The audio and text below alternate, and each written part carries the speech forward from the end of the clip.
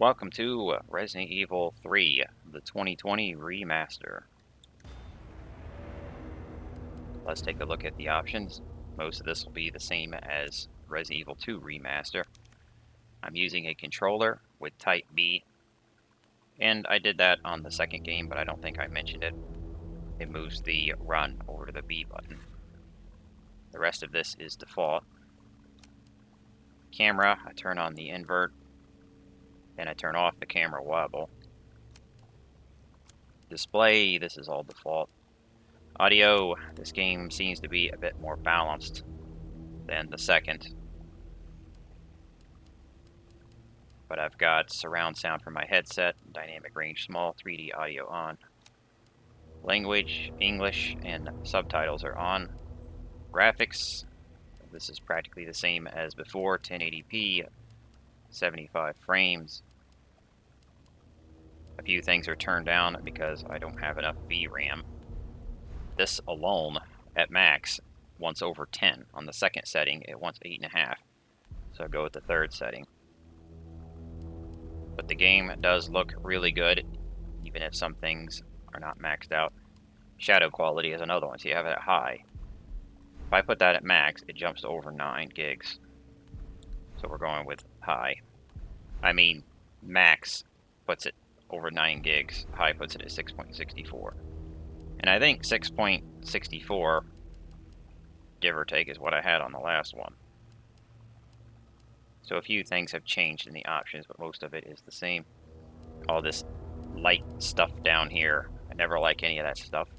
So I turn all that off.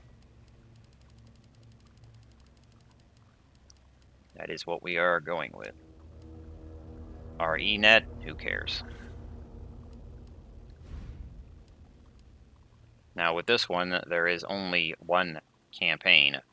There are 2 characters that you'll play, but you switch back and forth. They don't have their own scenarios. But the main character will be Jill Valentine.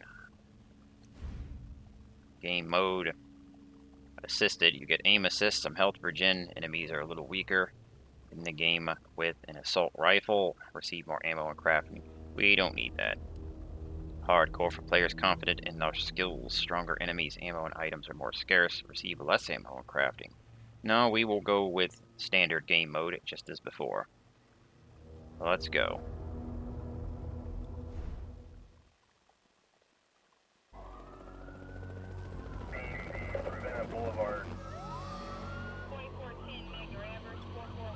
This pandemic has spread faster than any disease in modern history. Angry mobs roam the city, burning buildings. Authorities are bracing for more rioting There are tonight. fires burning. There are people being. He was knocked unconscious. He had severe last week. A citywide emergency has been declared. The CDC has quarantined the lower Midwestern region of the U.S. Commitment, honesty, integrity, these are the core values that create the foundation for Umbrella.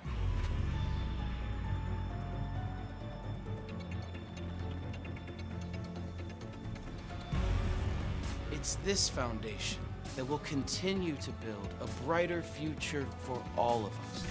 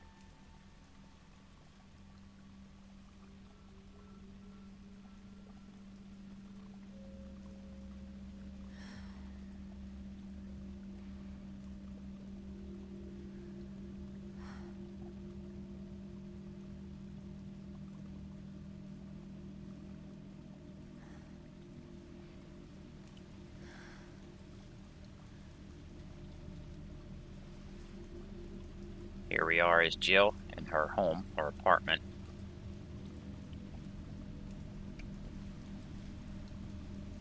This first bit is first person.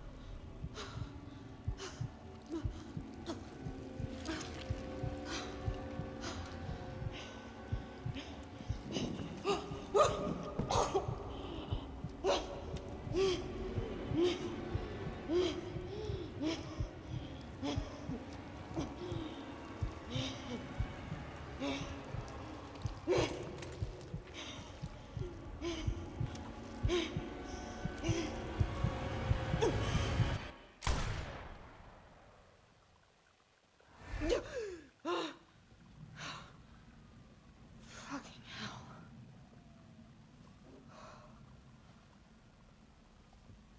Gets worse every night.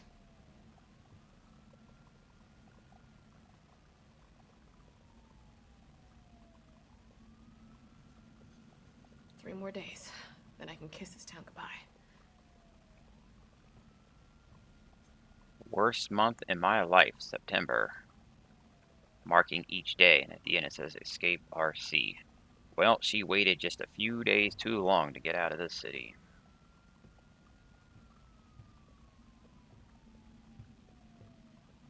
What's going on out there?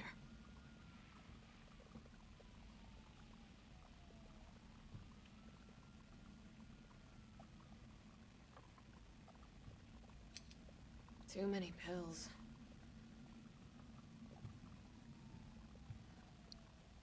In her dream, the place actually looked nicer.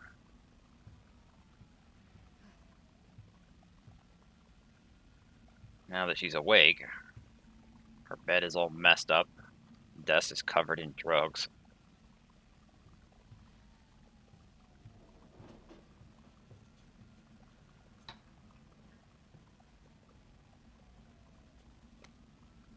Jill's report. September 26, 1998. It's already been 2 months since that mess with Umbrella. Thanks to the suspension, investigations haven't progressed exactly as I'd hoped. Perhaps this written record of what I found will prove to be my final duty as a STARS officer. I can only hope that it helps lead to the truth. The T virus. Those infected by this virus seem to become literal zombies. It appears to be communicable via several different avenues outlined below. Bite from an infected individual, allowing the mixing of bodily fluids. Contact with crows which have eaten infected carrion. Due to the strength of the virus, airborne infection cannot be discounted. It should be noted that those who survived the incident have not yet developed symptoms. It's unclear whether this is because the virus has a long incubation period or because we just happen to be resistant to the infection. We ought to be or remain vigilant, even after this investigation period ends. As for me, aside from my minor difficulties sleeping, I seem to be in fine shape. Still, I shouldn't get too hopeful. After all, this could just be an extended incubation.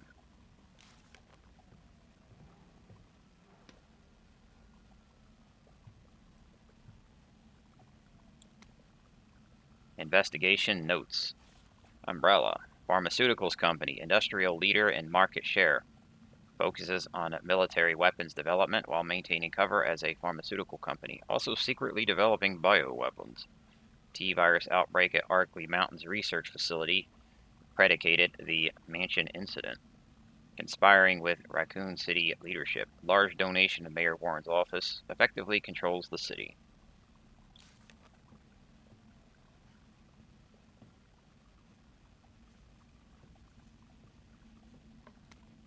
Unsealed envelope. They've got me pinned down at home. Guys across the street are watching me from their window 24/7. Are they irons men? Umbrellas? I don't know, and there's no real difference anyway. I know what they're trying to do. They want to wear me down, torment me into compliance, and it's working. I'm barely eating, barely sleeping. I'm going crazy. I feel like the living dead. But I won't let them win. I have to get out of the city and find a way to make them accountable. They'll send someone to silence me, of course. If you hear that I've been killed, or whatever it is they do to people like me, you must pick up the investigation where I left off. I've enclosed my files. They'll tell you everything you need to know as long as this package isn't intercepted. I'll be moving out at night. 5 days. Wish me luck.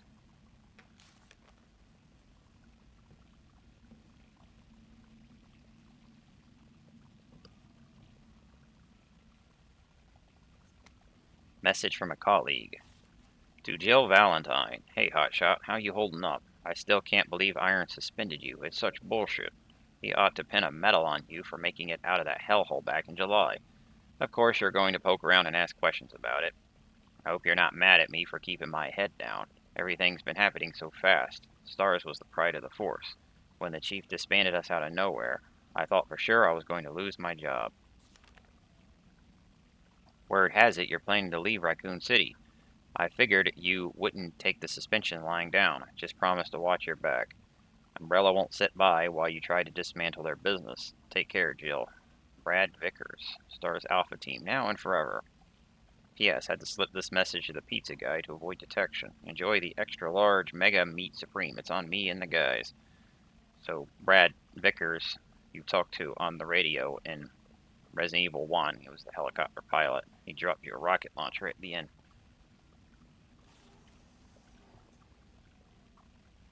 As for dismantling Umbrella, well, that's going to be much easier to do after the Raccoon City incident. But as of right now, that's about to happen, or it has just started, so we're not after the incident yet. So 2 and 3 take place at the same time with the Raccoon City incident or outbreak. We can look inside Jill's fridge.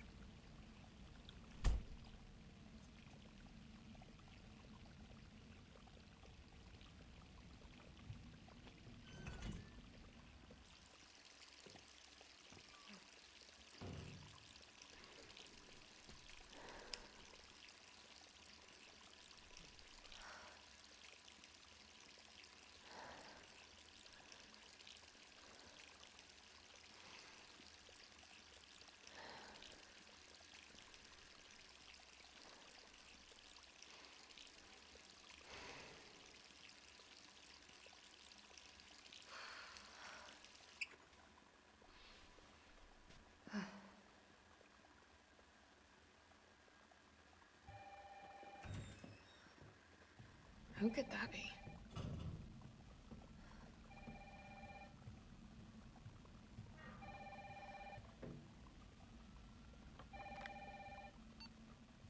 Hello? Jill, are you okay?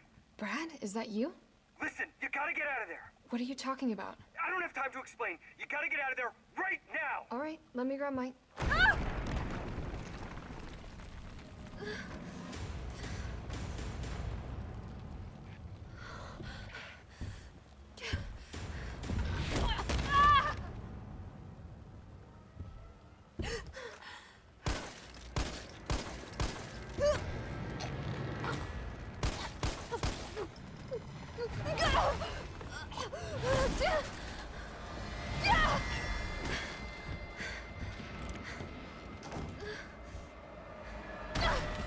What the hell is that thing?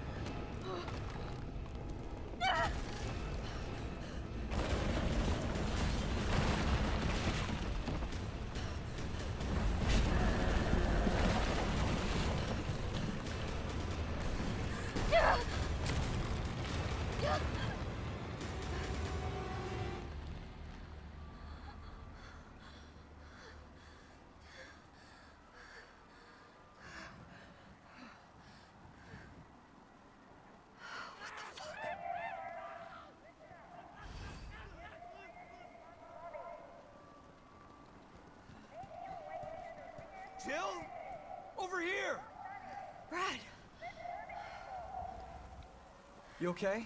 What was that thing? Damned if I know. But right now it's got a hard-on for the only 2 stars left in town. You and me. I'm not sticking around. Just look around you. The longer we wait, the more screwed we are. How did this all happen so fast? I don't know. One fucked up thing always leads to another. It's like Arclay on steroids.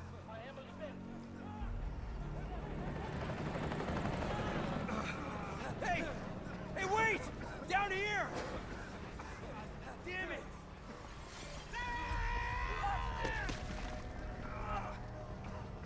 We've got to be dreaming. How could this many people be infected?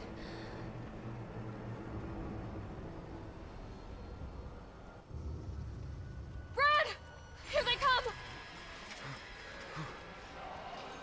In here!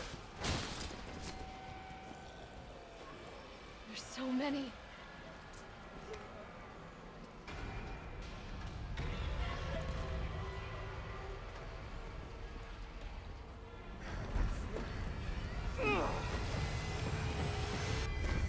Door behind you, go!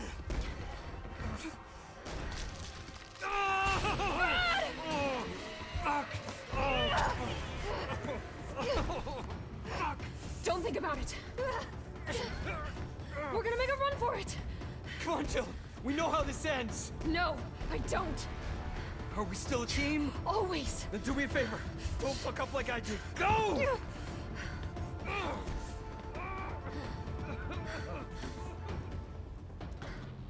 sorry, Brad.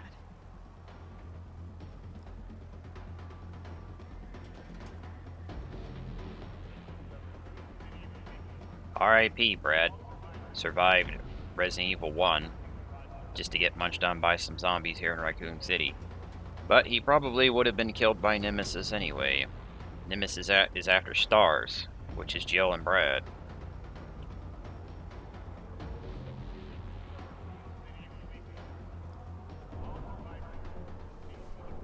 Sorry.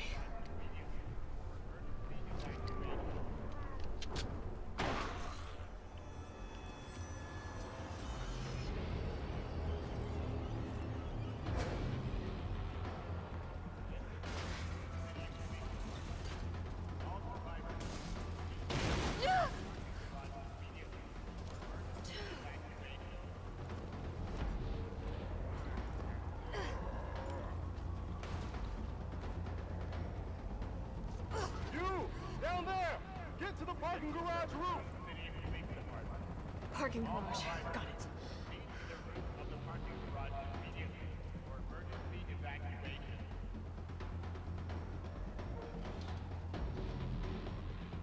Sir, are you all right? Stay back! Don't come any closer! Hey, come on. There's a helicopter waiting to take you to safety. What safety? I'm not going out there! The parking garage isn't far. I can The take only you there. safe place is in here!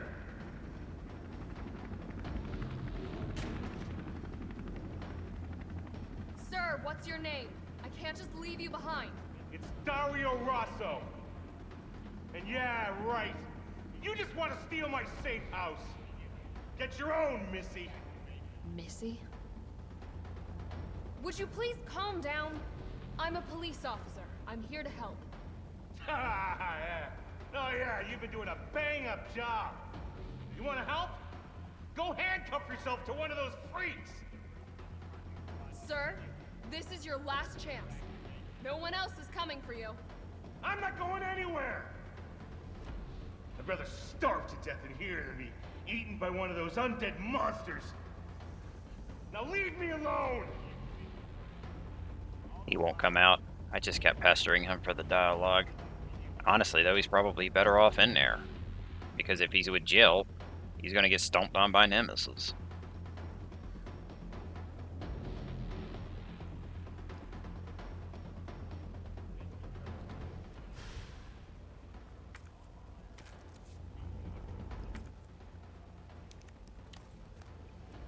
We have a G19 handgun, a 15-shot 9mm handgun known for its compact size. Made from an extremely durable resin, it is used by armed forces worldwide. But you don't need to shoot at anything before the first save point, so don't waste your bullets. Handgun ammo, 9mm Parabellum handgun bullets. Most common of bullets. They are favored for their stable flight trajectory and moderate recoil. Well, you could just put those right in the gun. So I want to. Well, fine, I'll do that.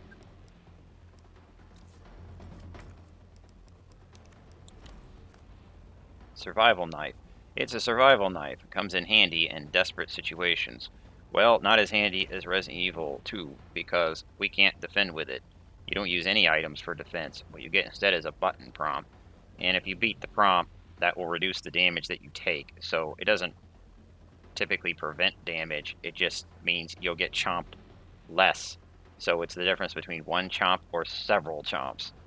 The knife is still useful, however, because there will be crates that we can break. And we can slash at zombies that are laying down. And it doesn't break. It has no durability meter.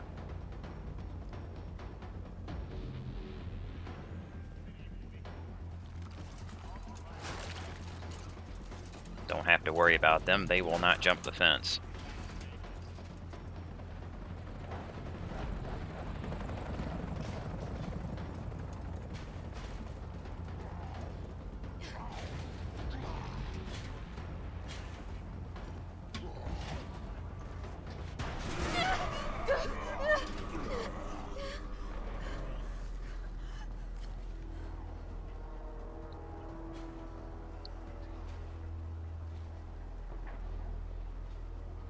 This is the part where I might get grabbed and chomped on, but I'd rather just save the bullets, so we'll take the bite if we have to.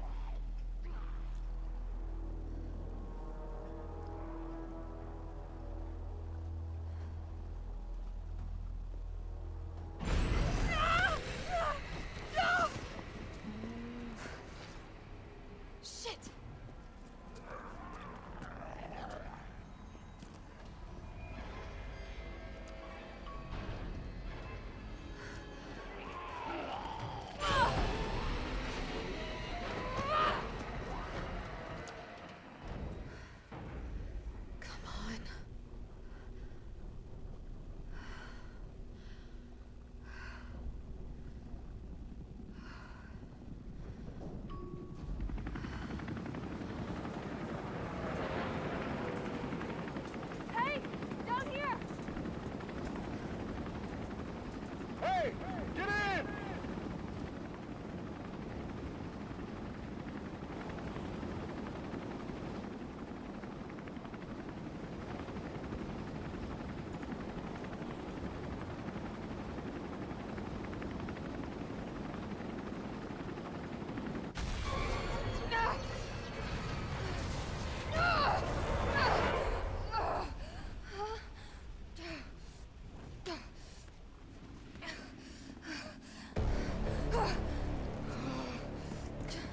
Sorry.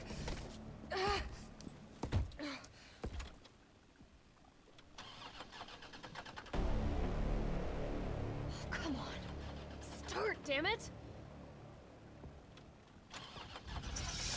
It's my turn, bitch!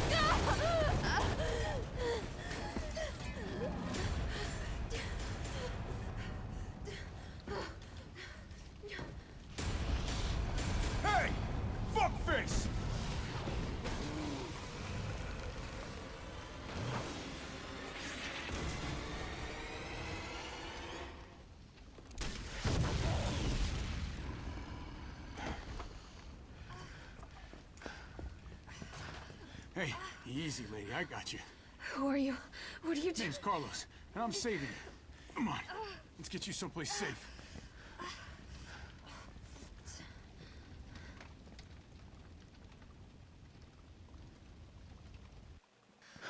I think we're in the clear. Hope so. We've been bringing survivors here. Here where? My guys have converted some subway cars into a shelter.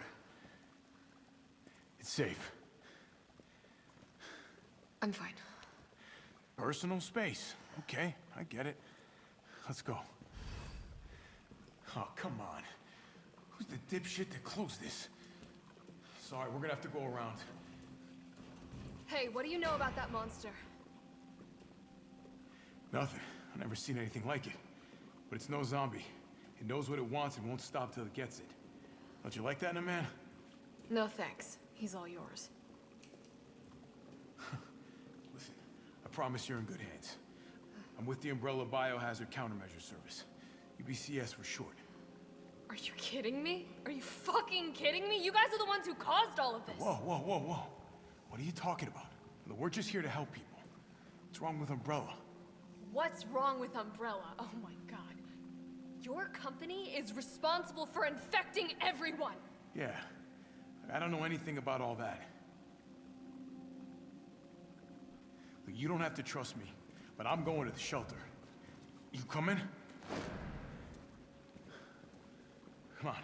It's this way.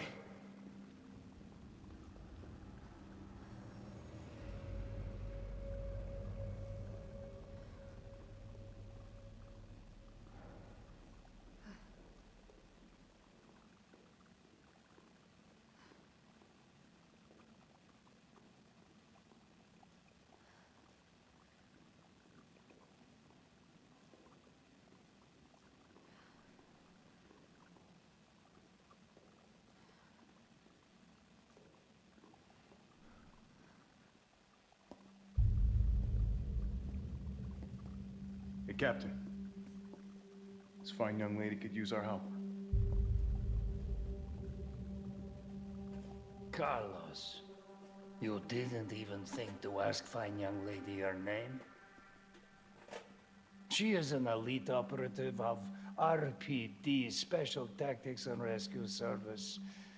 Her name is something Valentine. It's Jill. Nice to meet you, Jill. I am UBCS Platoon Leader Mikhail Victor. My team was sent here to rescue civilians. Right. How's that going for you? The city is completely cut off, isolated. Most of the 100,000 civilians will wind up dead. Correction, undead. My platoon has suffered serious losses. Just keeping them alive is more than I can manage. Well, you can thank your corporate overlords for that. Yes. Well, we are doing all we can. If we can get this subway train moving, we can evacuate some survivors. But we need help. My men cannot do this alone.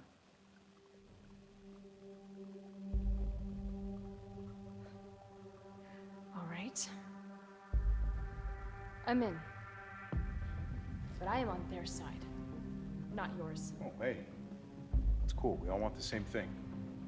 Thank you, Jill. All right, Super Cop.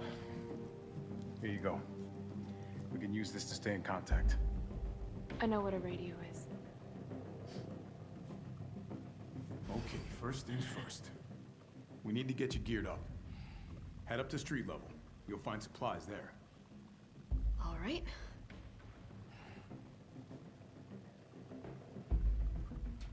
Shit, Captain. They really took a chunk out of you. Nothing that I will miss.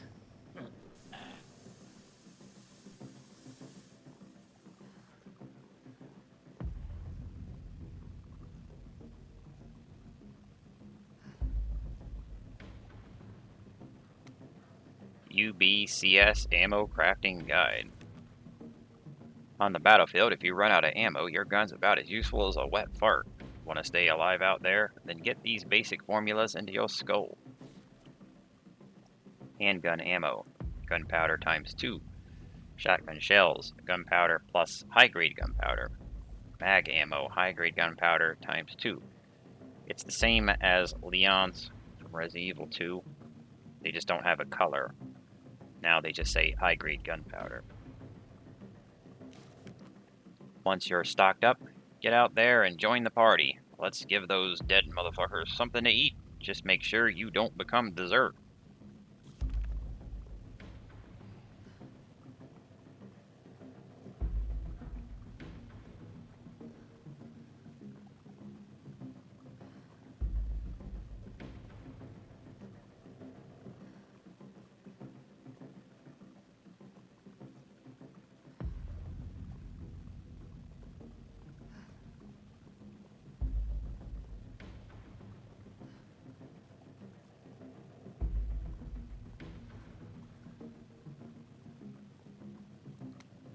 Tabloid front page. The Cannibal Murders, a complete digest. In the gray of the morning on September 25th, a frantic caller telephoned the R.P.D. to report an assault. A man described as disheveled, like a vagrant, was attacking a passerby north of the Lamb's Museum of Art. The responding officers discovered the mutilated corpse of a woman by some dumpsters nearby. Dozens of bite marks covered her body, and she had been dismembered, suggesting she had been eaten. The third known incident of its kind to occur in Raccoon City this month. So who done it? Who's been munching on man steak? We here at News Comic have a gnawing feeling that the so-called cannibal disease patients Spencer Memorial have been providing free treatment for since August might not be settling for just the cafeteria food. Our reporters have infiltrated Spencer Memorial, asked the tough questions, and come back with horror stories that will make your stomach roil. Turn the page for the scoop. Well, I like their wording on how they type these, but I think it's a bit too little, too late.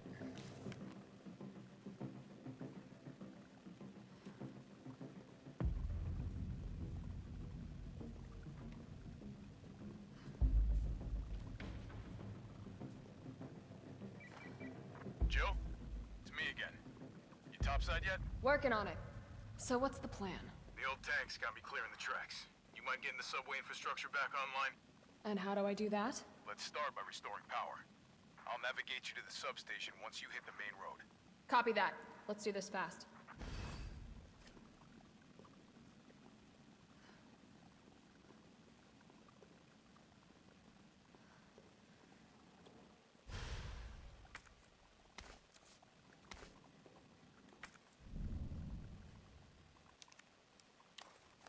Green herb.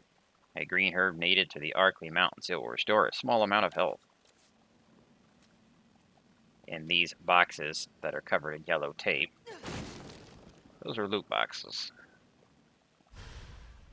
This one had a red herb in it.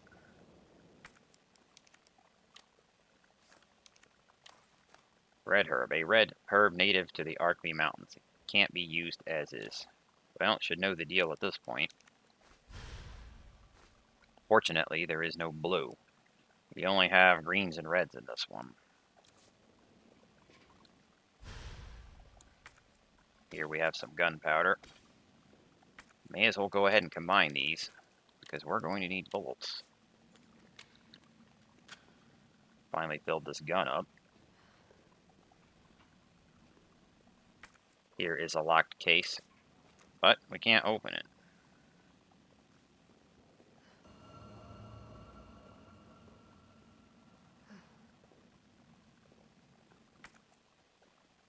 Commemorating the grand opening of the Kite Bros Railway. It almost looks like I could get this working if I plug in the right whatever it is. What it needs are 3 gems, green, blue, and red. Each one will give you an item, and the items are in order, so it doesn't matter which one you put in first or second.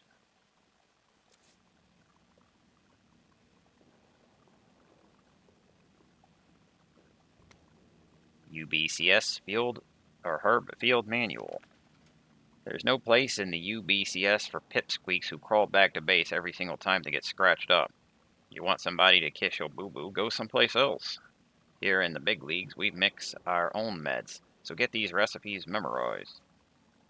High potency mixture, green times 2. Maximum potency mixture, green plus red, or green times 3. So 1 green low, 2 green high, 3 green max, or green plus red is max. The usual. First aid spray, can't make these yourself, grab them if you see them. That should do it. Now let's get this done and then go grab a bear. First aid spray is also full heal.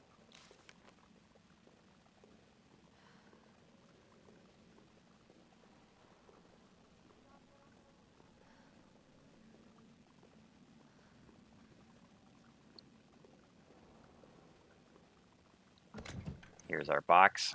We will just put these in here for now. It's time to plant the first save.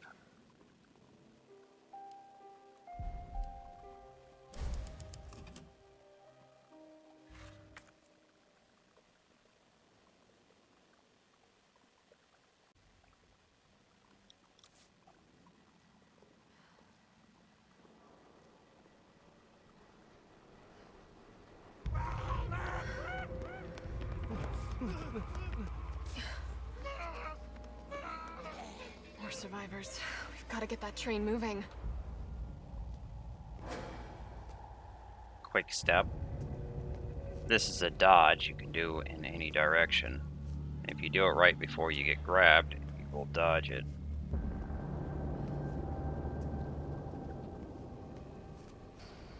Going around this guy, but I will start killing most of the zombies.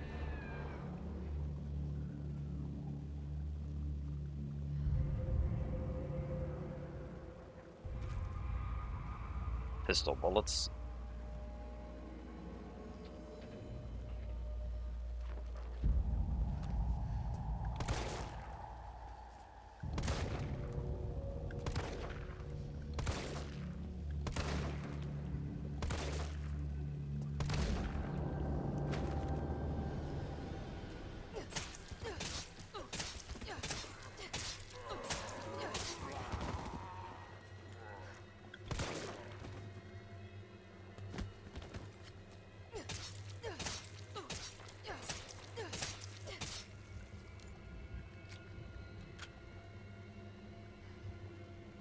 They usually won't be dead the first time you gun them down, so start shanking them.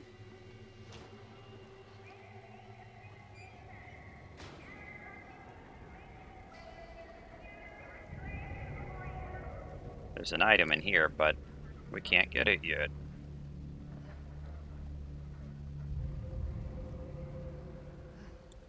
Also can't get into the toy store yet, it's locked. And the supermarket over here is chained shut. This has a chain on it.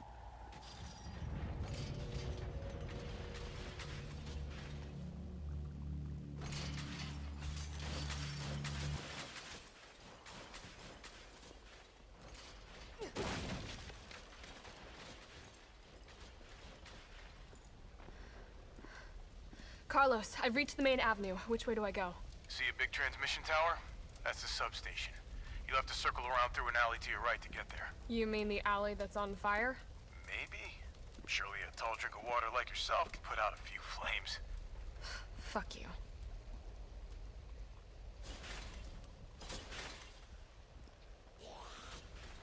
Gotta put this out.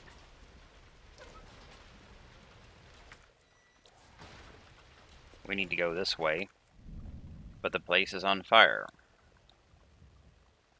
Have to get a hose for this fire hydrant.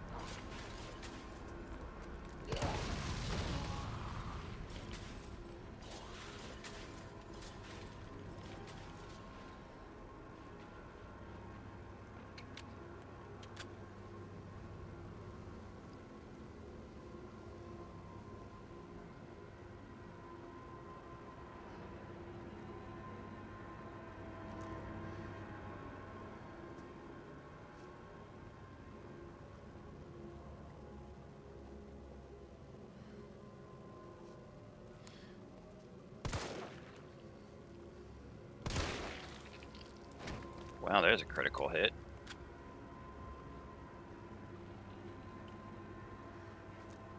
Now these sparking generators around the city, we can shoot them and it'll stun nearby enemies, but it just stuns them.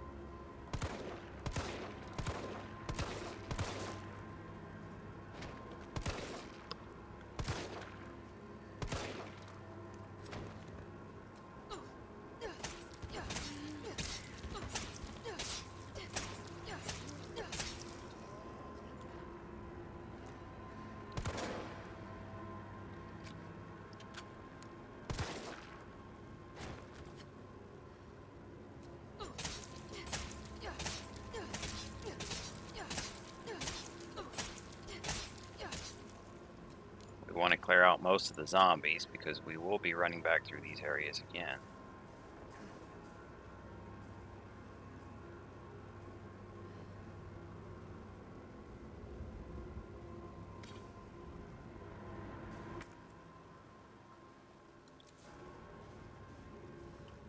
Moon's Donuts.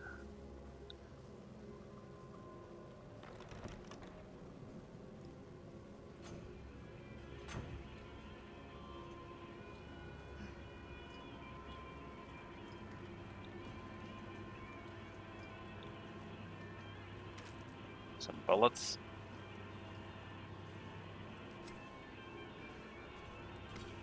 Gunpowder.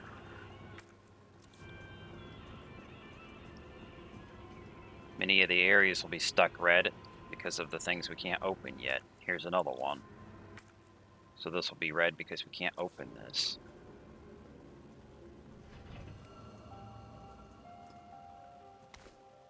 Green herb. Fancy box.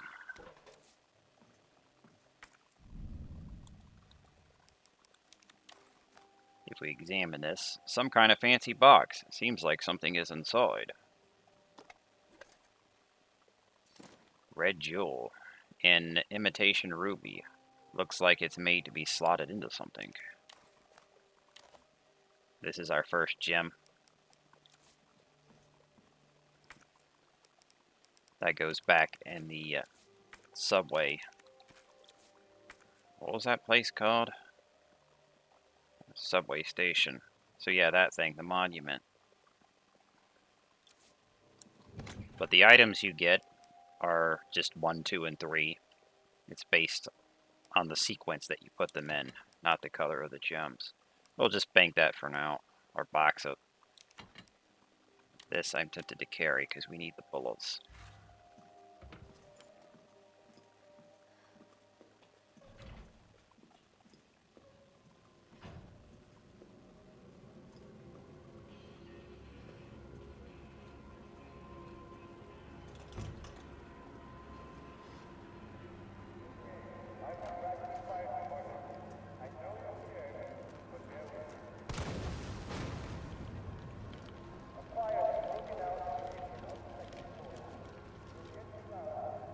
Nice way of getting rid of a bunch of zombies. You could save those barrels for Nemesis later, because he's going to be chasing us around these streets. But I would rather get rid of the zombies.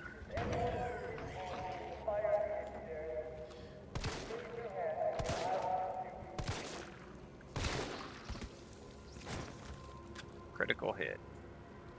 And I totally forgot you were in there. I was not expecting that guy to pop out.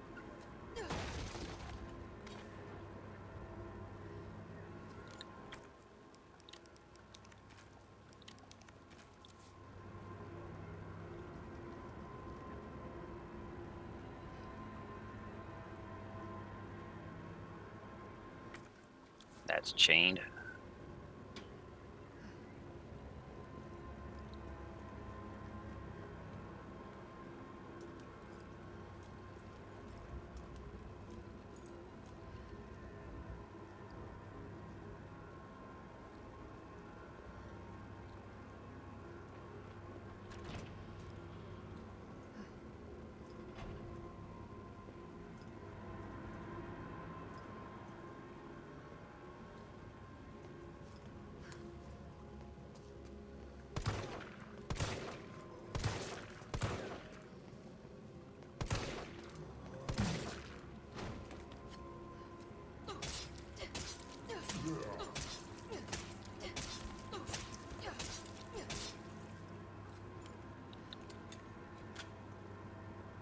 Can't defend with the knife, but you can see it's still useful. Here's our fire hose.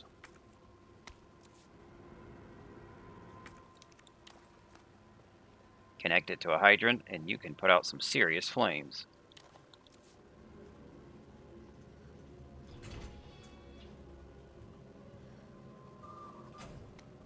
Subway employees memo. Violence getting worse and worse these past few days. Got a shotgun for when it hits a breaking point. Locking it up in the gun rack. That should keep it safe from any would-be looters while I go out and try to find some more shells. If things go south, cut the chain and bust out that sucker. I pray we all make it out alive.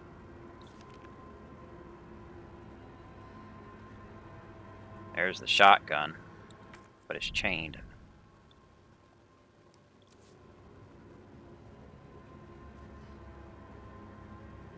And here's another lock.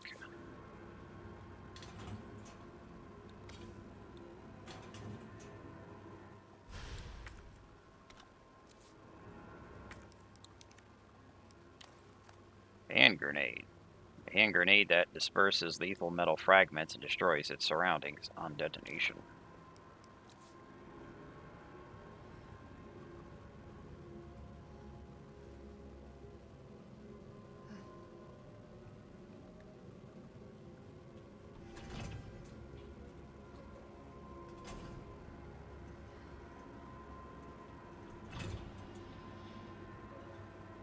This must be the subway company's offices.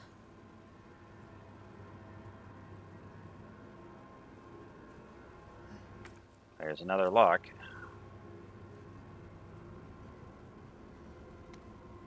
Kite Bros Railway Manual. Ensuring safe subway operations. In the event of a power outage, the subway will automatically cease operations. Once power has been restored, please use the control panel to confirm the stations at which the train will stop, as well as which track segments will be used. If the route entered is unsafe, an error will occur and the operations will not resume.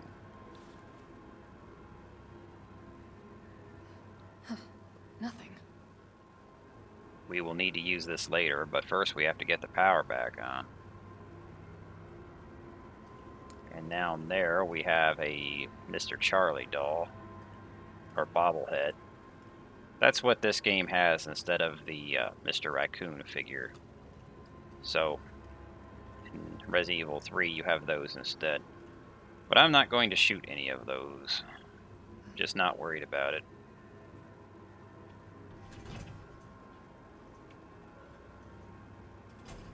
I suppose you could knife them as well, but some will be out of reach.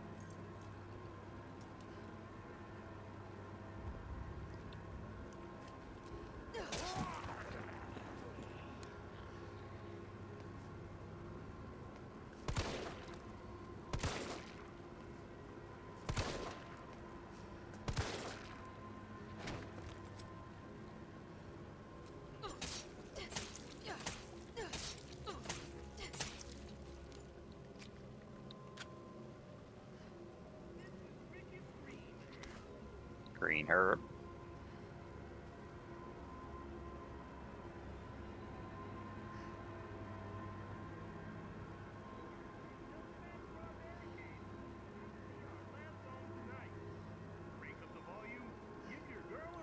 Some bullets. Escape to ecstasy. Aqua cure. Here you have an obvious code. Left 9, right 3, left 7.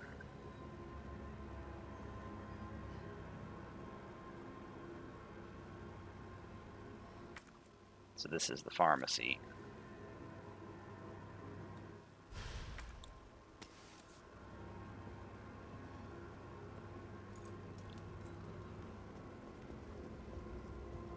I'm going to head back to the box because we don't top off our inventory. But when you're first exploring downtown, if you just do it in a clockwise fashion, then you'll have the ideal order.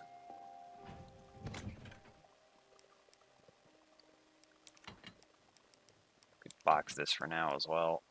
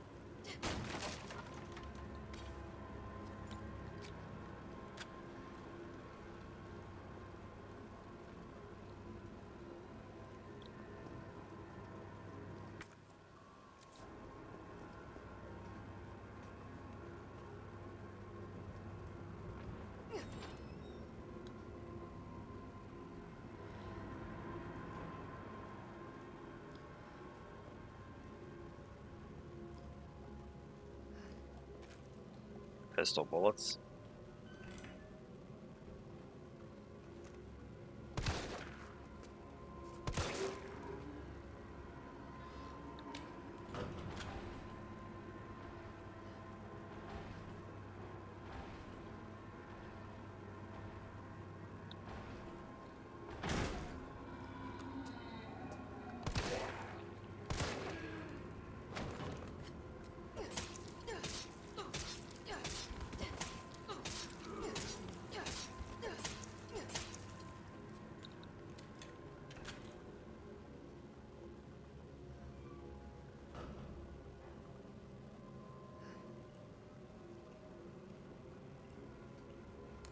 There's another Mr. Charlie.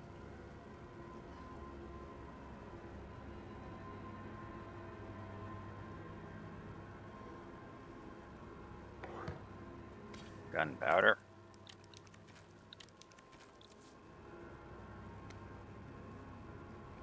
Drugstore Owner's Journal. August 24th. This new hair tonic from Umbrella is just flying off the shelves.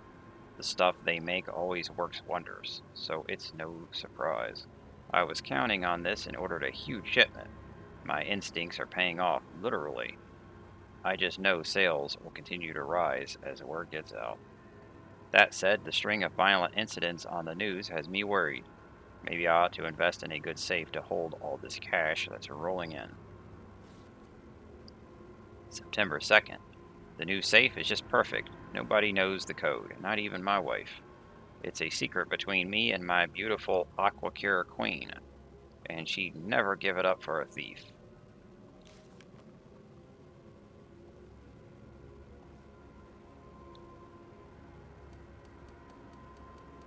So that is left 9,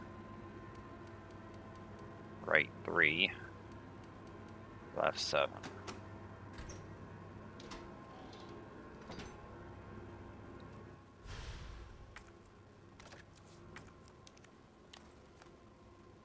Dot sight. A custom part for the G19 handgun. Adds a sight to allow for more precision when taking aim.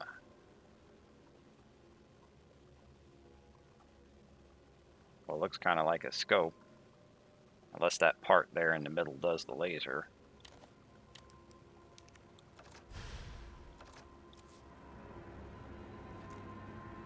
But that gives us a laser for our pistol.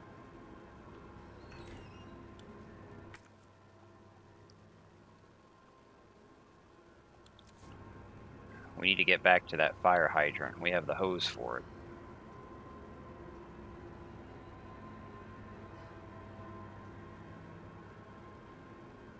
We have an alley here that we can take above the donut shop, and coming this way will allow us to kick the ladder down on the other side.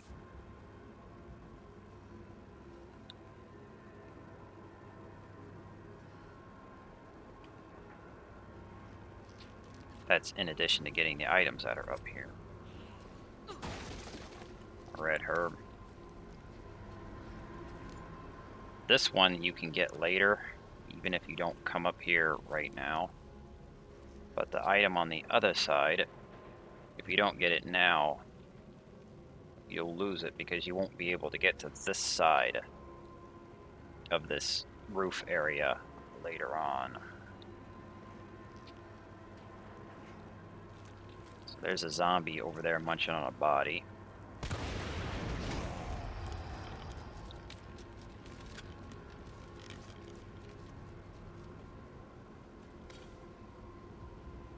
And there was a gunpowder there too.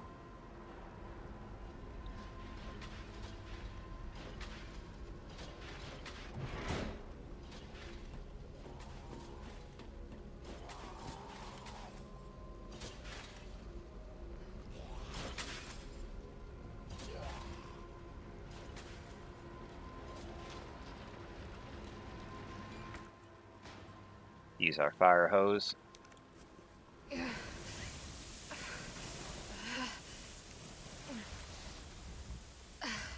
There.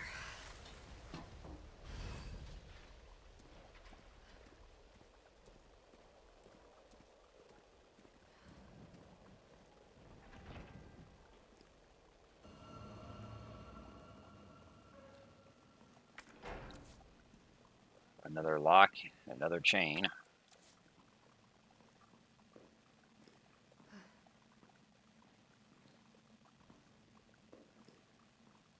But here we have the bolt cutter.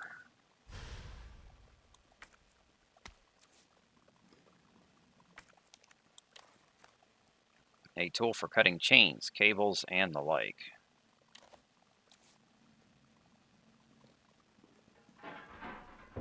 Is someone in here?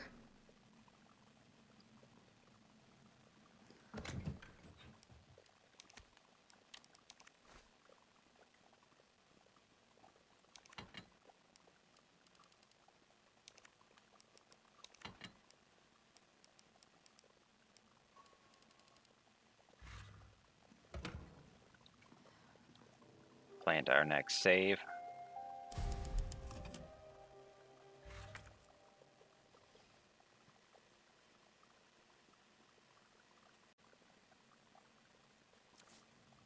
The bolt cutter has 4 chains on it. The first one is right here.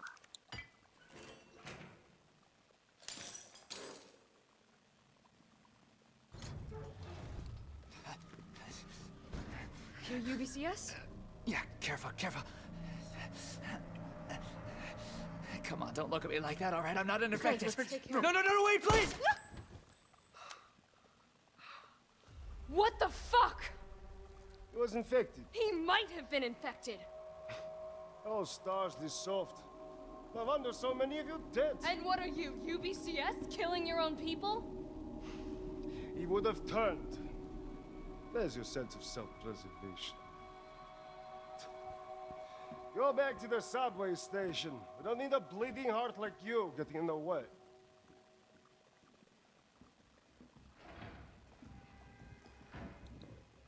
Got some steel, boys. Also known as shotgun shells. 12 gauge shotgun shells packed with 18.5 millimeter pellets. Training log.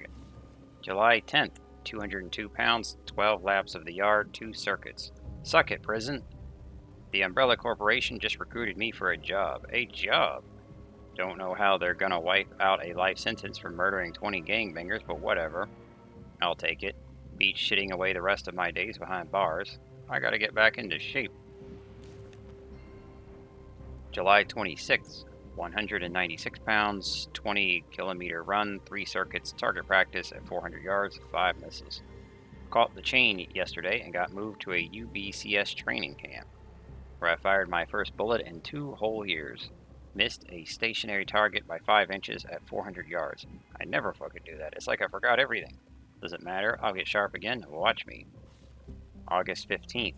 190 pounds, 30-kilometer run, 3 circuits. Target practice at 600 yards, 2 misses. Okay, I've got my shot grouping down to 3 inches. Feeling good, feeling good. After lunch, they put me through my first mock battle.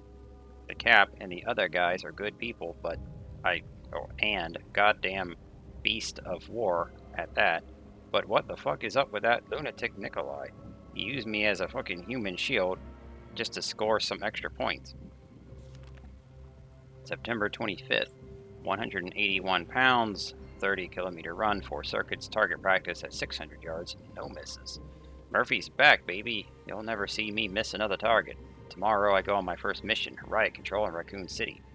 I think Jimmy would have liked that. My brother was always the first to reach out and help people, right up until those street punks took him away from me. Now it's my turn to do some good for a change, the way I know best. So this is Murphy, and the other guy is obviously Nikolai.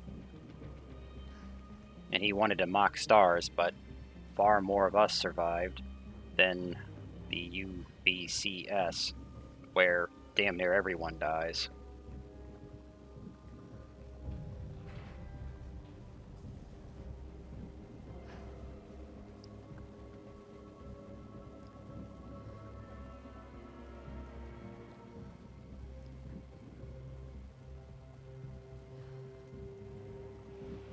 Handgun ammo.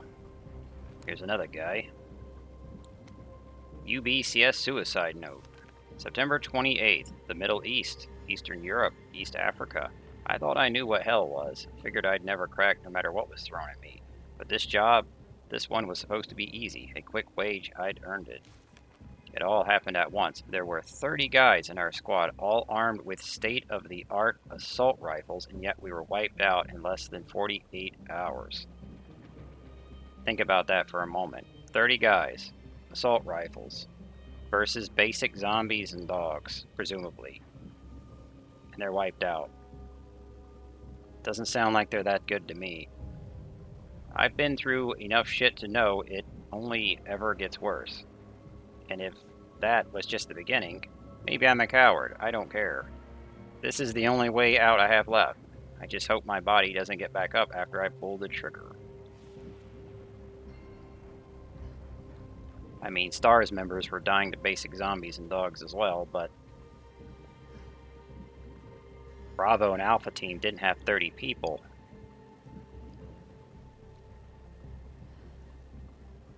And they were sent in with pistols.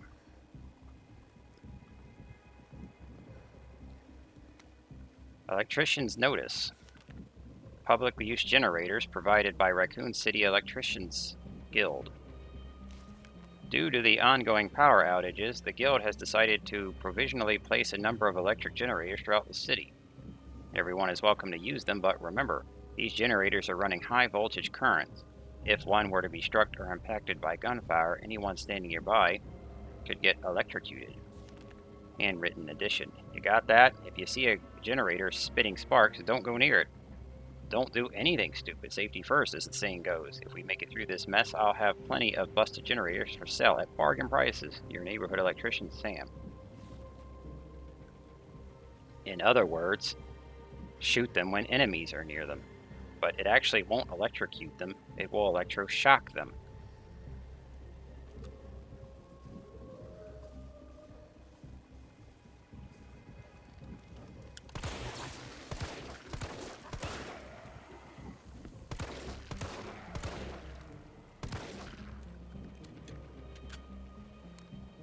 Shooting them will stun enemies, and it will recharge, so they are reusable. But you want to wait until this first dog gets over here, otherwise it won't reach far enough to hit the second one coming right behind him. And ideally be over here, so that the dog has to come around and get further before he gets line of sight, so that you can get the second one. If you're over here, this dog's going to lunge you from over there, and shooting it sooner, you won't get the second dog. You'll end up stunning this one, and then that one lunges on you. We don't have to worry about any of these guys.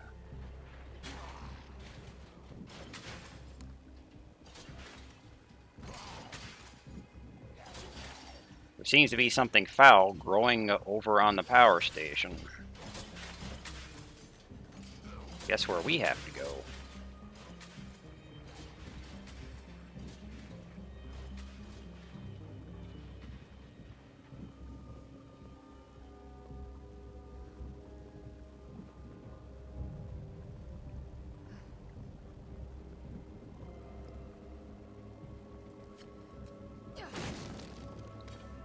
Gunpowder.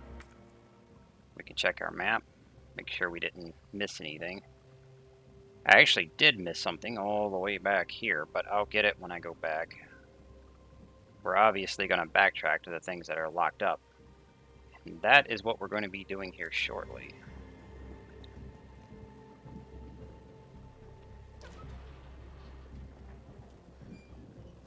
We can do that right now with the bolt cutter, but we may as well get the lockpick first.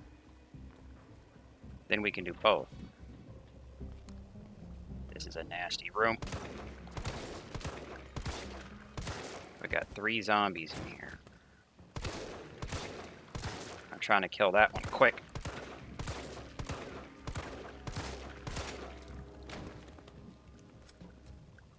Hopefully she's done. All right.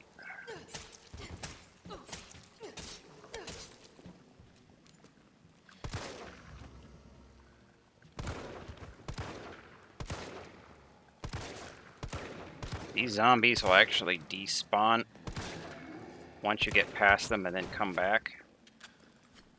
You don't necessarily need to kill them, you just need to get past them. But I will go ahead and kill them. What you could do is just take out the first 2, then when you have the one guy left, you can run a circle around him, because this is a circle.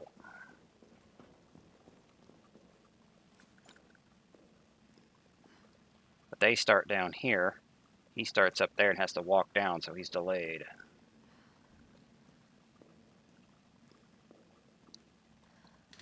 Here we have gunpowder. Nothing. This is locked. All these things that are locked, we need to get the lockpick. And sadly, it wastes an inventory slot in this game. The last time Jill had a lockpick, it didn't do that. And that's made worse by the fact that this game doesn't give you as much space as the last game did.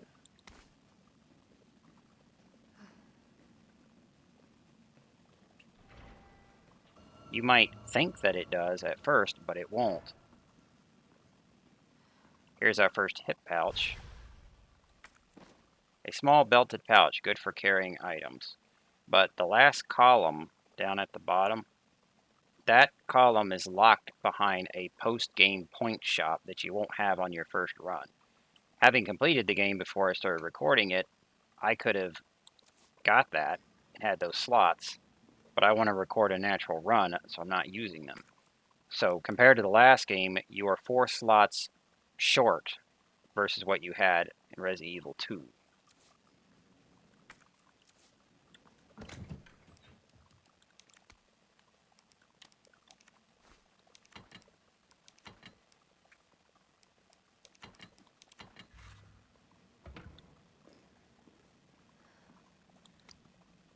Facts from Substation Chief. To all employees, in response to the violent outbreaks across the city, we have implemented an intentional power outage. Once the situation has been brought under control, please activate the 4 breakers ASAP. Once that's done, turn on the main power switch in the control room to reactivate the power grid. So we need to get the power back on. And that means going into the power station, which is now a big bug hive, hitting 4 terminals, and then coming back here. These maps here actually show you where they are, and it's kind of like a little maze, but you don't really need these locations, if you just fully explore and go to every part, which you're going to do anyway because there's a few items in there, you will find all of these. But if you want to save the locations, you can see that's going to be one spot. Then you have bottom left, and this one's in the middle, so it's actually very similar to this one. So those two spots in the middle, but you have to go around to get to them. They're not connected. Then you see the top left.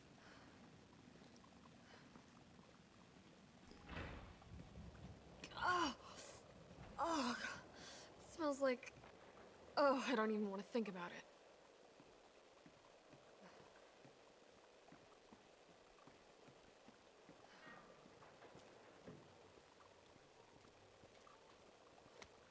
Green herbs, they work. It was starting to look like Chad was never going to come back from his rounds, so I poked my head in there and fuck me. Next thing I know, I've got some kind of maggots squirming down my throat. I was gagging and heaving, but those little bastards didn't seem to mind none. They just wouldn't come up. I was staggering around like a madman, and then I saw it, a green herb. My grandma once told me that green herbs are a natural bug deterrent. So I grabbed one, shoved it down my gob, and swallowed, and what do you know, the little things didn't want to be in there anymore. I've never been so happy to throw up. I'm going to head back out there and look for Chad. If anyone else sees this, remember your greens. In other words, the green herbs will now remove poisons. But it isn't just the green herbs. The first aid sprays will actually do it too. To put it simply, using a heal will get the poison off as well. Substation internal memo. The key to the high voltage area has gone missing, and the earliest we'll be able to get a replacement in is next week. In the interim, a lockpick will be provided to the senior employee on duty. We only have one lockpick and cannot afford to lose it, so please keep it in its carrying case at all times when you're not using it.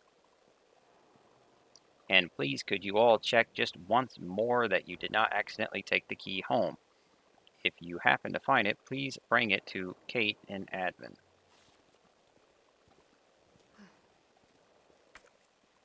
Here's where we need to go, but we don't have the lockpick, and this one you have to actually open. If only I had my lockpick.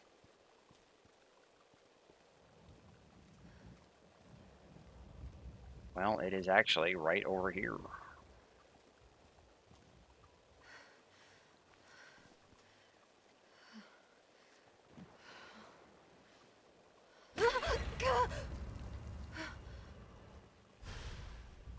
Case. Oh my god.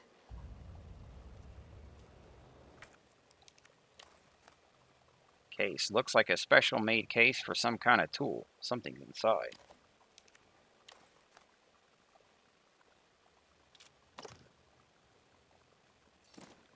It's the lockpick, a specialized tool which allows a skilled user to unlock simple locks when no key is available. It will also waste a slot of inventory space for most of the game.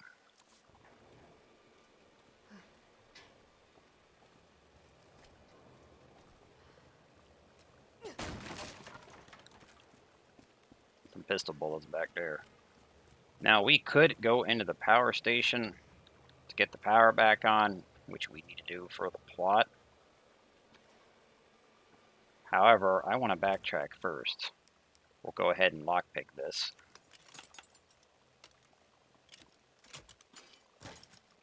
Then I will back away from the door. I don't want to open that door yet. That triggers a cutscene where you'll get poisons. You could just not lockpick it at all, but I went ahead and did it. So that is the first lock. There are 15 of those in the game. 15 locks for the lockpick.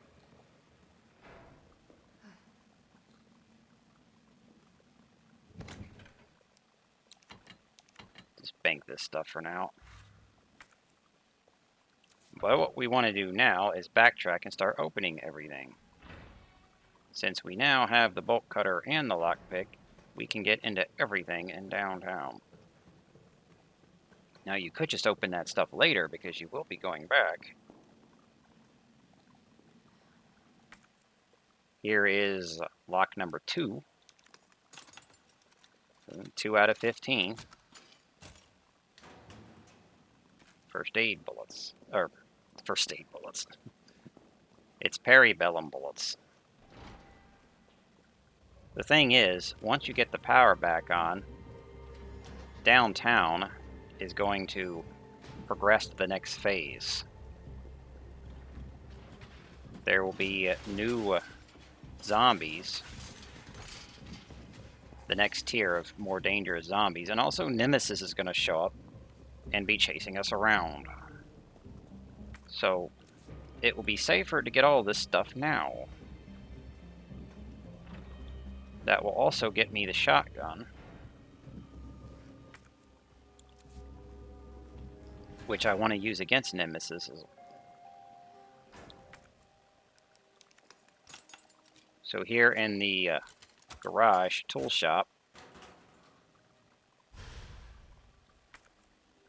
that is lock number 3. First aid spray, healing spray that will restore you to full health. So we're going to burn out the bolt cutter. We can get to all the chains right now. As soon as you pick it up, you can. With the locks, you can get to 8 of them. There are 8 of them in this downtown city and the attached sides, the subway and power station, the control rooms and power station.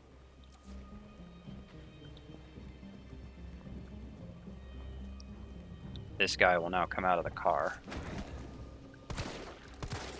He is super tough for some reason.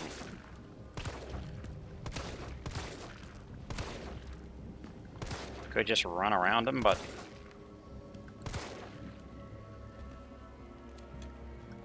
I have plenty of ammo at this point.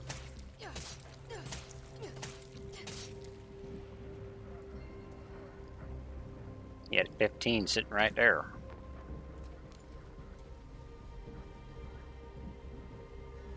This is the toy shop. It is lock number 4. So on our map here, you have the supermarket on the left, which is chained, the toy shop on the right, which is locked. Fancy box. Some kind of fancy box. Seems like something is inside. Green jewel, an imitation emerald. Looks like it's made to be slotted into something. We know where those go. Bobbing head dolls. Your Charlie doll. The original Charlie doll was based on the likeness of Toy Uncle's founder, Charlie McBurgan, and has become the mascot for the company. We are pleased to present this porcelain Charlie doll as a celebration of our 25th anniversary. Individually handcrafted with love and care by our staff, this limited edition item makes for a precious gift. We hope he'll find his place as a cherished member of your family. Caution, this product is extremely fragile. Take care not to drop it or strike it. And we hope you had fun reading this font over these colors without messing it up.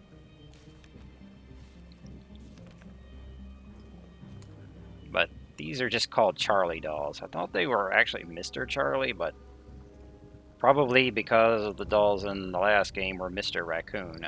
But they're just Charlie dolls with a bobblehead. And there's one, but I'm not going to hit them.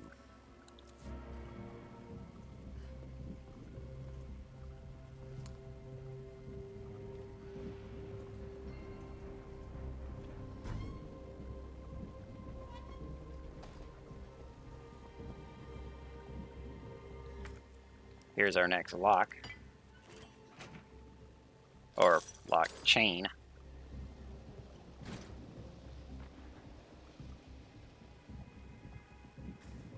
That's chain number 2.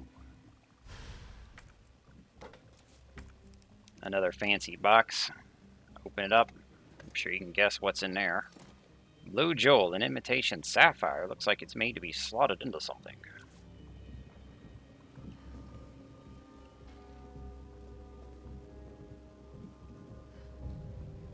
High-grade gunpowder.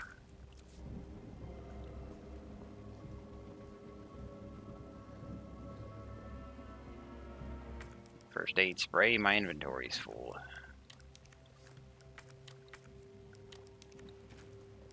Oh, I got 3 extra bullets. I'm gonna have to come back for you then, aren't I? Well, I will be running back to the garage after this anyway, so I'll just swing back in here and grab my spray. I had 3 extra bullets, that's why I can't pick it up. I must have did a better job shooting the zombies this time than I did last time.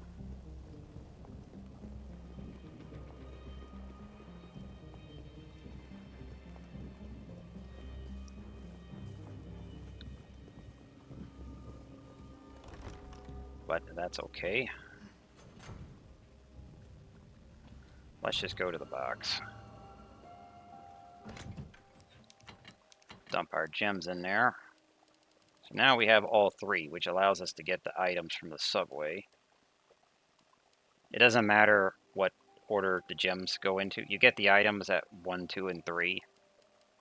The color of the gems doesn't matter. It's just the sequence that you put them in there. I'm trying to put my healing up top.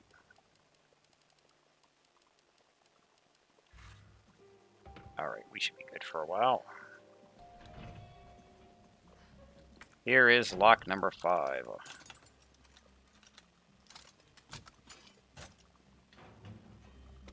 Hand grenade. We are going to want some of those on Nemesis.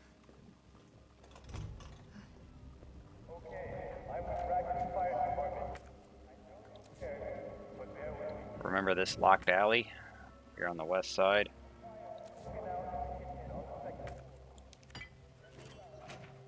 That's chain number 3.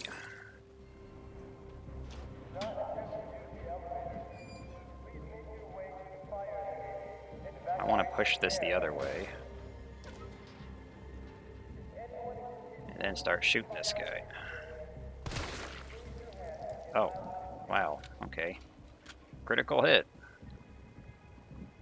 I wasn't expecting that. Saves me some more bullets, I guess. Alright, zombies, come and get it.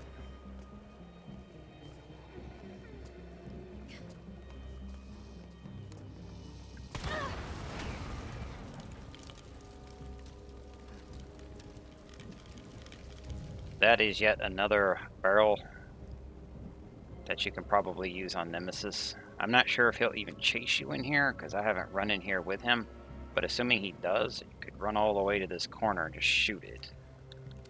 I'm guessing that he would, but I haven't brought him in here to find out. Handgun bullets. Another hand grenade. Some steel boys.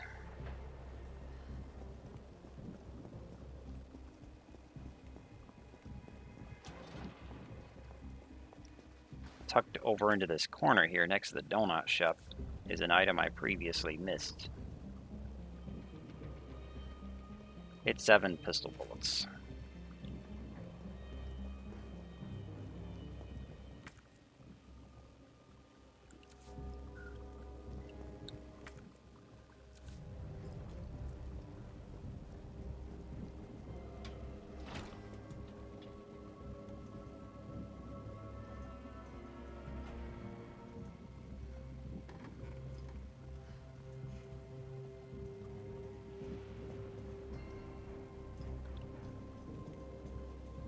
This area we need to come to after we get the power on. But we can now cut this open. Chain number 4 gets us the shotgun. M3 shotgun. We no longer need this bolt cutter.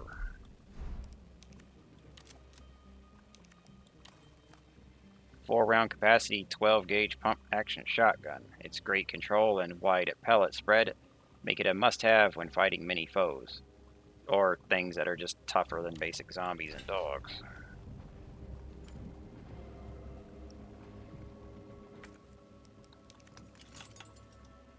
Here we also have locks number 6 and 7. This one gets us a first aid spray.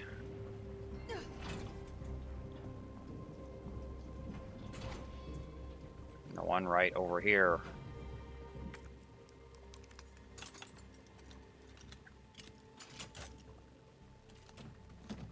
gets us some steel boys. Now, if you remember, there is another one that we can get to. Control panel.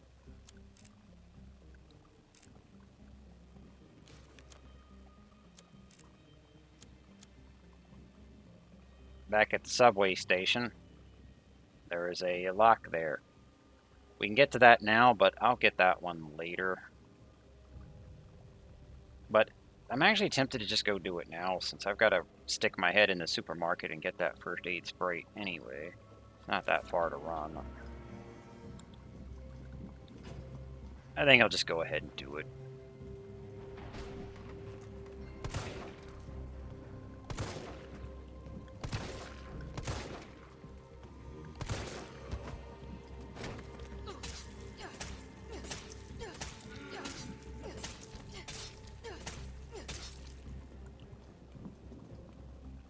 But the 3 gems and the 8 lock, I was going to do that one on the return visit.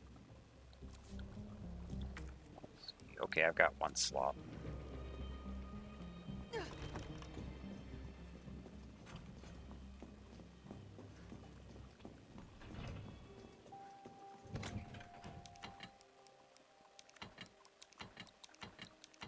Basically just boxing everything for now. But having that shotgun ready before the return visit is going to be nice, because there's going to be some powered up zombies overrunning the place after that. And that's with Nemesis.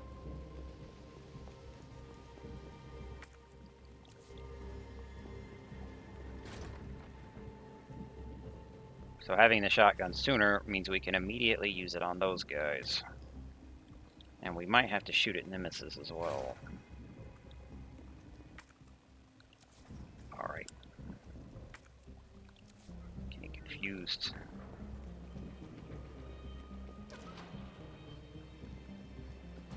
I wonder if this zombie is still here. He is.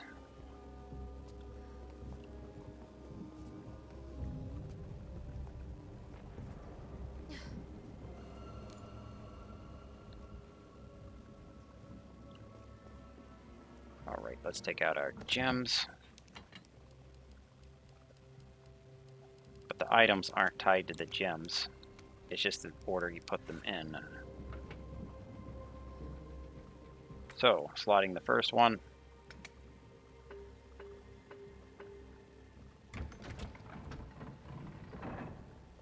Get a frag grenade. Gem number 2.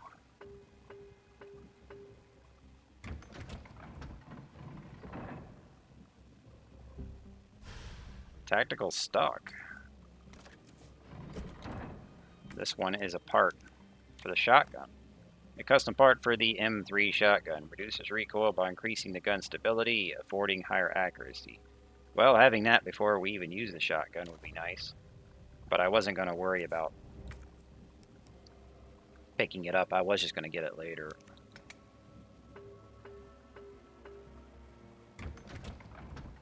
Reward, or gem number 3, gets us the next hip pouch.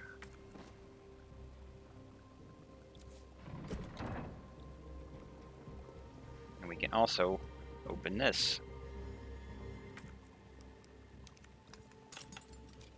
That is lock number 8. 8 out of 15 shotgun shells. And that is the last one we can get to in the city. So at this point, we have looted this place out. There is no red.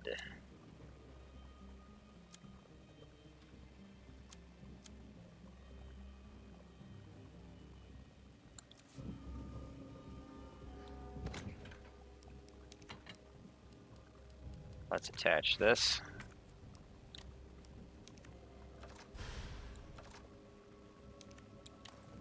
So now it's got the tactical stock on it. Suppresses muzzle rise and increases accuracy. And then throw it in the box.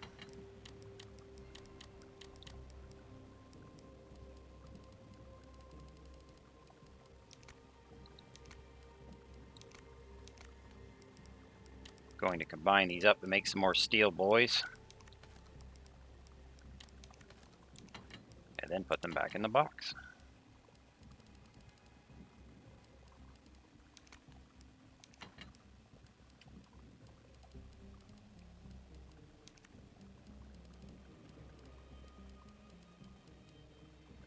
Four frag grenades.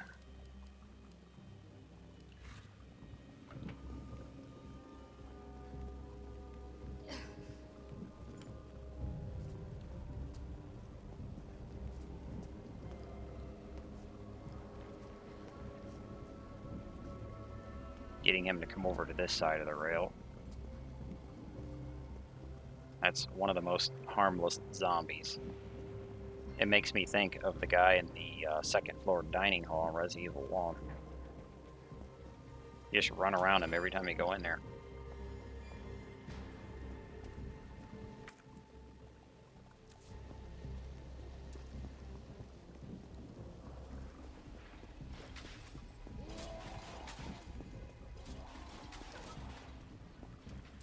So now we need to head back to the power station.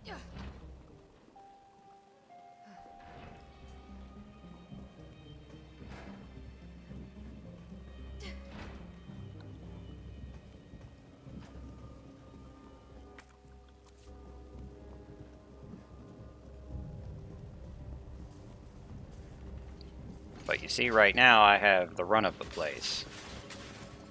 So I cleared out the enemies. With the bolt cutter and lockpick you can get into everything. But after turning the power back on, the mutated zombies are going to move in with Nemesis chasing you.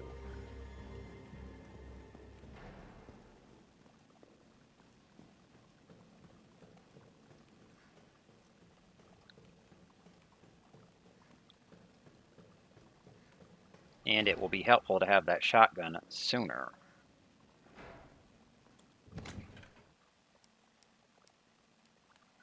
Okay, what we want to do now is have a bunch of healing for the poisons we're going to get.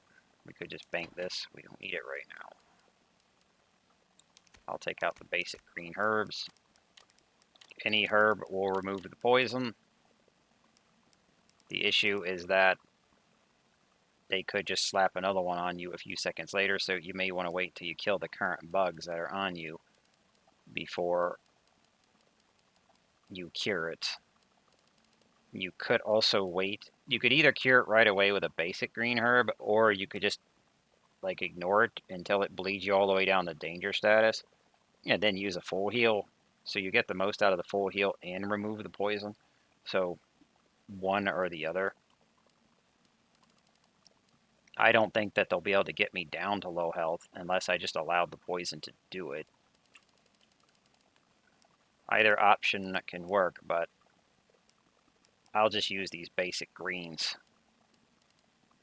And you can also use the shotgun on them if you backtrack to get it like I did. But I want to save that for the upgraded mutant zombies and Nemesis. I have all these pistol bullets that I can use on the bugs. And with all that done, it's time to plant the next save.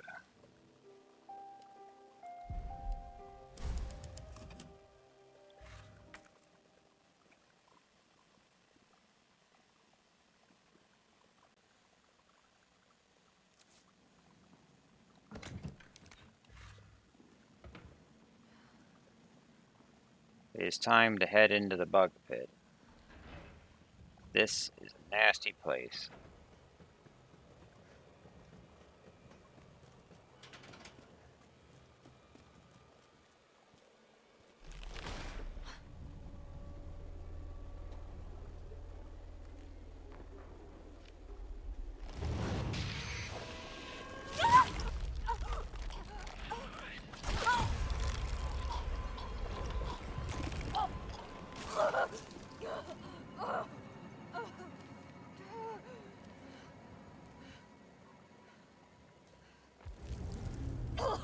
Get it out! Ugh. So the first time you open this door, they force you to get infected with parasite. It's basically poison. It will reduce your movement speed and bleed off your health. It will not actually kill you, but it will get you to low health so that something else can kill you. Any heal will remove it.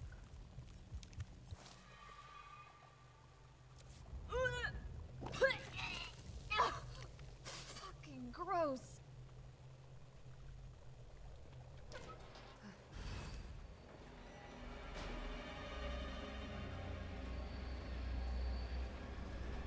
Now, if any of the bugs in here manage to grab us, they'll infect us again.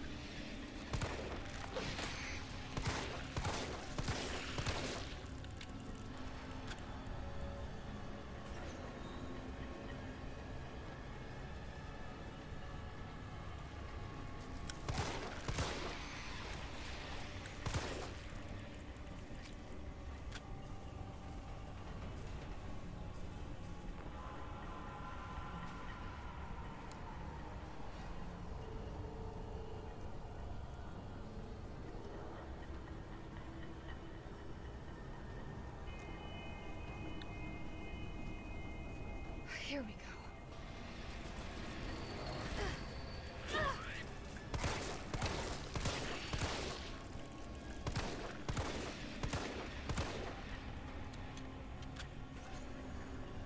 I knew one was going to get me while I was on that panel.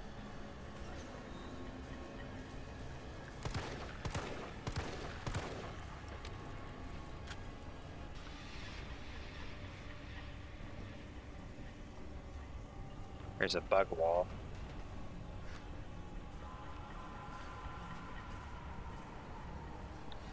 It's basically a door, but we have to be on the other side. Here's the second panel.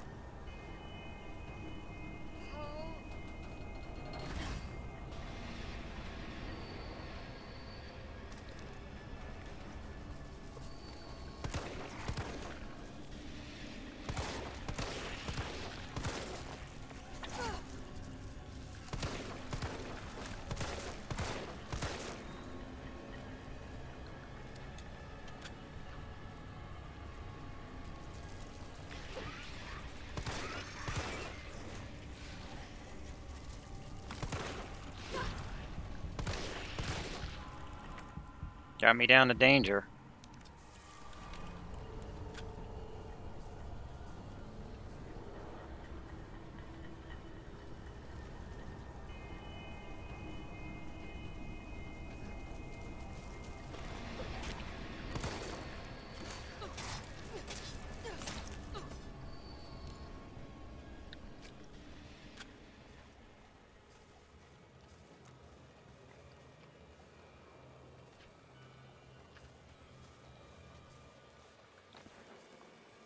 Green herb.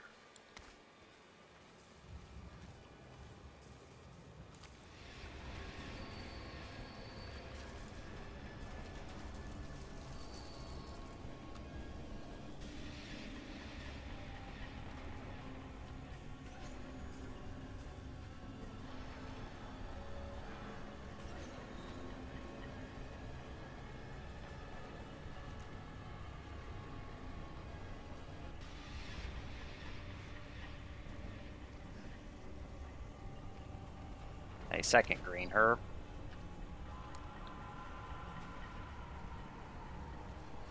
There's the third panel.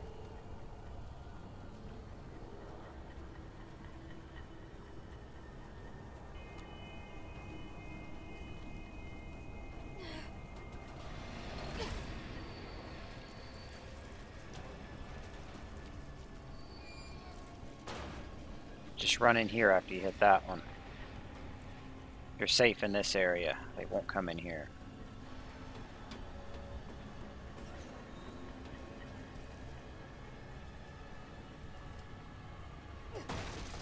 Here we have some handgun ammo.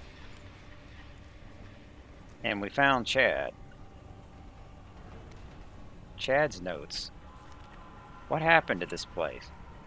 I've seen some strange shit over the past few days. Those strange bugs building their nests, that metallic smell wafting through the vents, but fuck, if it didn't all go straight to hell overnight. I need to check on my ma uptown, but the boss says I can't leave till I drop all the breakers. God damn it. Better finish up quick so I can get out of here. Well, fuck me, my stomach hurts so much I can hardly move. At the last breaker, a big ugly bastard of a bug got the drop on me and shoved a big fucking tube down my throat. I managed to get away and somehow kept from vomiting on the spot. Fuck, it hurts. Feels like something's moving inside, holding it together. Can't believe I haven't puked. Fuck, it hurts, like I'm gonna tear apart. I think this is it for me. I love you, Mama. So this guy knew that giant bugs were moving into his place of work, and he wouldn't leave because his boss said not to. Well, if giant killer bugs were moving into a place I worked, I would be leaving regardless of what the boss says.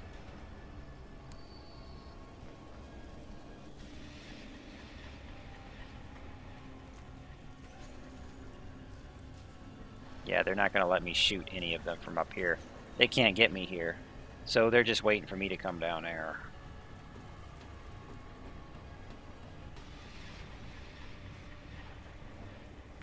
We are now on the other side of the bug wall.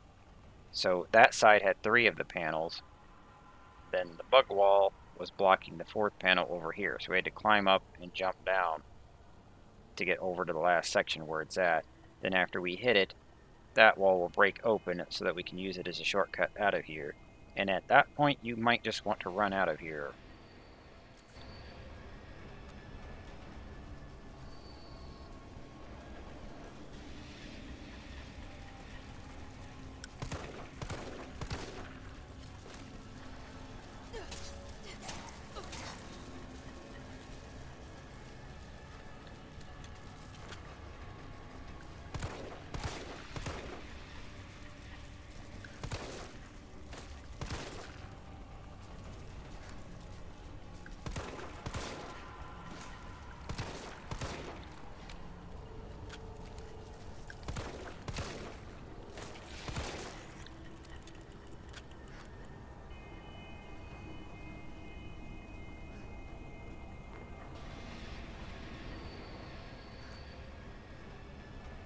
They will frequently run away. They try and sneak up on you, get you from behind. But they're kind of disorganized. They don't gang up on you that much.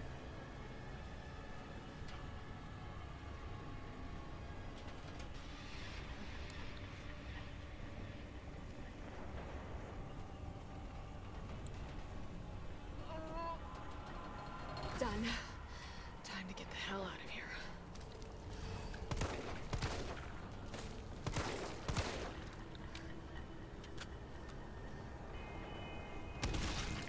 Come on!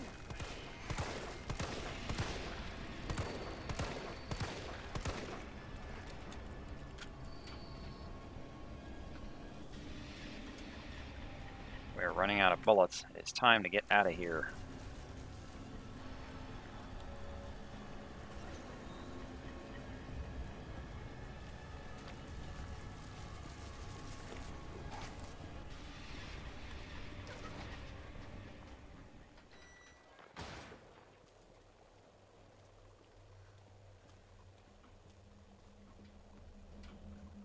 Okay.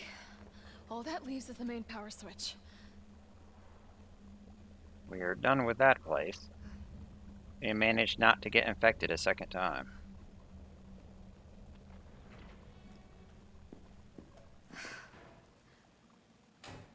Enjoy that.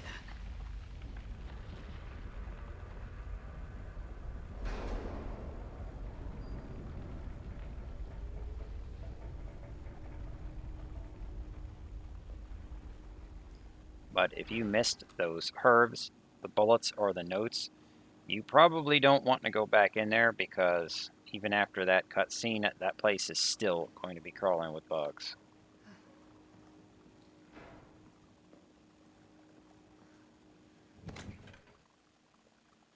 Those are the only enemies that will parasite you. So Now we will combine these up.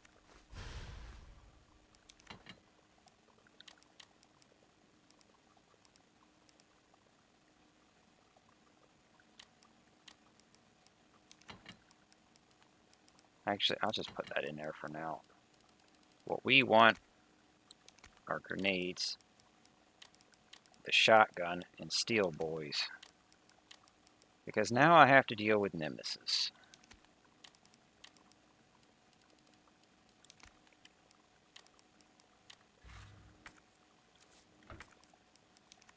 Let me put this two up. So on the way back, new zombies will have moved in, but they're not much more than a nuisance. The real problem is going to be Nemesis chasing us around. So if you backtracked and cleaned the place out, that will save you a great deal of trouble, because now you have Nemesis chasing you.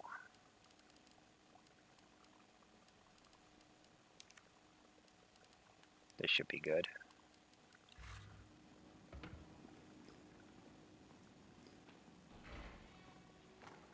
Carlos, it's Jill. I've restored power to the subway. Nice going. Next up is the traffic control system. It should be in the subway company's offices. Right. I think I know the building. Really? Way to go, partner. One step ahead. Not your partner. So a few things to know. There are places that Nemesis won't enter, like the subway control room, the safe room in the donut shop. He'll enter the shop itself, but he won't enter the safe room. I tested the area over here. He will go in there. He will not go into the toy shop. I'm not sure about the supermarket. I can't remember if I tested that one or not. It might be safe. This area, he can... The garage and tool shed here, he can enter these. The thing is that unlike Mr. X, he won't forget that you're in a location. He will just stand right outside and wait for you. So that's not going to do you much good unless you're running to your box. Also, we want to fight Nemesis or do enough damage to him to stun him at least twice. So right now, on the way back to downtown and the subway control room, in this window of time, if we knock out Nemesis, he will drop a weapon upgrade part, and this is the only time you can get it. Once we route the train in the subway control room, we can no longer get that part. After that, from that point to when we leave the area, we can get a second part off of him. So these time windows are the only times you can get these parts. And we just have to make Nemesis drop them in order to get them. The easiest way to do that is with a frag grenade or a flame barrel. If you left any of them around, you could just run him next to it and blow it up. But a frag grenade will also work.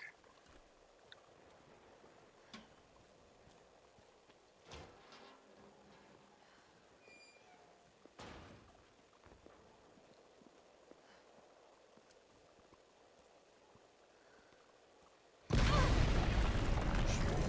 you shitting? Here's the first one. Supply case, an umbrella branded case with useful stuff inside. This gets us the first part. Extended magazine, a custom part for the G19 handgun. Holds additional bullets, allowing for 33 shots before reloading. Also, when you attach this to the pistol, it will get a free reload all the way up to 33, regardless how many bullets it had in it. So if it was 0, it goes from 0 to 33. Now that we've got this part, we just need to get to the subway control room. I've got him stunned for a little while by that, but let's not wait around for him to get up.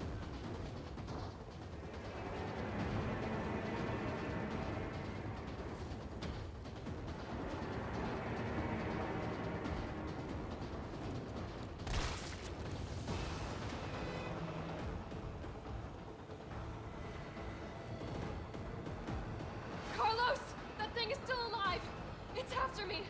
What? Run! Come back to the station! Not until I get traffic control online.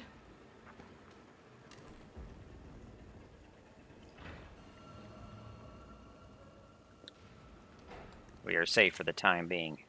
He can come in here, but only if he's already chasing you. Box the mod. So since I have already plundered out the city, all I need to do is get the parts off of Nemesis. That's one. Route the train in the subway control room and get out of here. So we get the first part, route the train, get the second part, and then get out of here. That's the sequence. Now, we have a number of routes that we can take, but you can be sure that Nemesis is going to show up on all of them. If we try and go for this ladder here, he'll jump down to get in our way. He actually cannot climb the ladder. He won't climb it after you. So you could run up that path and drop. It'll drop him.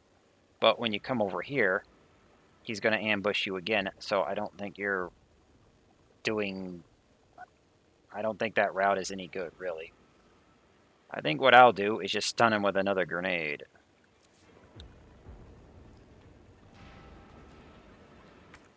But I might get hit by him.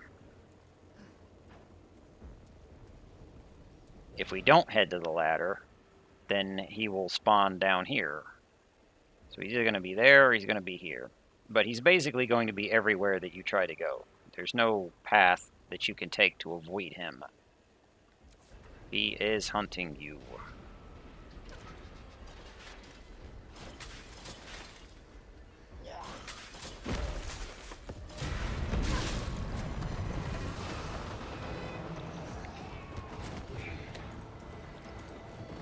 Got him stunned again. Let's go.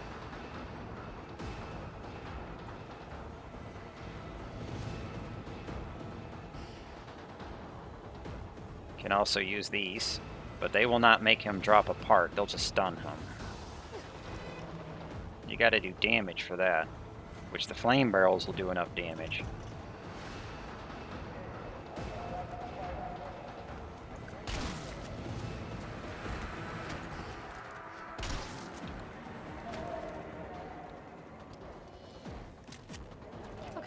Back again.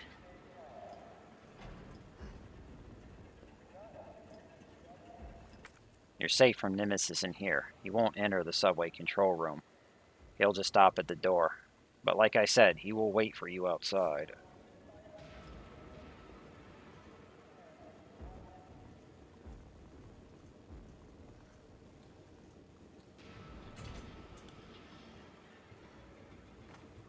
Carlos, I'm in the control room. Now what? Nice. Now you gotta plot out a route. Okay, give me a sec.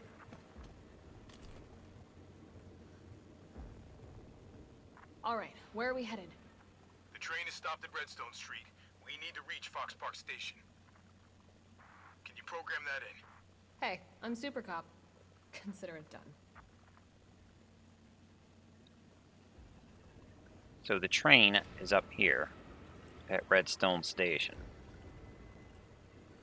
He wants to get it to Fox Park. So you just have to plot a course here to route the train. The red ones are damaged or blocked, so you can't use those. So to get from Redstone to Faust Avenue, it'll be FA02. You can't use 01 because that path is damaged. So that's the first spot. And we have to pick one of these. It can't be RA02 because it would go here, which is damaged, and that's the wrong place anyway. RA03 gets through, but RA04 doesn't because it's damaged. And then it's SA02 and FO01. So those are the combinations to enter on the terminal here. Two of them are actually in by default, the first and last ones, so you only have to enter the middle three. Please enter our route. So the first one, FA02. The second one, RA03. The third one, SA02. The first and last one are RDN. Valid route confirmed. Carlos, it's me. I finished inputting the subway route. Jill, you are amazing. Tough as nails, too. Hurry back to the station. We'll make sure the subway's ready to depart.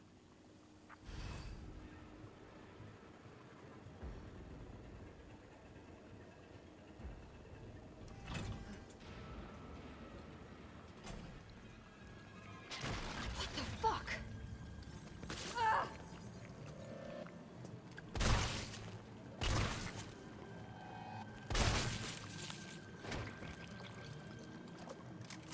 After routing the train, you will get new upgraded zombies.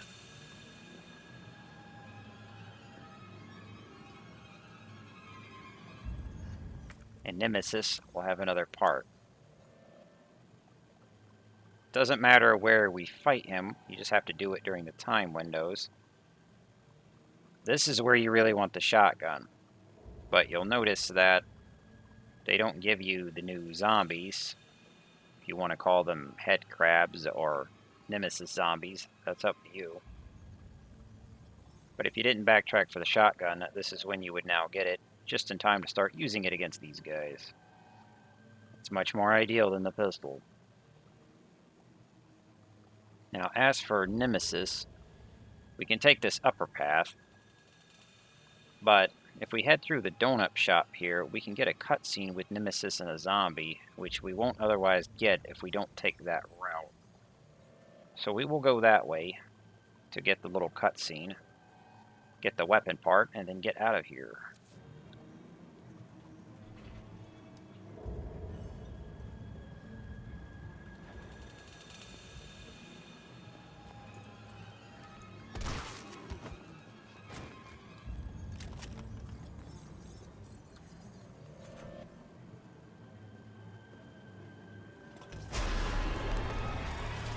What the hell was it doing to them?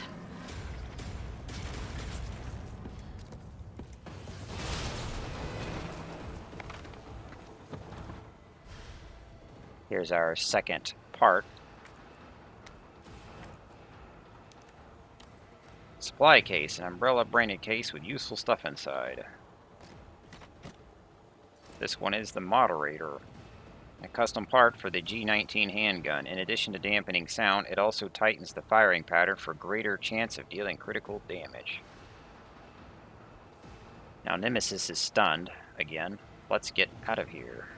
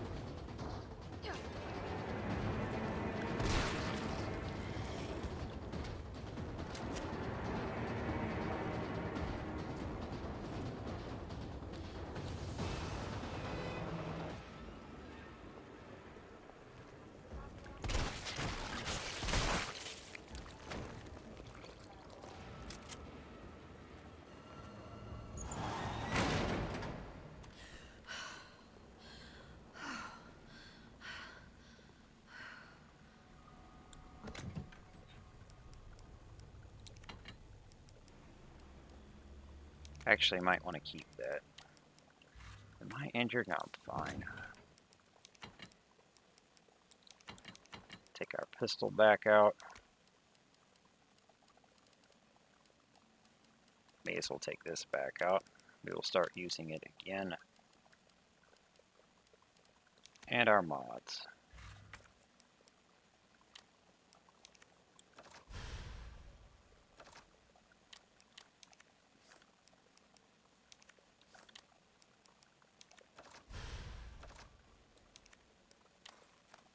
So now it's got the laser, 33 bullets, and increased chance of critical strikes with the moderator. Unfortunately, that moderator makes it takes up 2 slots, but I think it's worth using.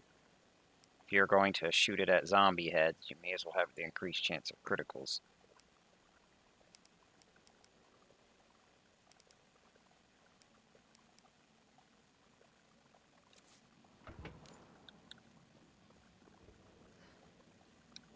Time for the next save.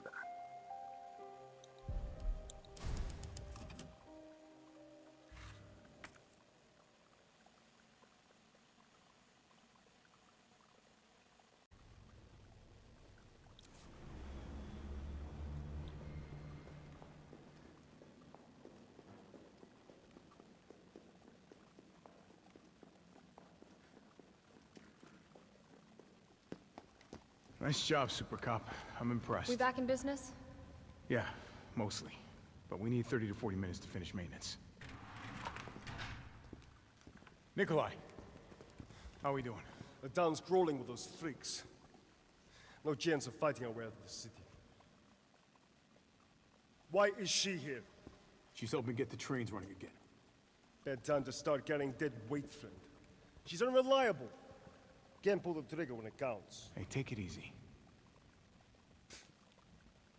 She'll get you killed. Sorry about that. Everyone's a little worked up. Oh, come on. Not again. It's me he's after. Hey. I'll buy you some time. Hey, wait! Wait, Jill! No! Damn it! Come on, you creepy-ass stalker. You want stars? I'll give you stars.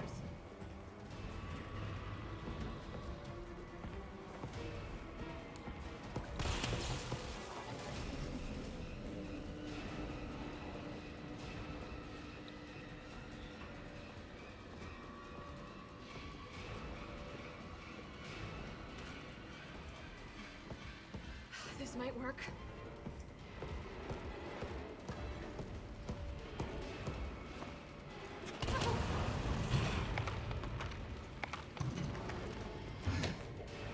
Now's my chance.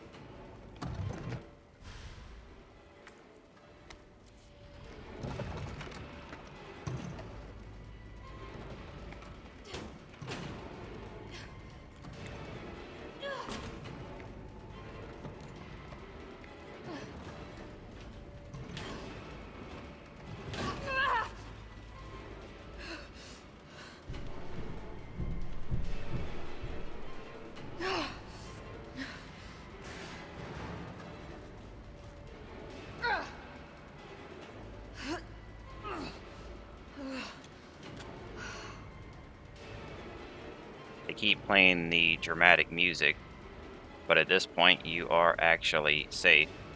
Nemesis will not follow you to the sewer. Mr. X would not do that either.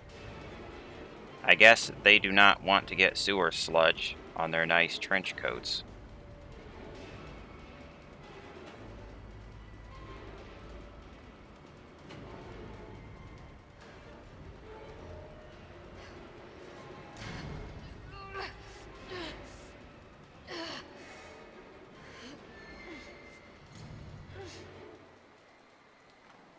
Carlos, do you copy?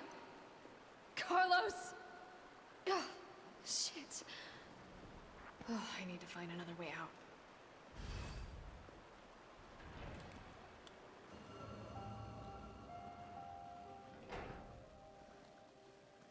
But if you do enough damage to him in that area, you can get another crate. Don't expect a weapon mod, however. He only had 2 of those. In that area, the supply case will just have some steel boys, which you need to stun him in there anyway, because he will not just allow you to open up that vent in order to get out of there. You see, it took time to get into it. So, you may as well get this too.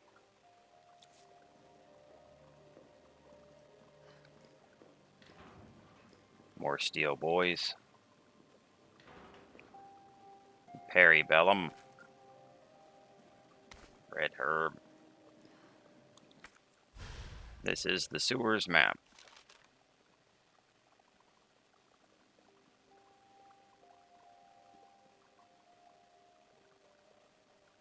This is just about all there is for the sewers in this one. It's not as big as the last one. So we are currently in the manager's office. A map of the area. Perfect.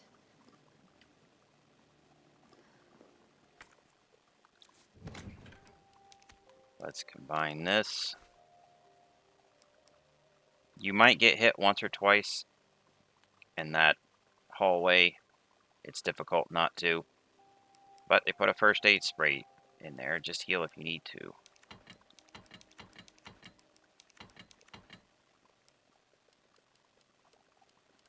What we are going to want right now is my shotgun. And some steel boys. So even though Nemesis won't come down here, there are some dangerous enemies down here. They can kill you in one hit. If they reach you, they just swallow you whole and that's it. And we don't have any good weapons to fight them right now. We're going to get one, but not until after we have to fight the first one.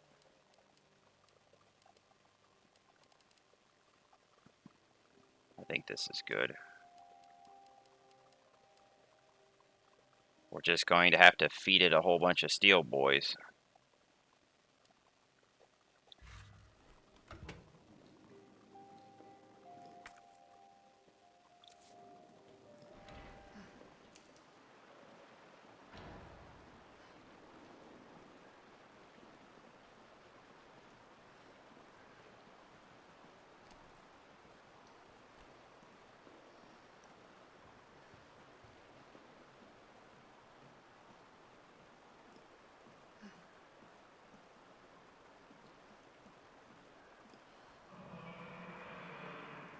Oh, what was that?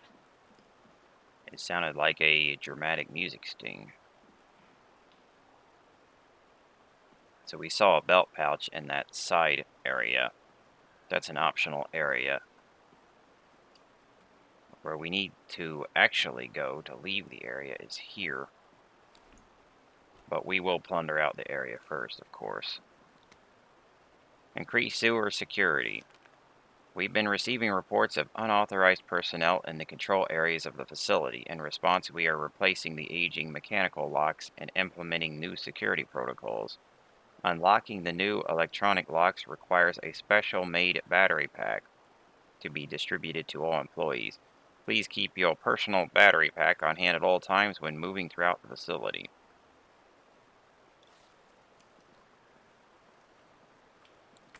So these doors need a battery to open. And there's several of these, so we'll have to juggle the battery around. When you take it off, the door will close. Well, I say open or close, but I mean lock. Door won't budge.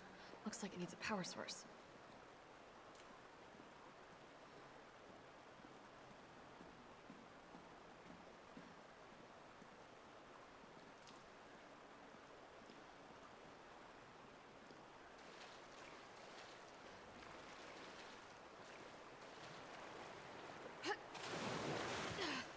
Oh, God. I'm definitely burning these clothes.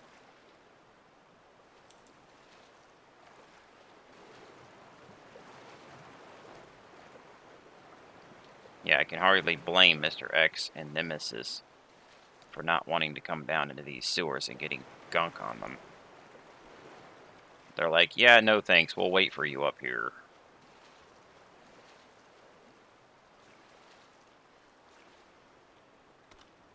Frag grenade.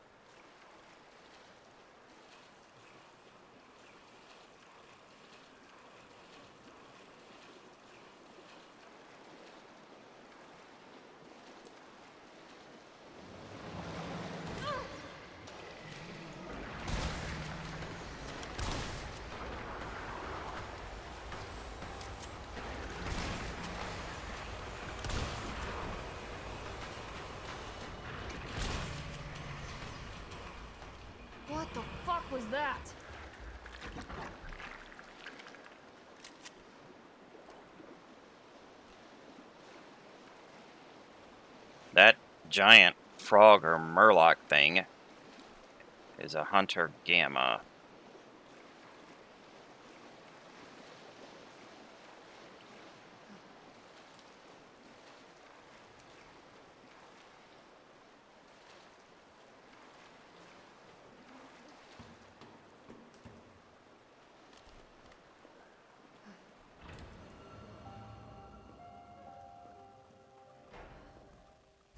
Explosive B.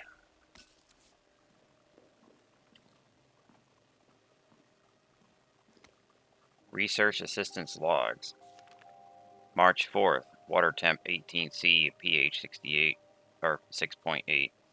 Gammas released from tank for the first time. Movement sluggish, combat potential low.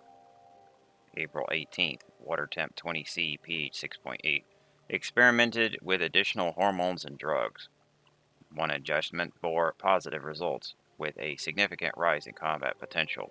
Specimen is now able to move quickly and swallow prey whole. June 30th, water temp 22C, pH 6.2. Umbrella has officially shut down gamma research. We managed to smuggle some specimens with especially high potential from the lab before disposal.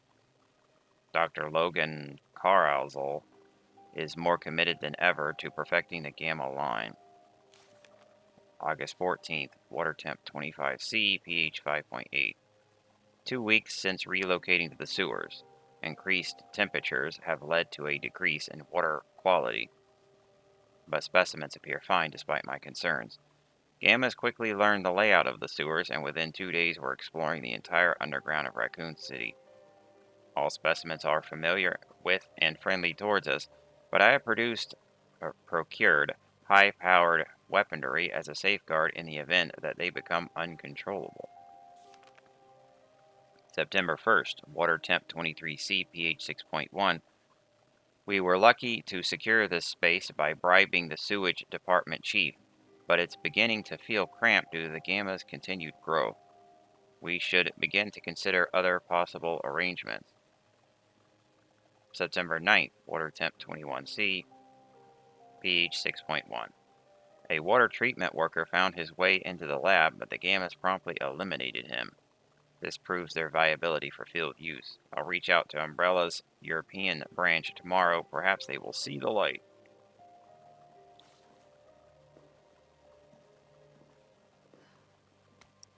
Invoice from Gun Shop Kendo. Thank you for purchasing the XXX grenade launcher. We've made special adjustments to this piece to ensure compatibility with a variety of ammunition types. For optimal performance, be sure to choose the right ammo for the right situation. As we discussed at the time of purchase, this is a refurbished model, and the chamber needs to be manually cycled between shots. It'll take an extra moment, but this is reflected in the price, as agreed. Handwritten note on reverse. Explosive rounds, explosive A times 2. Flame rounds, explosive A plus explosive B. Acid rounds, explosive B times 2. Mine rounds, can't be readily crafted. Not worth stocking up on, won't help if we need to keep the gammas in line.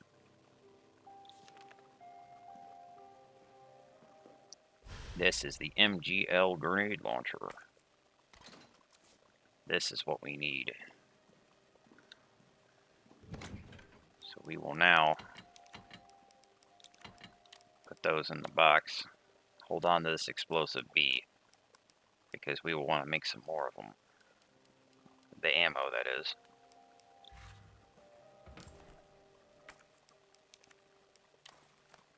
Semi-auto grenade launcher, prototype capable of firing many types of rounds. It takes a while to reload, but boosts strong damage output. And unlike the last grenade launcher, it can hold more than one round. So this thing's got a drum. Do you call that a drum? And it's already got 2 in there. It's loaded with flame rounds, which is perfect, because that's what the Hunter Gamma is weak against. If you feed them a flame round, they're done. The 1 round will kill them. This is explosive B. Combine with explosive A to create flame rounds, or combine with another explosive B to make acid rounds.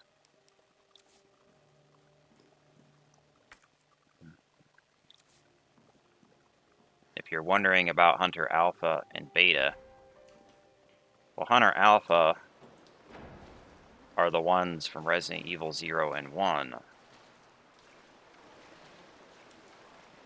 Beta is basically upgraded Alpha. It looks similar. They are in this game. We will encounter them later. But you run into the Gammas first.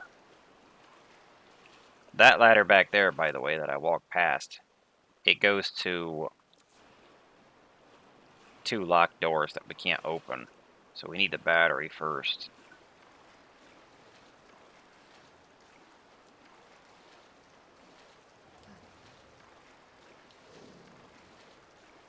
You can see one standing over there.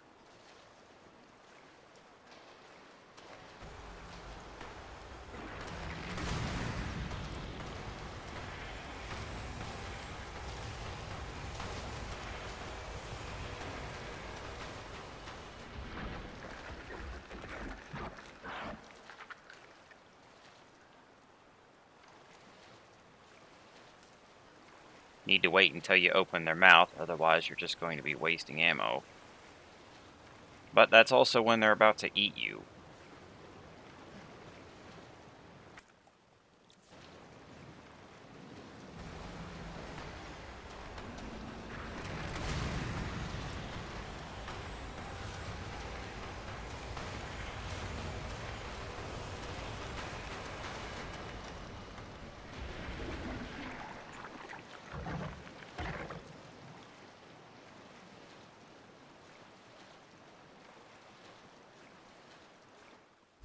Here's some more flame rounds. Ammo for a grenade launcher. The napalm inside ignites on impact, setting the surrounding area on fire. It's also the best thing to feed to hungry hunter gammas.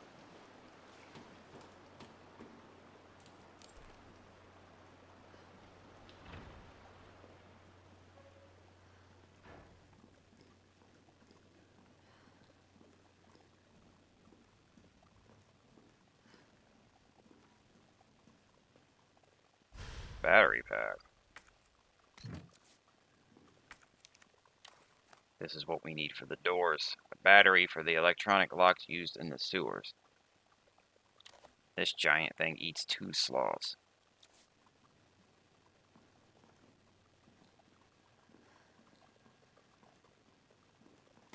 High-grade gunpowder.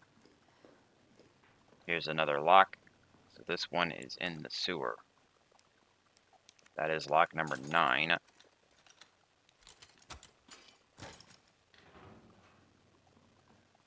Gets us explosive A. Combine with another explosive A to create explosive rounds, or combine with explosive B to make flame rounds. Well, right now we want the fire.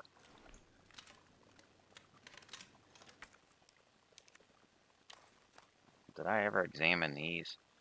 Combine with gunpowder to create shotgun shells, or combine with another high-grade gunpowder to make mag ammo. Copperhead, smokeless powder.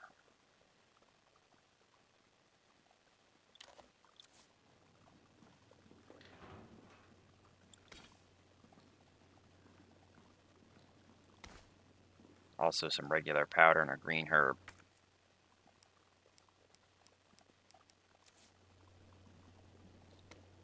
A love letter? Question mark.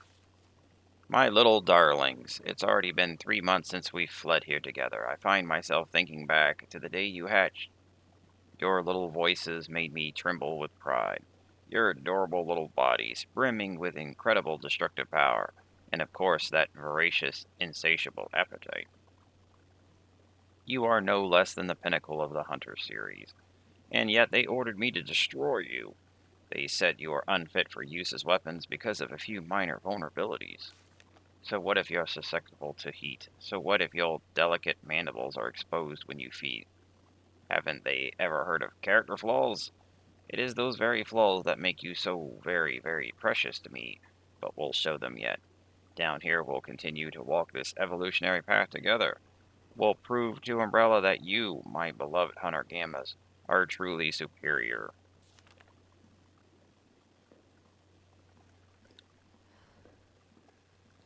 That is not a good obsession to have. Those things will happily eat you, and that's probably what happened to that guy. Maybe you should consider obsessing over less dangerous animals. You could get some pet ducks.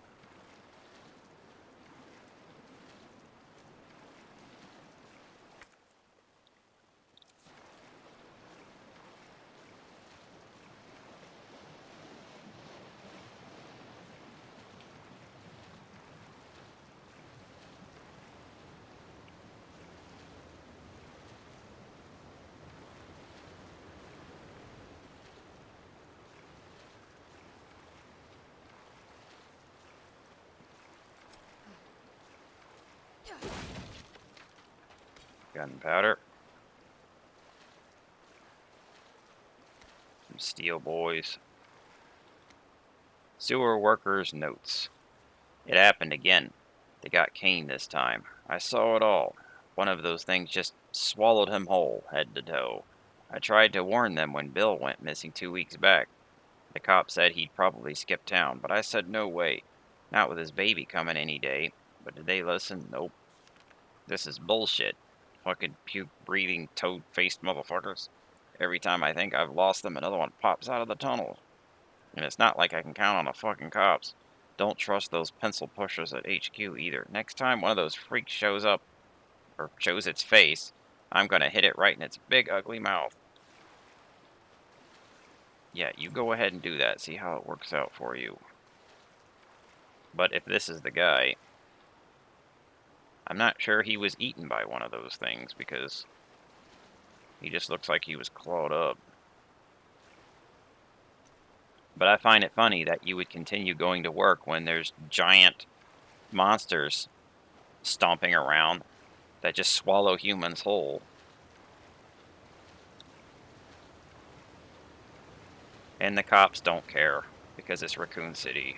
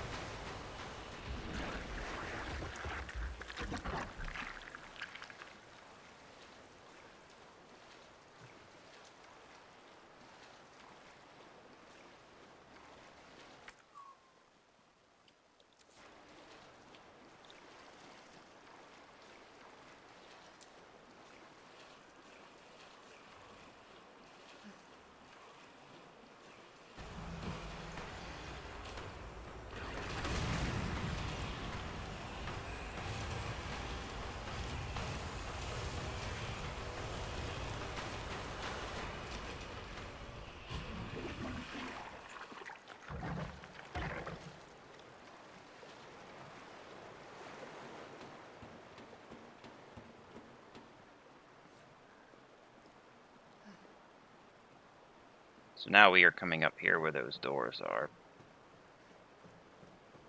One is locked from the other side, but this one we can open now with the battery.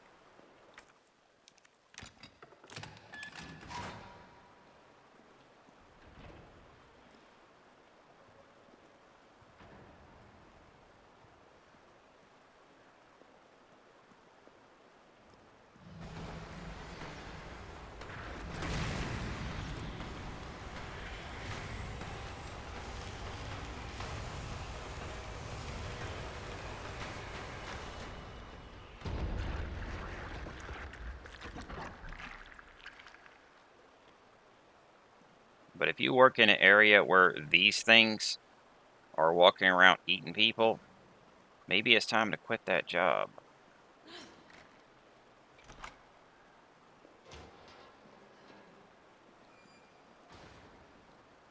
coming back to get this battery. We still need it for other doors.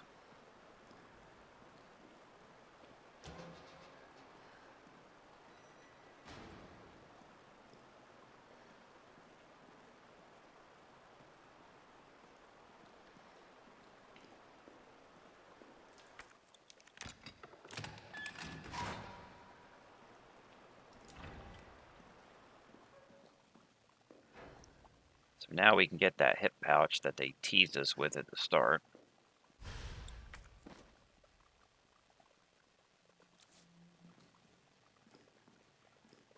And some powder.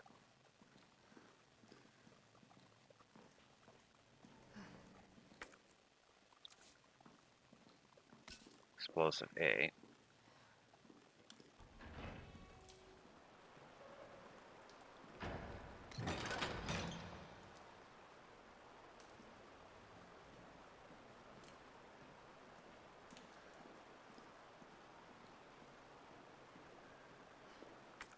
But if you look at the size of the inventory, we'll only get one more pouch for that bottom right part. Because that bottom lane, they decide to put that on a post-game point shop. You could call it a cash shop, but it's just using points that you get from the game. It opens up after you complete the game the first time. You get points to buy stuff in it. But they put 2 of the hip pouches in there.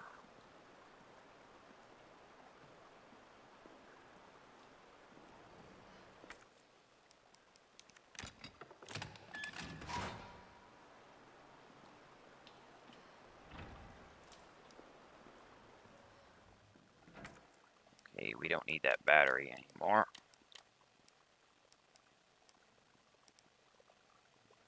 Not worry about mixing any of these right now. Now we can get out of this sewer.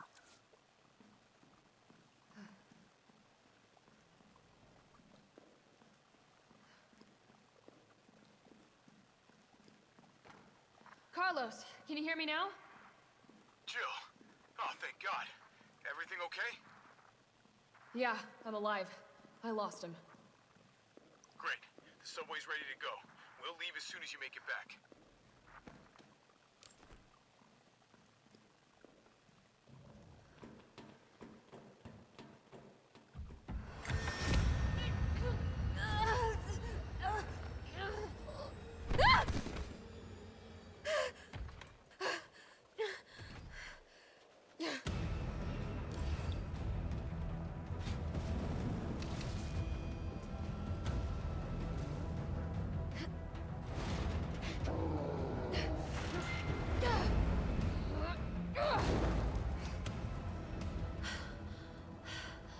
It can use weapons?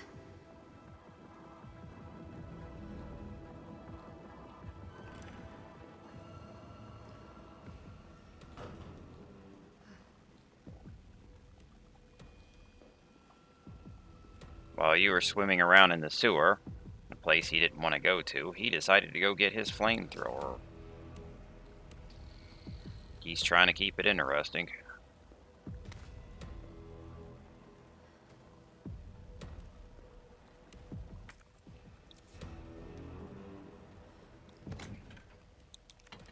Okay, let's just drop everything for now.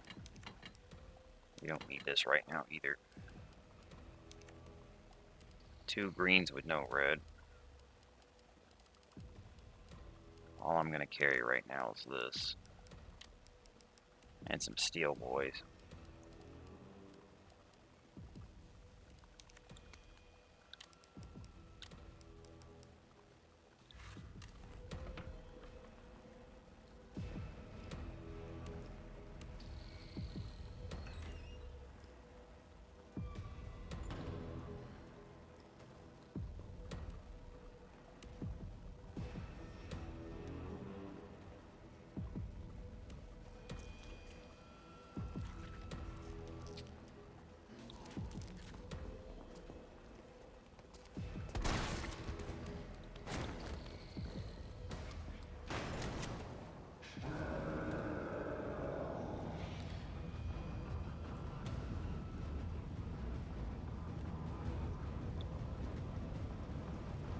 really gotta get out. Quick.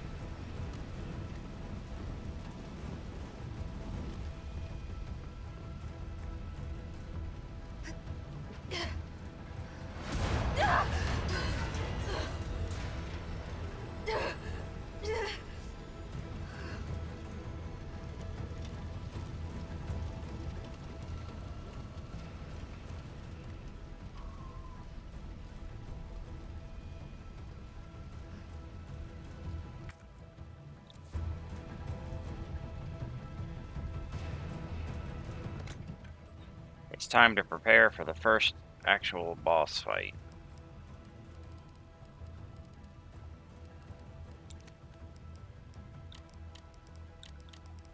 We're going to want the grenade launcher with all the explosives we can carry.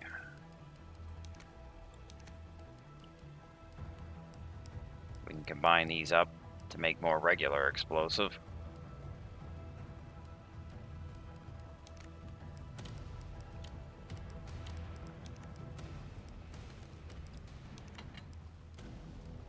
Steel boys. I might go ahead and carry another slot on that. Combine these.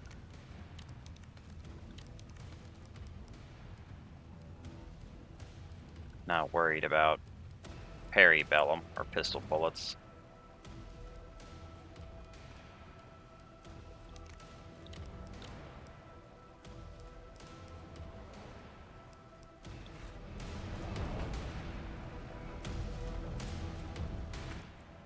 Combine these. How many does that give me? 3. I think I might burn him with these first, and then switch to the explosives. We also have the grenades. You want to carry and use all the explosives that you can, and then after that it's going to come down to the steel boys to finish him off. Don't expect pistol bullets to do anything to them.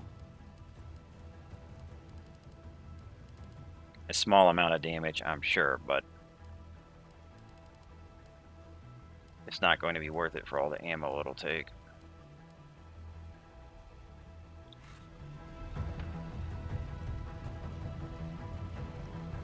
Time for our next save.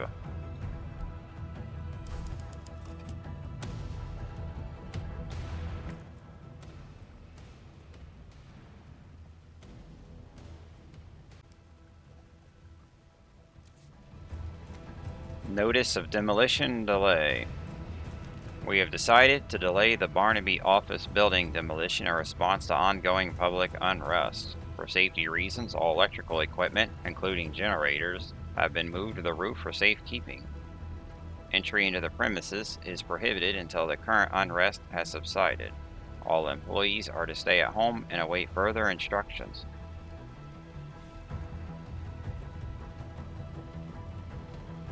Alright, let's do this.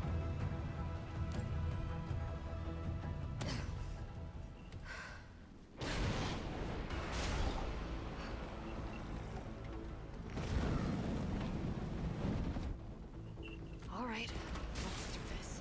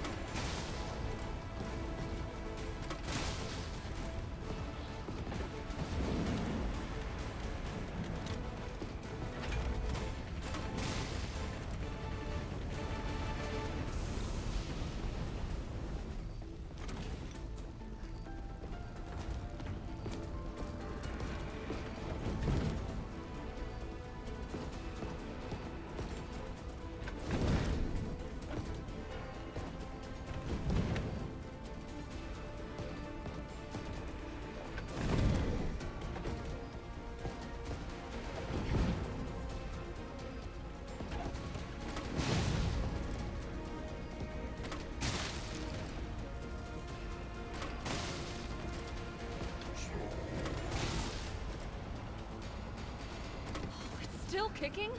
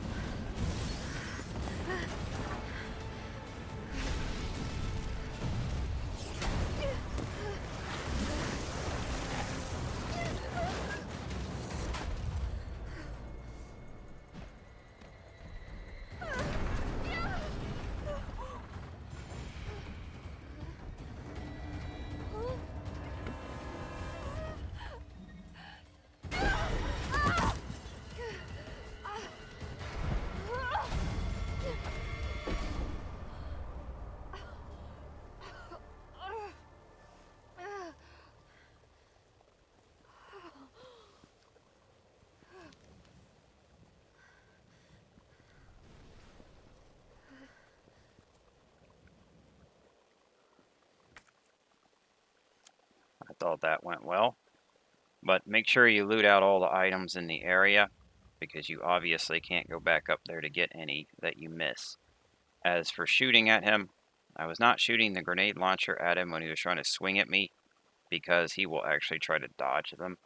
But he won't do that when he's using his flamethrower. So I was waiting for him to try and burn me, then I would shoot him. And towards the end, when he gets to low health, he gets really nasty, but a frag grenade can finish him off at that point. And I recommend you save at least one frag grenade. So I was not going to throw this other one. If I didn't finish him off when I did, with the grenade launcher empty, I was going to start feeding him shotgun rounds to finish him off. We want to save one of these, because there will be a better use for it later than on that boss fight. We can go ahead and combine those herbs. Let's continue. Carlos, it's Jill. Do you read me? Loud and clear. You all right? Yeah. Bastard's dead. Good. Fuck him. What were you thinking? Turning yourself into bait. You could have been killed. Don't start. I did what I had to. I know. And thanks. The subway's ready to go. Hurry back.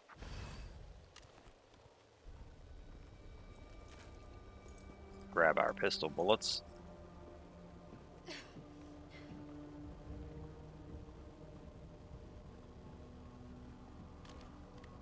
Now, all these zombies, we could just run around.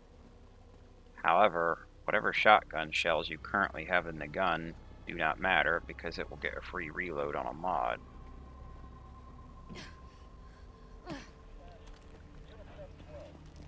So what we could do, try and get the attention of these three guys.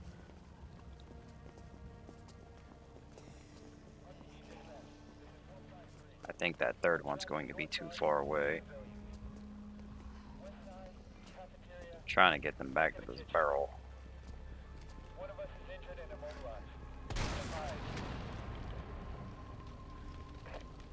Got knocked over. I guess that did it.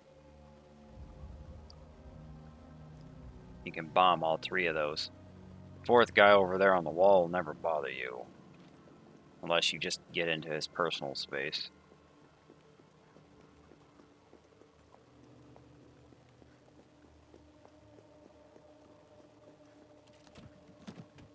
Pick up our high-grade powder.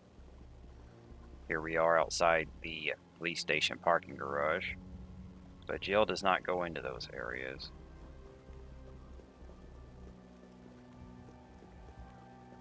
If you do run past the zombies,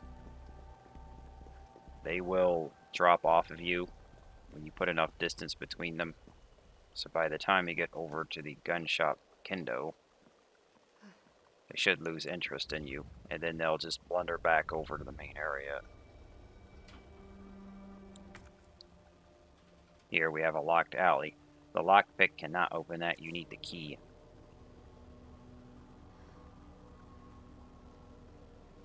These areas should look familiar.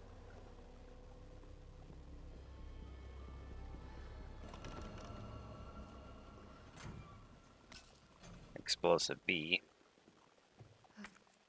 Green herb, but our inventory is full. That is okay, though, because there is a box in here. There's explosive A. That's the weapon part. Peribellum. Gunpowder. This I could actually pick up now if I combine it with a high-grade powder, which I may as well do.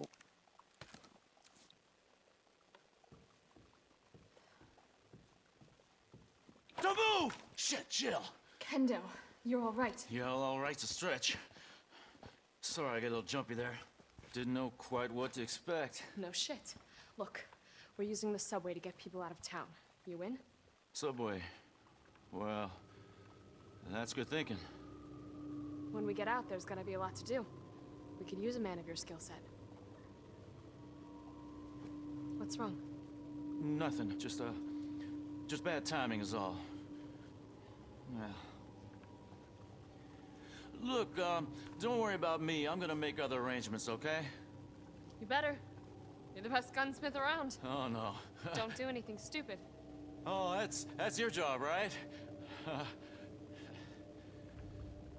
Take care, Jill.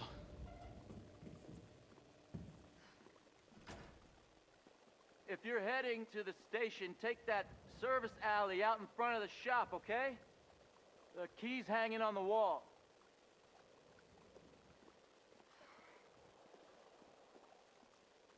It's all right, Pumpkin. It's all right. That's a good girl.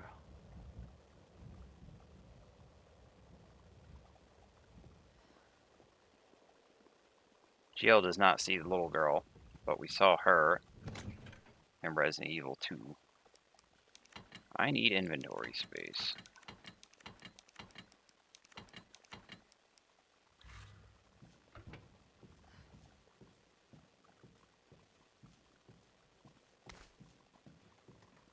Now we will pick up our other items.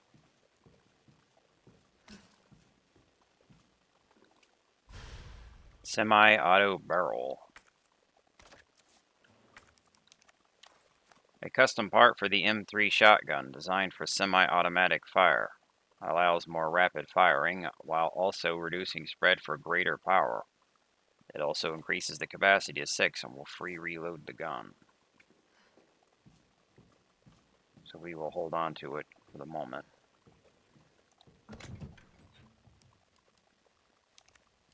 We have 4 greens. We may as well combine 3 of these. And then put that back in the box. We're going to want the lockpick. It won't open the alley, but we'll have another lock coming up that it will open. Then we need the key. Kendo's gate key. Alley key. A key which unlocks the gate for the alley between Kendo's shop and its neighbor. That is the one thing that it opens before you will discard it.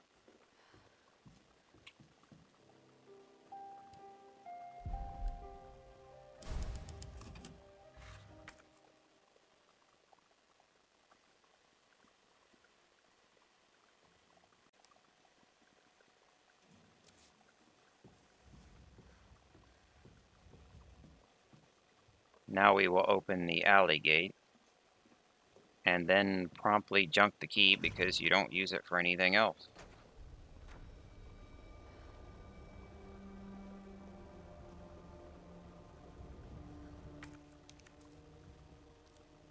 That body there is waiting to get up.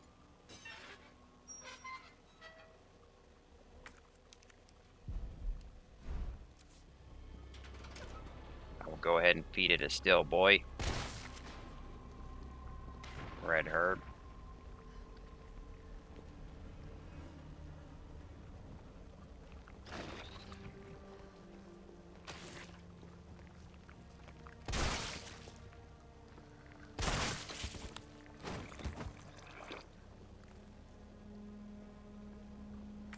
That put me on a perfect 0. Attach our mod now. Gets me back up to 6. But this mod will make it take up 2 slots. You can take it off if you want, but I'd rather use it. So now we have tactical stock and semi-auto barrel.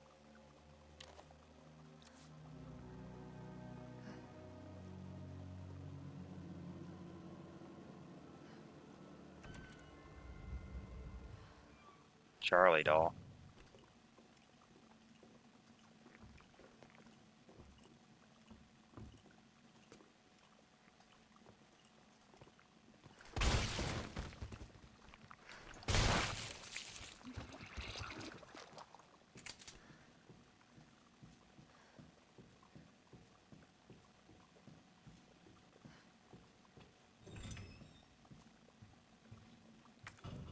Here is lock number 10 out of 15.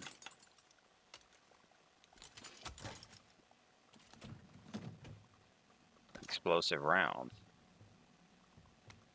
Raccoon Times Reader's Column. Dear Editor, I'm writing to you because I am troubled, deeply troubled. Anyone who's been a parent knows that the Crystal Promenade is the place to take your kids for a trip downtown on Saturdays. And there's no store more popular or harder on a parent's wallet than Toy Uncle. However, I've noticed that on windy days, the big statue above the entrance wobbles like the only thing holding it up is a couple of screws.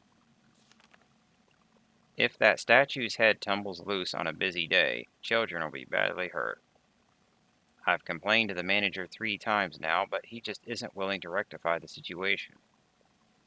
Are we supposed to wait for a terrible accident to happen before taking action? No. If heads are going to roll, then let it be the managers. Take that death trap down. Timothy Wiles, 69. Well, I don't think you have to worry about that anymore.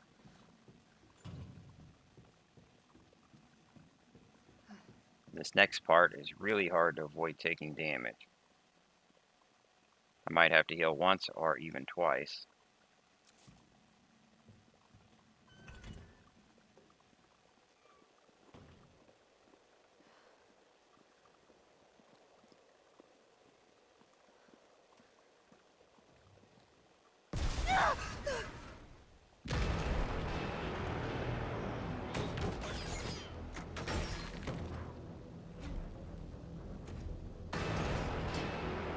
Rocket launcher? Really?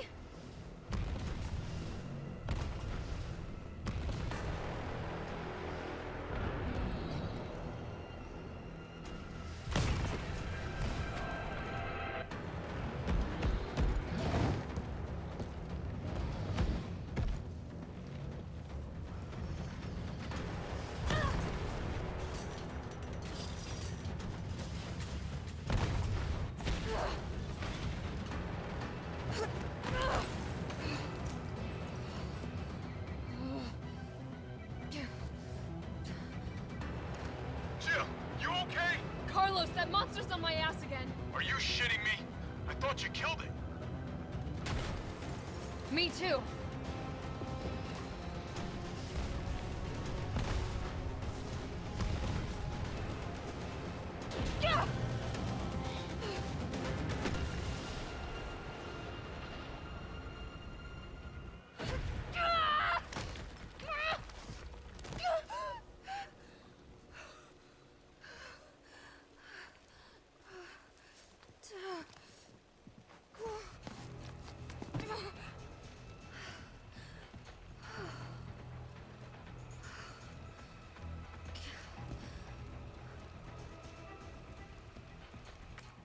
Look at that, still in fine status.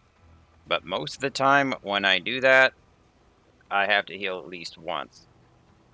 You notice in that middle part where he just like charges up to you and then punches you? I almost always get punched there.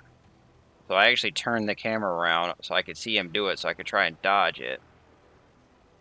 And when he punches you the first time, you're going to get punched again right after that, most likely. The second one will put you in danger status. If you get hit with a rocket, that just puts you straight in danger status, and the second one will kill you.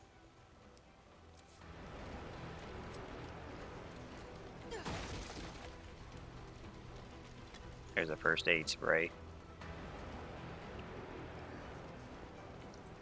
But just heal it if you need to. They put a spray right there.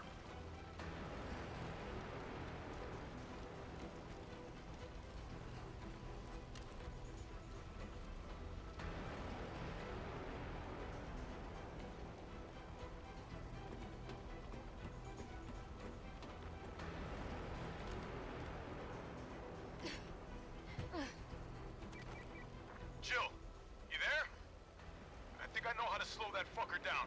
Head back towards the station. And lead him right to you? It's okay. Trust me.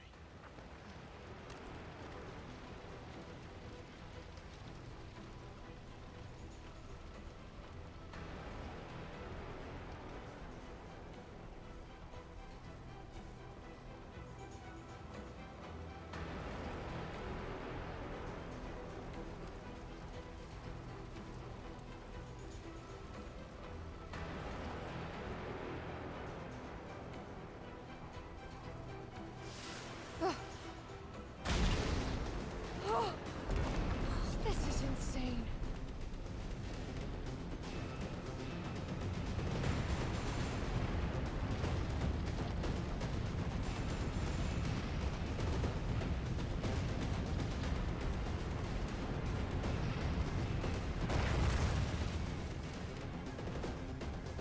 Now remember that frag grenade we saved?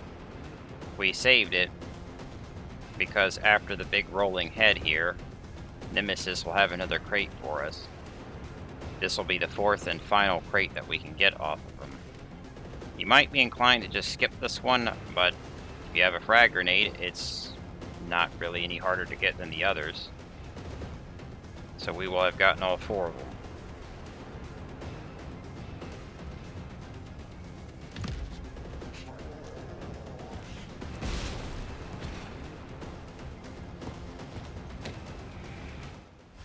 Grab our supply case. So that is the 4th and final case that we can get off of him.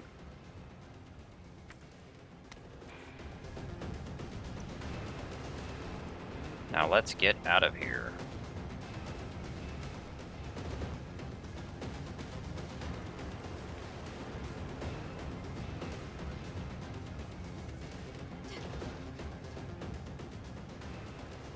Jill! This way!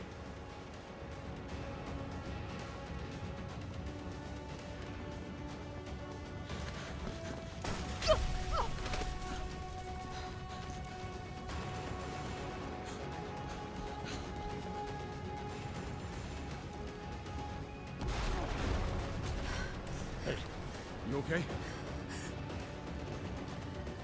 Go. Go! Come on, forget about him!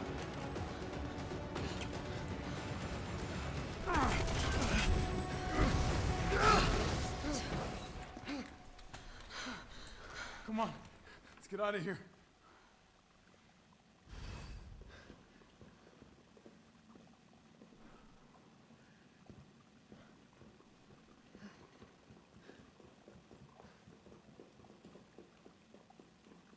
Carlos, I know we didn't get off to a great start, but thanks for the save.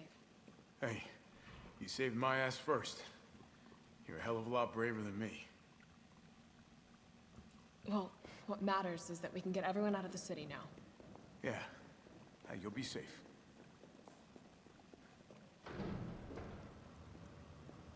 What about you? From the sound of it, I won't be catching the train. Why not? No, there'll be new orders.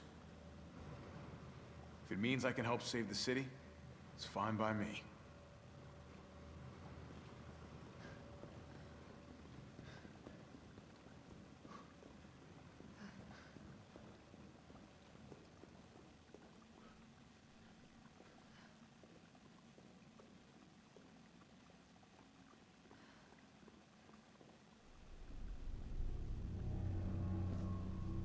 Good work.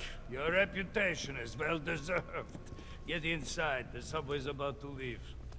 Carlos, Tyrell, you have your orders. You need to go back out into the city and find Nathaniel Bart. This isn't the last ride out of town, right? Do not worry. Once the civilians are safe, the train will be back. It's all right, you go on ahead. I'm not gonna die on you and leave you in a cold, cruel, Carlosless world. Okay. You'll need to find this scientist. His vaccine research could save us all. You see? You're learning. The only life that matters is your own. Good luck. Let's go.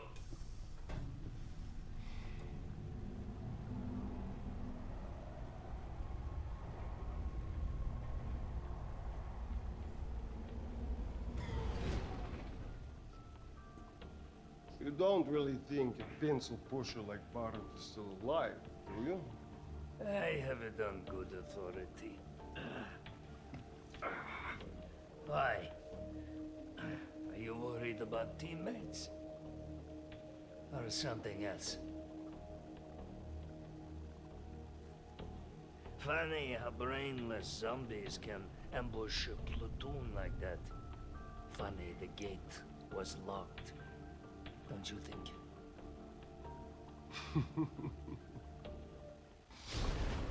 What was that?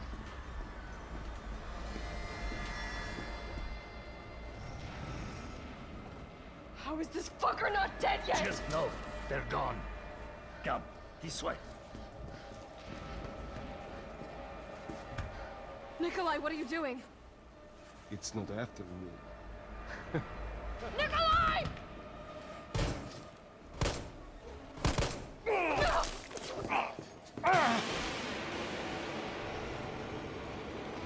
Get off my train, shitbird!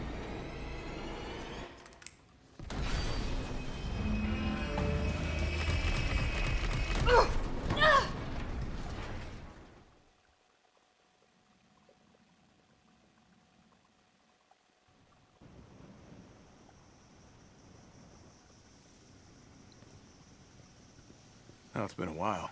Subway's got to be clear of the city by now. Along with your hot date? Nah, man, she's not like that. Hell, she's not like anybody.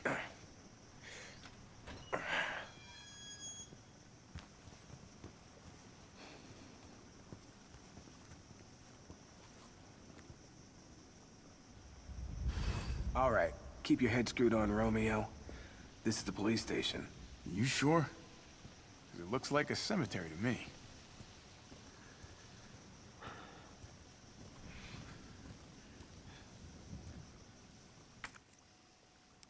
We're now playing Carlos.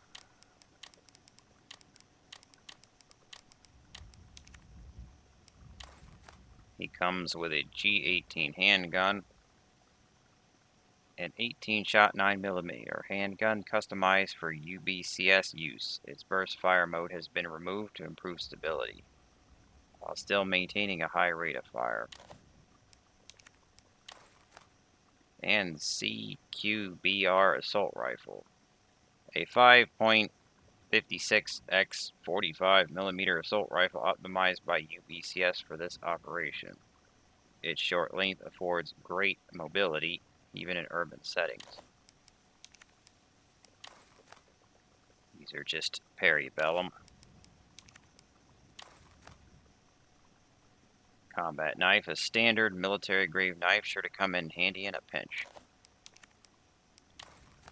Assault rifle ammo, 5.56mm assault rifle bullets. These low caliber high speed rounds are used by various armed forces, especially those under NATO. I'm actually going to change the shortcut here. Put that one up, move this one over there.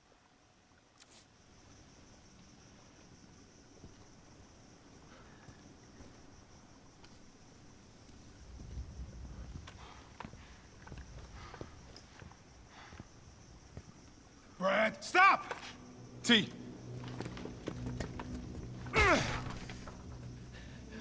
Come on, man. Not you too. Sorry. Sorry.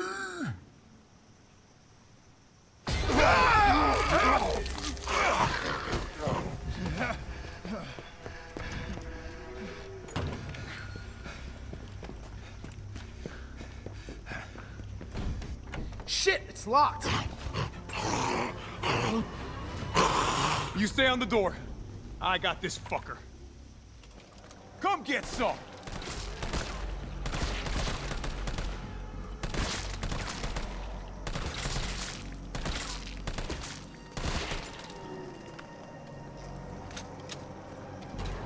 Leave him. Come on.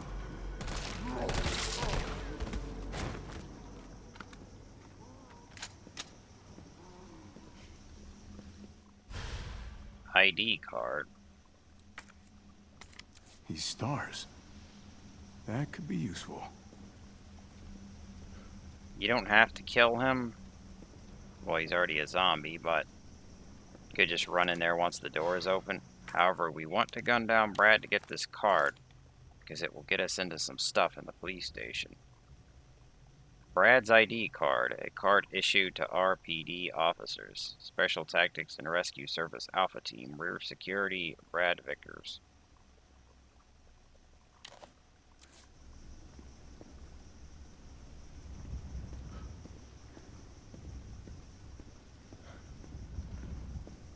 Brad is much tougher than a normal zombie. So by all means use the assault rifle rounds on him. And before we got cutscened over there, we were going to check down here, which we would still like to do.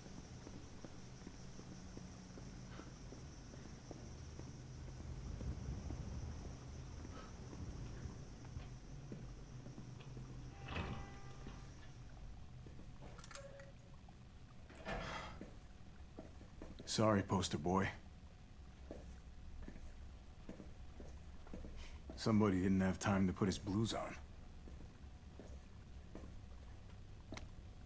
Email outbox. Sender Lucy Yen. Subject disposal complete. Sent September 26, 2:35 a.m. Department in chaos after spread of infection. Multiple citizens taking refuge here are infected. All fires related to you successfully disposed of. Awaiting further orders. Subject ongoing developments. Sent September 22nd or 27th, 3:05 a.m. Communications intercepted from S Hospital on STARS private communications line. I think that's Spencer Hospital. Was that Spencer Memorial? Presumed to be evac request from B. Possible he will flee the hospital and come here. That should be, what was it, Nathaniel Bard? This lady doesn't type out all of her words. Request UBCS dispatch. I will evacuate with their assistance. Subject evacuation request sent September 27th, 11:54 p.m. Requested evac has not yet arrived. This position is becoming untenable. I remained here with the condition that my safety would be guaranteed. If I am left to die here, I will distribute proof of collision and corruption between you and RC's civic leaders. You have 1 hour to deliver a response.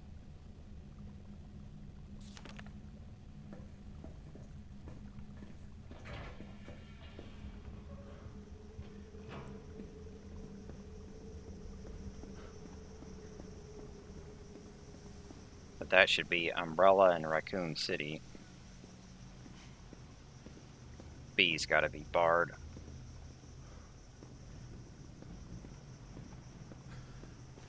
Charlie Doll.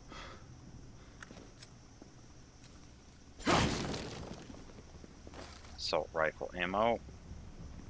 Red herb. You don't actually have to stab the boxes with Carlos, because instead of a dodge, he has this shoulder bash attack.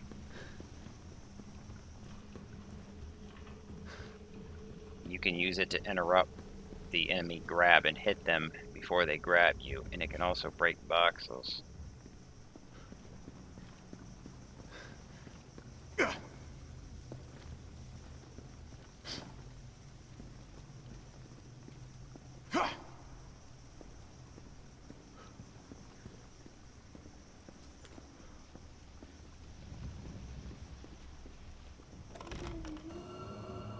Where'd that cop go? Don't know, don't care. We got a job to do. If our intel's still worth a damn, then Bard's in the STARS office. Let's find him and take him into custody. Custody? I thought this was a rescue. Carlos, take a look at this. I've located the STARS office. Remember, Bard had access to Umbrella's darkest secrets. He knows we'll try to keep him under our thumbs. So this search and rescue mission is really more like find and detain. Right. Good to know. I'll open the shutter so you can get through. You stay here and find out what's been going on here at the station. Call you if I find anything. Hey! Be careful. Yeah. You too, man.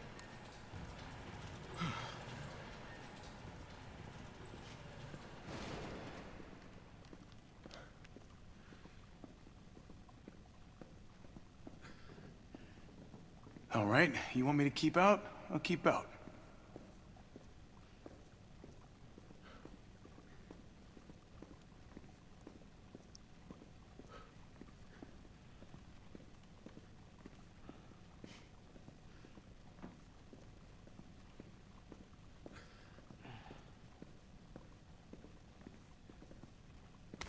Green herb.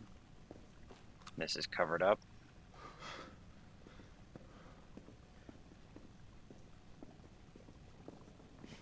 Now here's a weird fucking door. Leave it.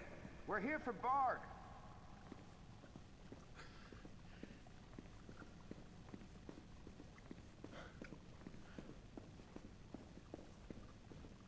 Area looks clear. This one is fully covered.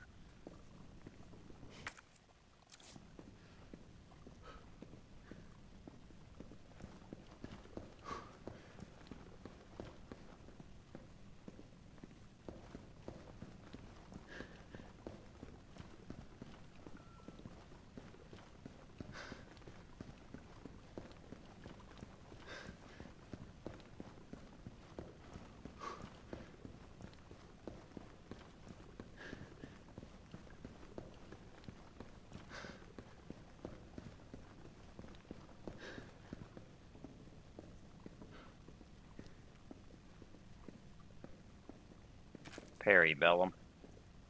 They blocked that one. We don't have the spade key for two of the doors in here.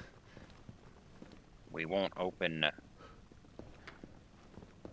the one on the other side. The one over there.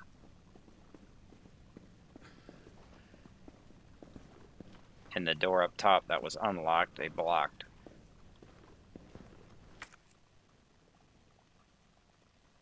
They've already given us a map. So this west section here, these are the only parts we go to as Carlos in this game. We've already looted out the main hall.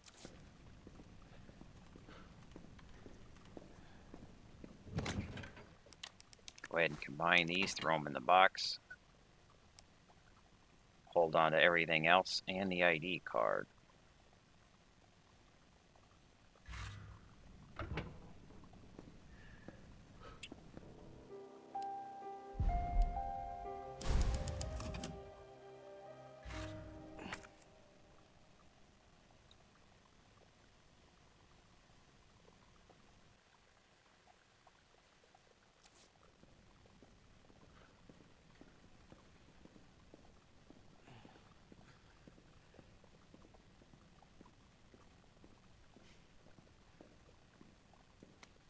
ID card security protocols. September 16th, 1998. Each member of the force has been issued an ID card. From now on, this same card will be required to access all storage boxes. Do not lend your card to anyone. Take great care in using it. If your card goes missing, report it lost immediately. R.P.D. Facility Maintenance Department. They are giving you a hint to go get that card off of Brad if you hadn't already. You don't actually need it, but there are 3 boxes in the police station that we will be able to open it with. This first box has assault rifle ammo.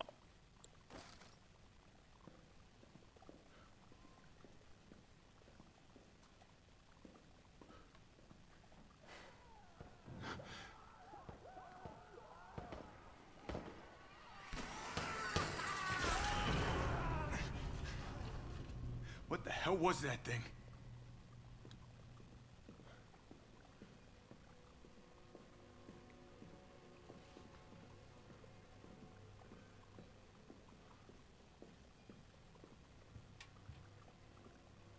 couldn't have been a zombie.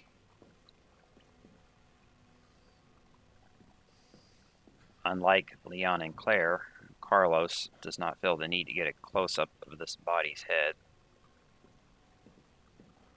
In this body, it does not fall on Carlos because it's waiting for Leon or Claire.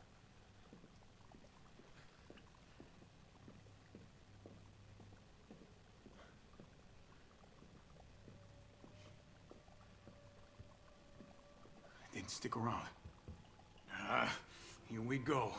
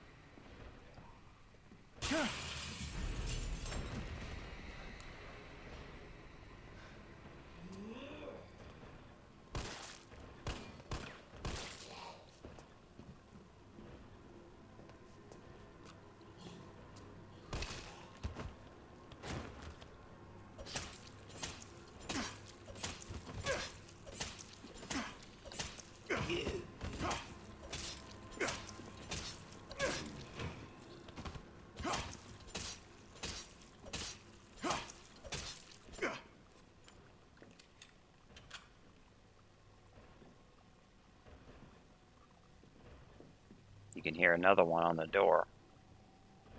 But we want to separate the zombies when we can, not let them gang up on us. That's why I've been pulling them back.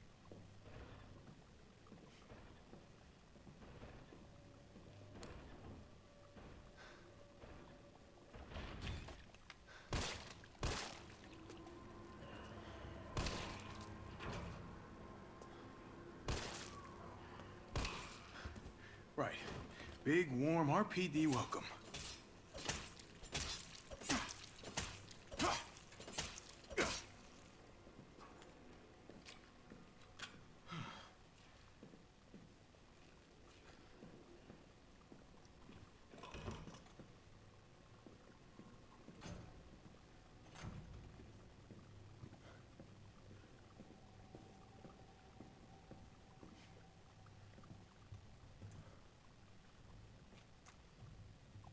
Stuff here, well, it's not here yet, so Carlos does not climb up to the window. Flash grenade.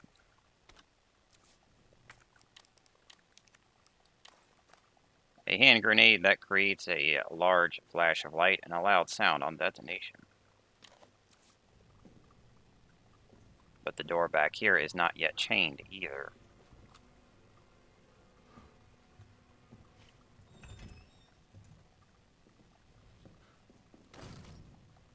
Assault rifle ammo. There's one of the locker codes. Cap. T, you copy? There's something real nasty in here. I don't know what it is. Something nasty. All right. I'll take a look with the cameras. Watch your six.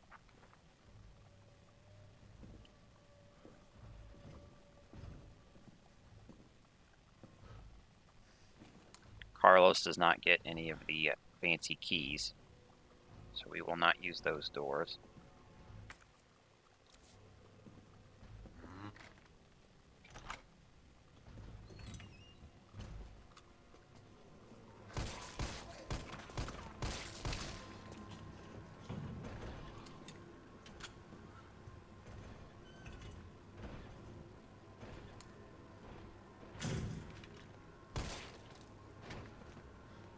I actually wanted to let that first zombie through the door, not shut her out, but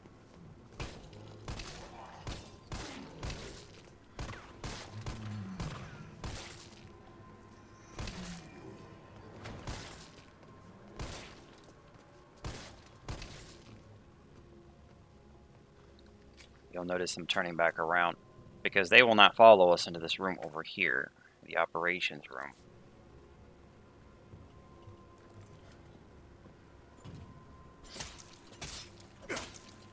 We got one.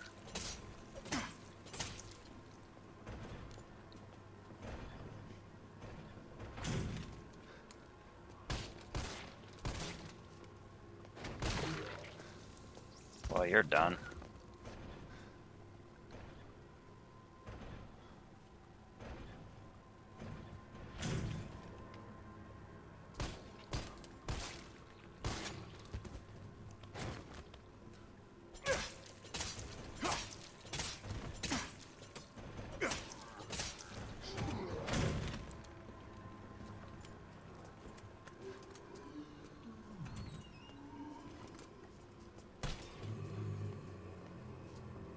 I'll just let him go back in there.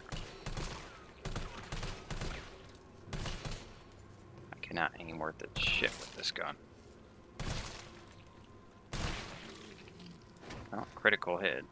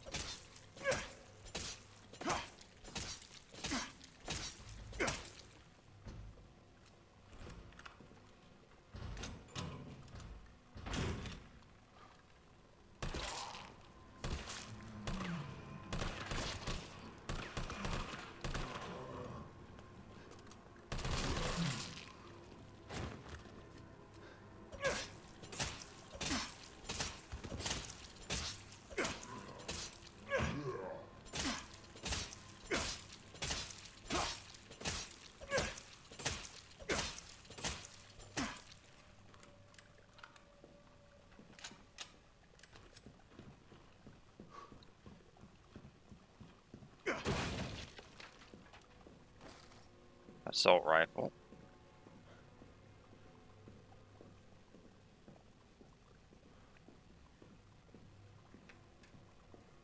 There's a pile of zombies in here.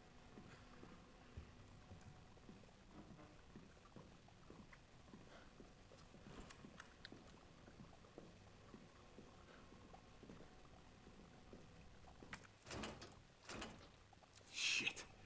Locked. So the safety deposit room is locked.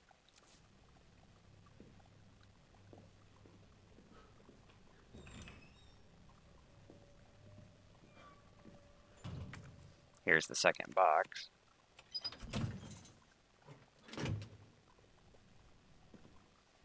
This gets us a scope for the assault rifle. A custom part for the CQBR assault rifle adds a sight to allow for more accurate shots. This should help our aiming. Carlos's pistol does not get any mods, but he will get some for the assault rifle. Let's test it out. See the body over there? It's actually waiting to grab you.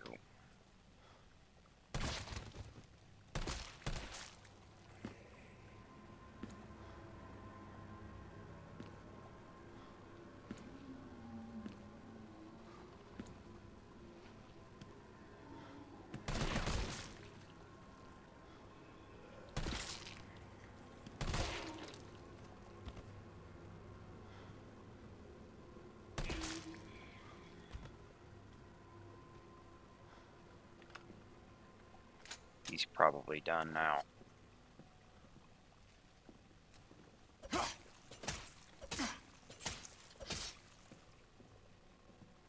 He doesn't stand up though. I guess his legs are broken. He's one of the crawly types.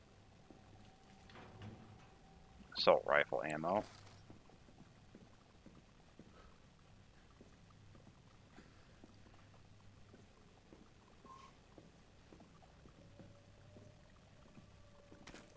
Parabellum, that can go right into the gun. This is the West Office safe. Combination, left 9, right 15, left 7.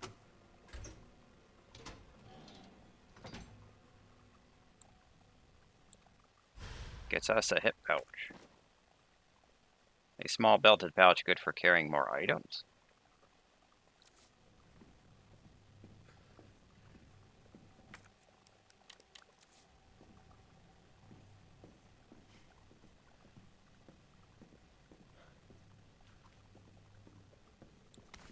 Red herb. More Parabellum.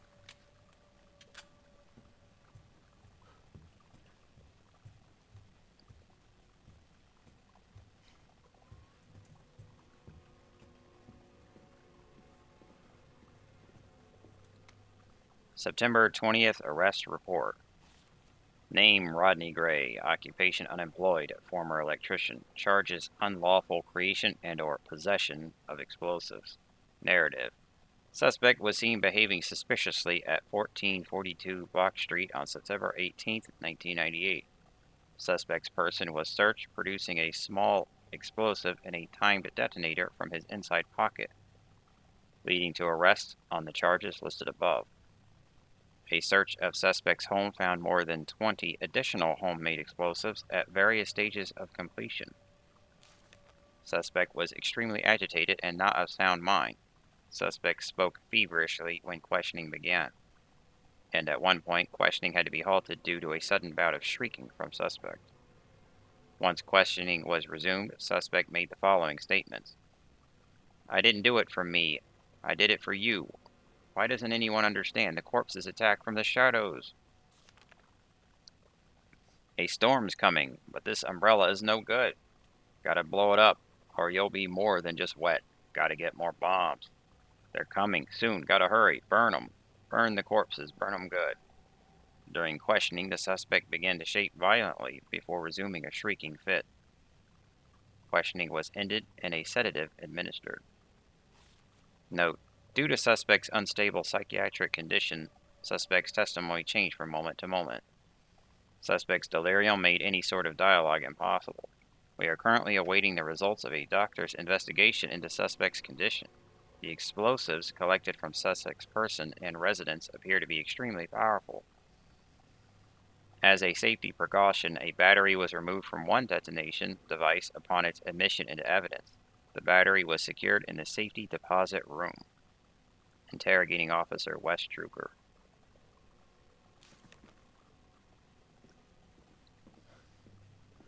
So we will obviously need that, but the room is locked.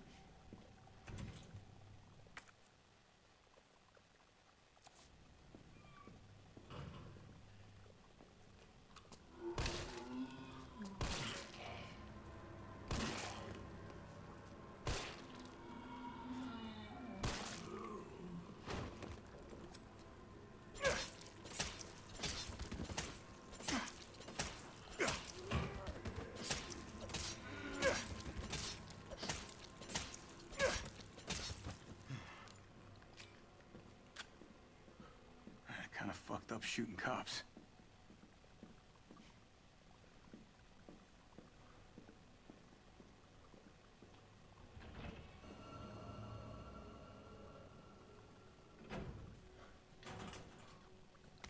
Red herb. Assault rifle. Internal memo. September 22nd, 1998. Office supply internal relocation notice. Heat-resistant 3-number combination safe moved from Star's office 2nd floor to West office 1st floor. The combo is left 9, right 15, left 7. Please change the combo ASAP upon receipt. R.P.D. Facility Maintenance Department. And you can see the code there.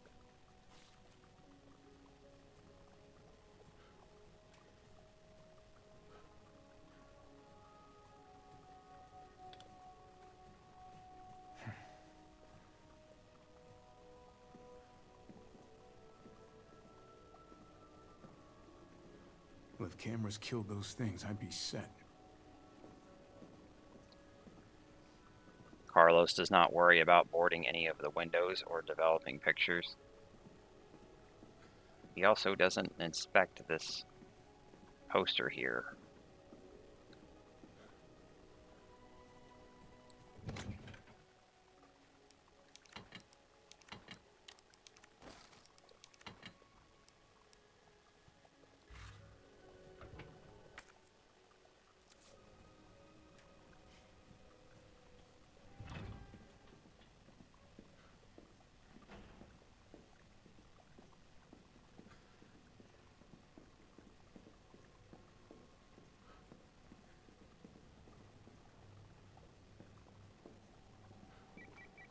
Carlos, the STARS office is up ahead.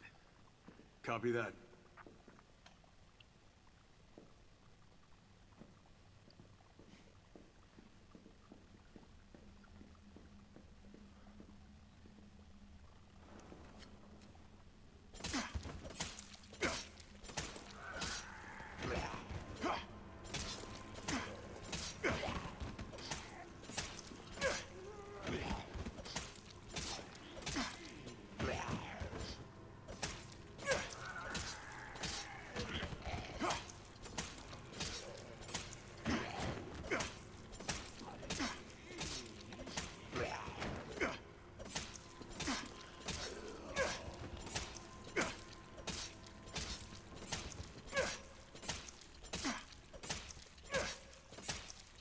And the zombie's waiting to grab you.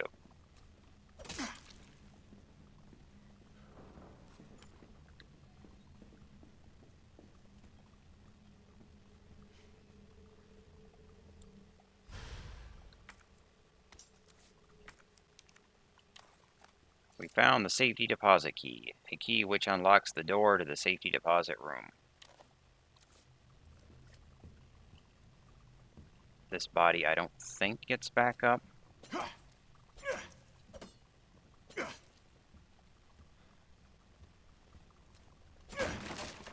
It's hard to remember them all. Pistol bullets.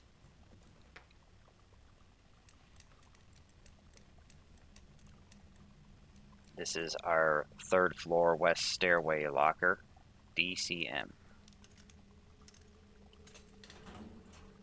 Assault rifle ammo.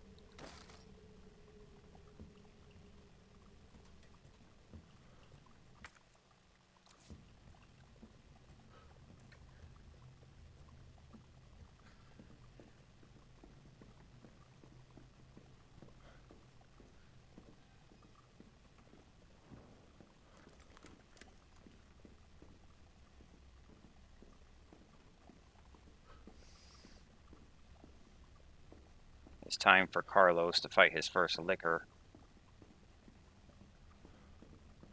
There will be 2 he has to fight in the police station.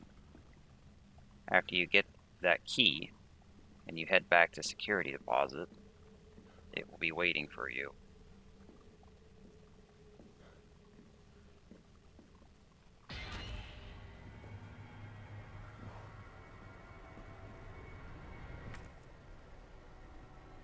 Probably have to heal because of this thing.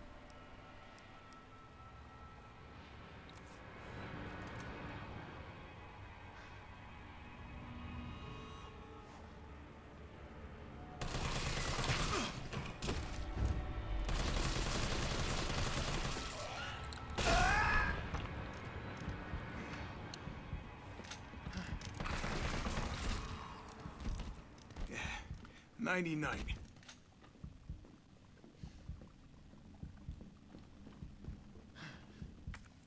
That thing put me in danger status.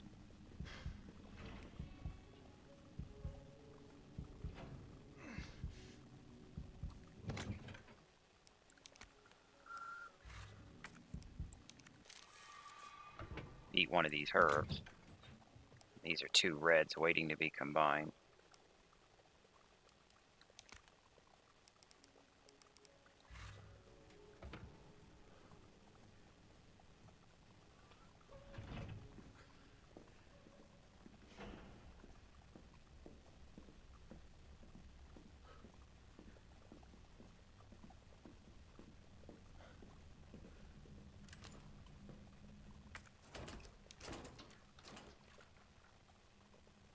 This gets the safety deposit room open, and we no longer need this key.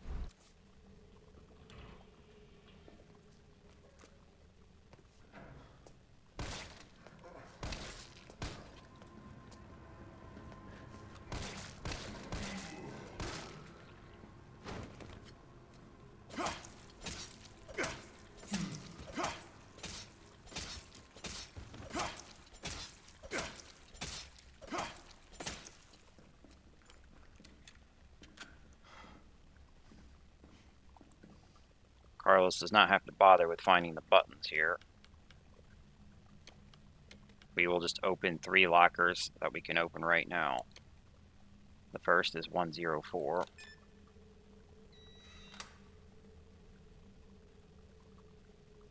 The next is 106.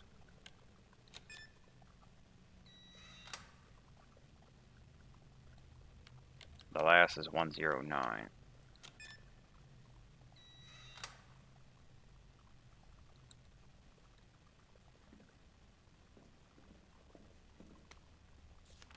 There's a picture with your other locker combination, DCM.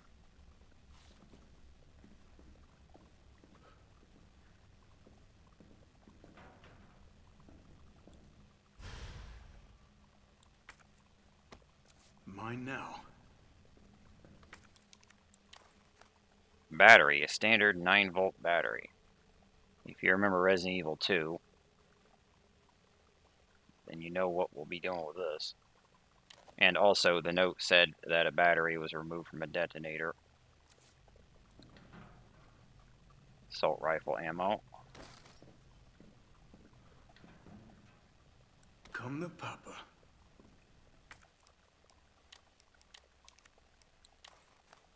Hand grenade. A hand grenade that disperses lethal metal fragments and destroys its surroundings on detonation. Well, you know what I'm going to use on the next liquor. Although there's also a big pack of zombies you can use that against. So, we're going to have flash and frag. We have a big pack of zombies to fight, and then a liquor. So, use one of these on one, and then the other on the other. It's up to you to decide which. Bombing a pack of zombies would be good too.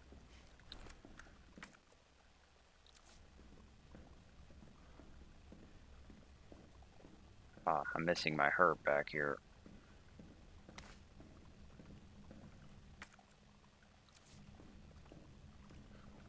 Charlie doll.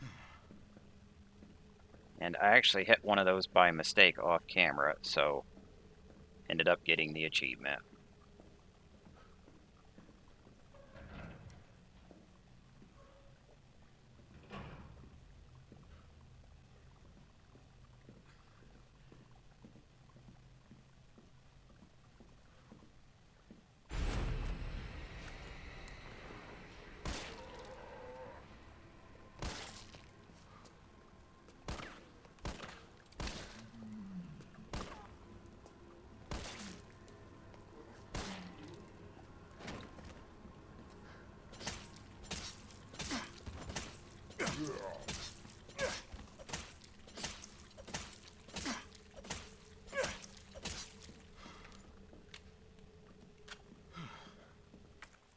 So we have a green on us and red's in the box. I'm going to pull one of these out. I might end up needing it.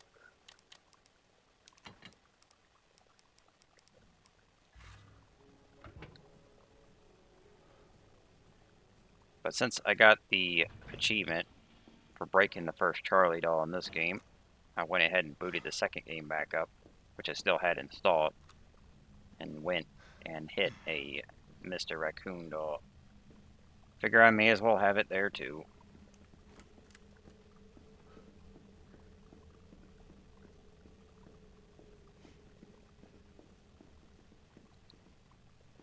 Now that we have the battery, we can get to the STAR's office.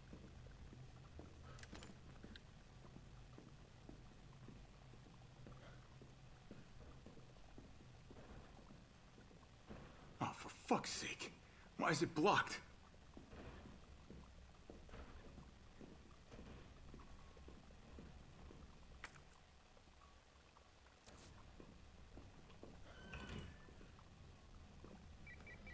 Carlos, I've hit a dead end with the terminal here. Gotta head your way.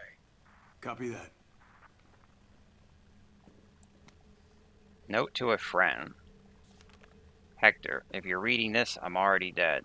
If you hear any noises coming from the locker, do not open it, please. While you were out on patrol, I focused on finding a way to get to the other side. I realized that explosives might be our best bet. I managed to rig up a pretty good bomb, but we don't have any batteries for the detonator. I'm pretty sure I sent one to the safety deposit room during intake last week. We need that battery if we're going to knock this wall down. So I headed upstairs to find you since I know you have the safety deposit room key. As soon as I left the shower room, I was attacked. One of them bit me. I washed the wound as best I could, but I feel worse and worse. I hope I don't need to spell out why you must not open the locker. Please don't worry about me. Just get yourself out of here as fast as you can. Your buddy, Wes. P.S. Don't worry about that 600 I lent you. Think of it as a gift towards your upcoming move. Good luck, buddy.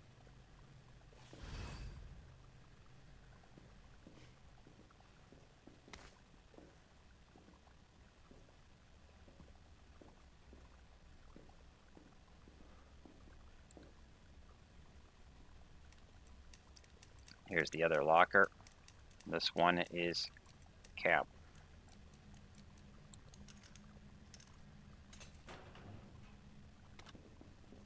Gets us another flash grenade. Better not.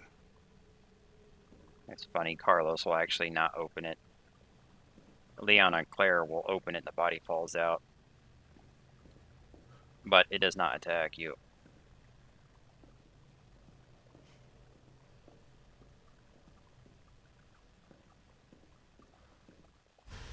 Electronic gadget.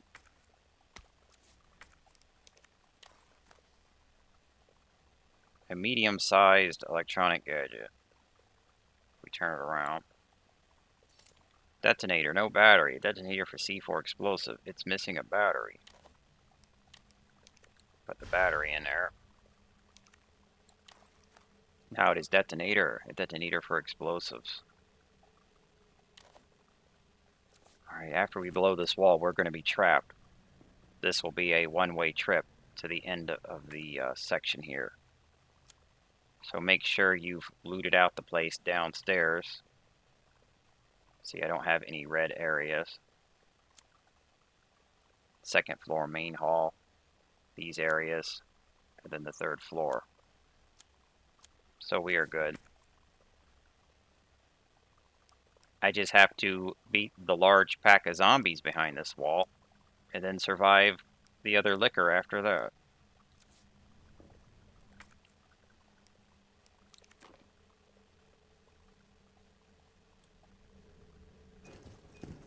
Gotta move.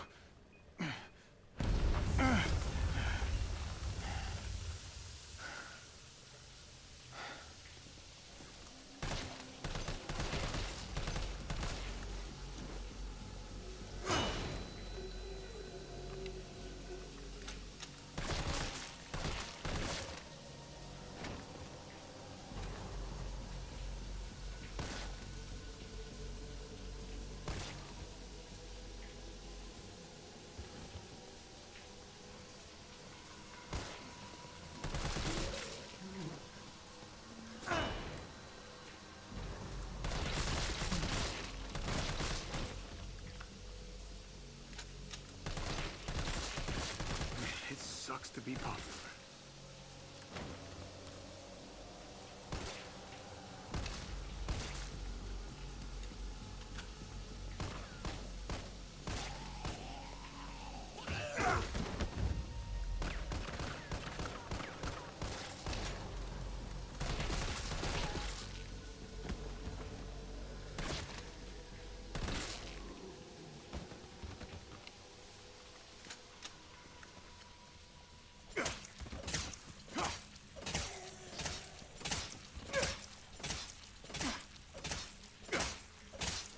One at a time, take a number.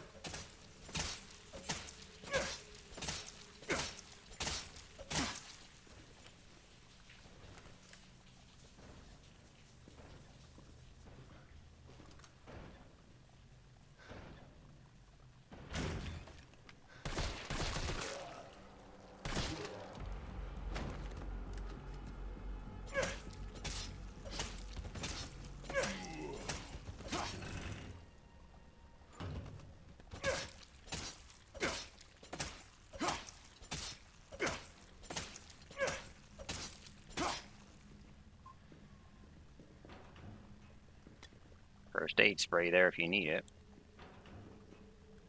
And more assault. Another assault on the bench.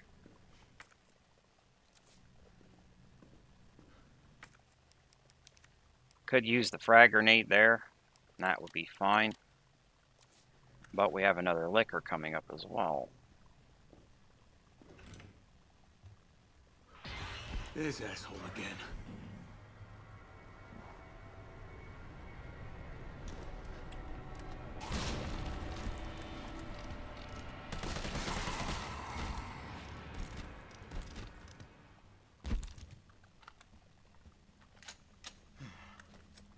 If you save the frag grenade, it makes this guy easy. Alternately, you could frag the zombies and then just slug it out with this thing and flash him if you want.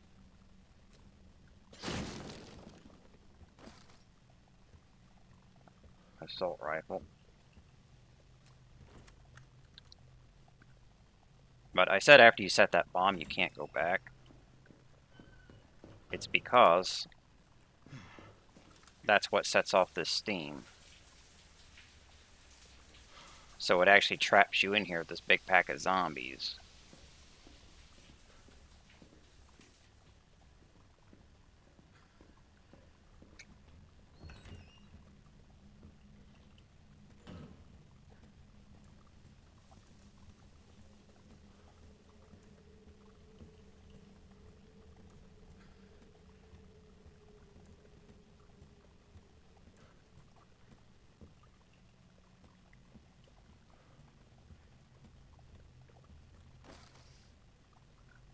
Assault rifle ammo.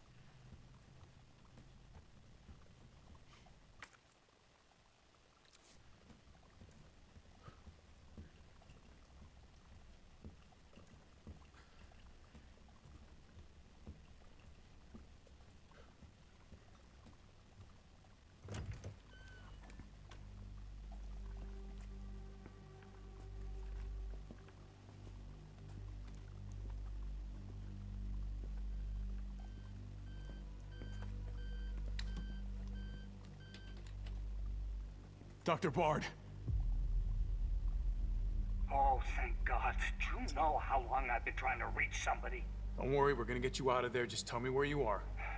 I'm trapped in a goddamn hospital, surrounded by every kind of abomination. Look, just send in stars. They're gonna know what to do. No, negative. R.P.D.'s overrun too. Then figure it out!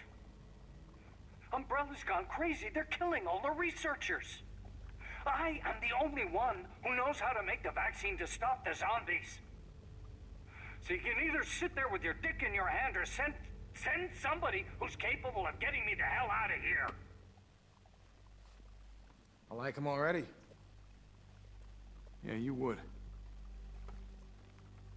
You heard what he said. We can't turn him over to the company. That's not our call to make. That's Mikhail's call. I'm gonna check the computer, see if I can trace the doc's location.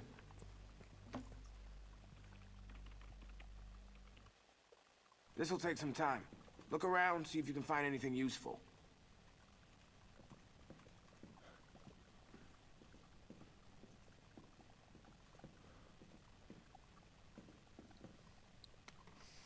Report on the mansion incident.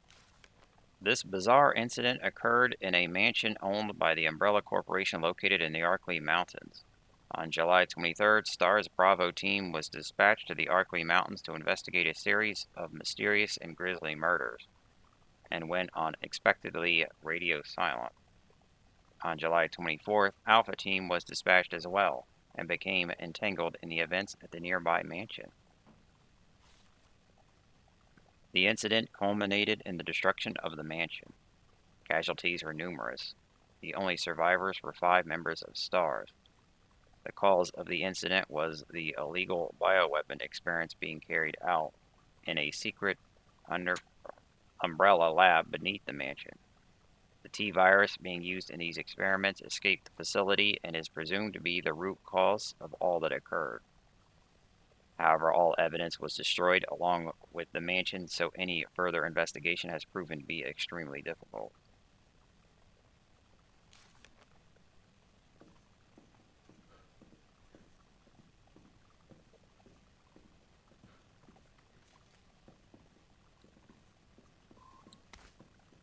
Red herb.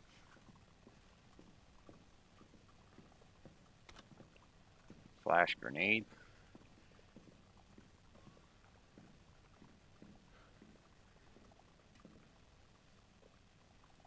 Here we have the third box. Assault rifle ammo, 50 bullets in that one. We no longer need the card. Can go ahead and combine these.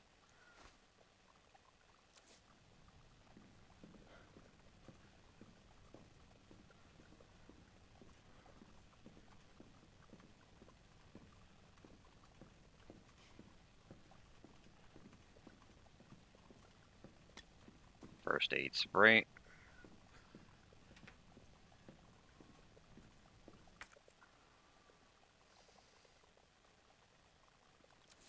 We finished looting out the room.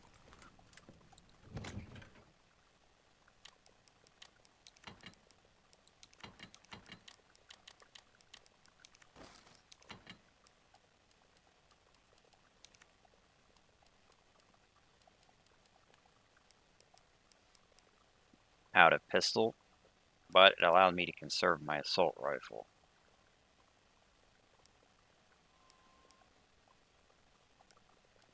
We got healing.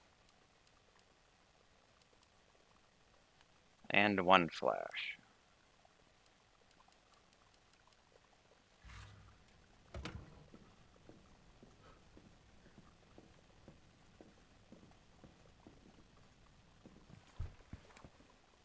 Yeah, what's up?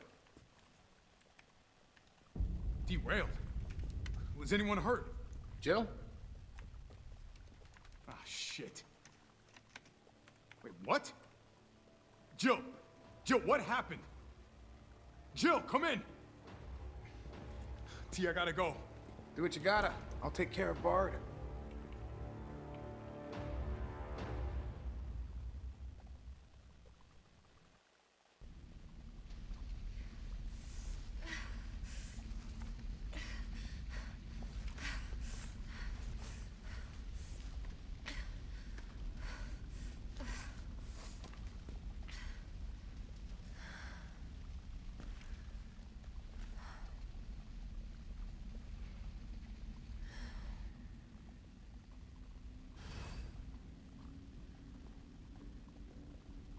Am I the only one who made it? No.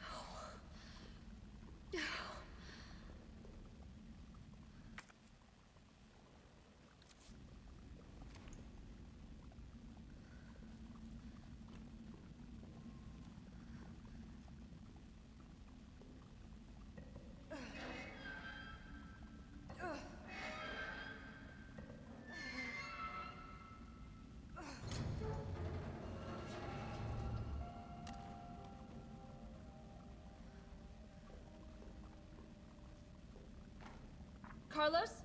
Come in. Carlos? Damn it. I guess I'm out of range.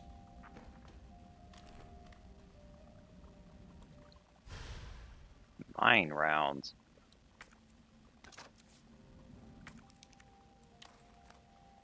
Ammo for a grenade launcher. Flies to its target using its own propulsion system. Detonates after a short period of time or if approached. So when you shoot these, they'll stick to a wall or floor and become landmines to be set off when an enemy is close. But they won't sit there forever. If they never get set off, then they will eventually explode. I think it's like 1 minute or something. And as for that crate we grabbed off of Nemesis before, this is the 4th and last supply case from him. It has flame rounds in it. 6 of them.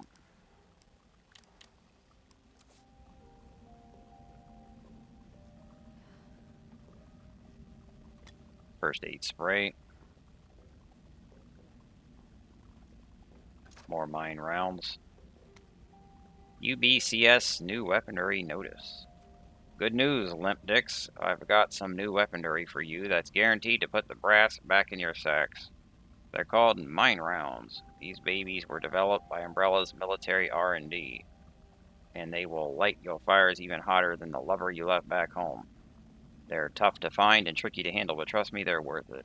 Alright, let's take a look at the specs. Mine rounds are designed for standard issue grenade launchers. Don't get cute and try to load them in anything else. Fire them at walls or the ground, and they'll stay right where you put them. The sensor in the mine will detect approaching enemies and detonate when they get within range. So basically, just toss them in an enemy's path, and you've got yourself a landmine. There's no such thing as unfair when you're taking on those giant freaks. So get out there and fight dirty.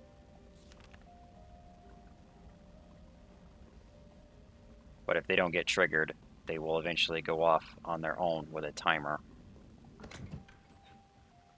So we need to prepare for the next fight with Nemesis. We will not need this lockpick right now, but we might want some healing. We're going to want to take the grenade launcher back out.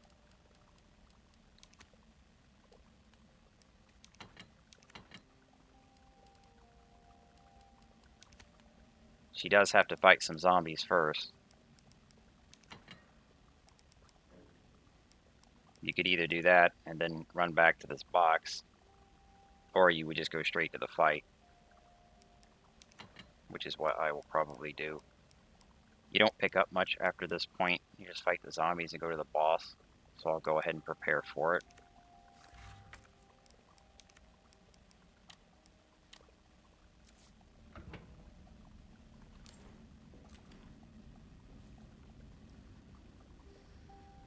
So I've got 3 ammo types on me right now. I think I'll load up the flame first, because I have a full stack of them.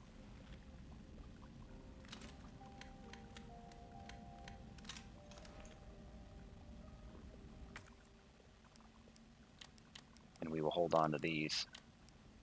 Mine rounds are the best, but you cannot craft those. You can only craft the other 3.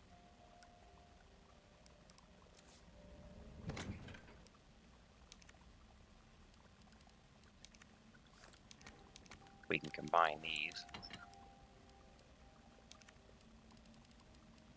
Got plenty of healing. Plenty of gunpowder for pistol bullets.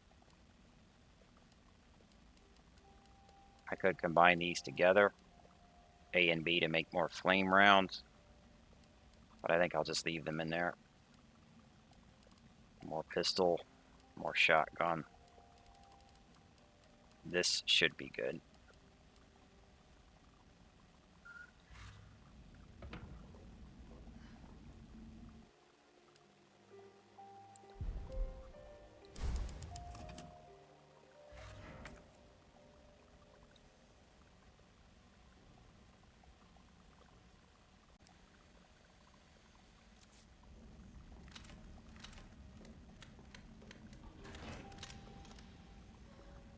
Since I don't actually need all of these rounds for the boss, I am going to blow up some zombies.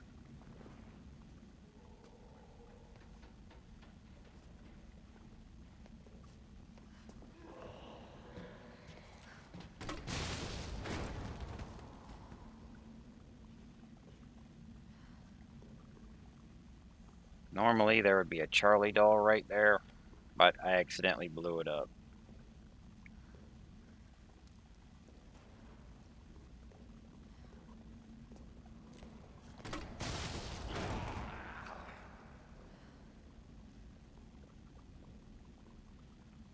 I still have 1 round left. I will just feed this one to Nemesis at the start and then switch afterwards.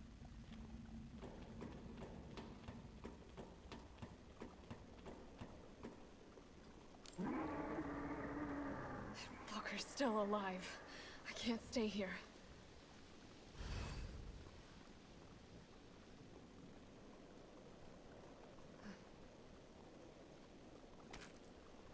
Peribellum.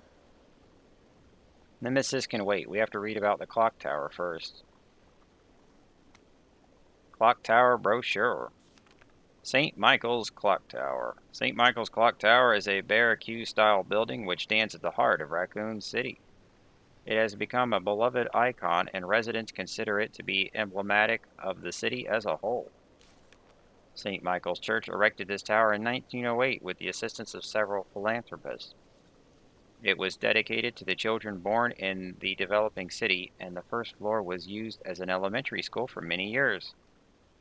The city saw further growth during its electrification over the course of the early 20th century, and the student body of St. Michael's Elementary swelled to over 600 students. Unfortunately, St. Michael's Elementary was shuttered in 1978 as the building began to show signs of age and wear. The clock was deactivated and strict limitations were placed on entry to the surrounding premises. Years passed with this once beloved monument and public plaza on lockdown, but in the 1990s, the Umbrella Corporation worked in league with Mayor Michael Warren to renovate and reopen the area, this time with proper preservation efforts in place. The clock tower was officially reopened in 1993, and today the sound of its heavy tolling bells can once again be heard throughout Raccoon City. You can see it over there, and we'll be fighting the boss in front of it. The question is whether to use mine rounds or flame round. Both will get the job done. I'm sure mine is better because you cannot craft those. Green herb. But I will use the flame rounds just so that we can conserve mine rounds for later fights.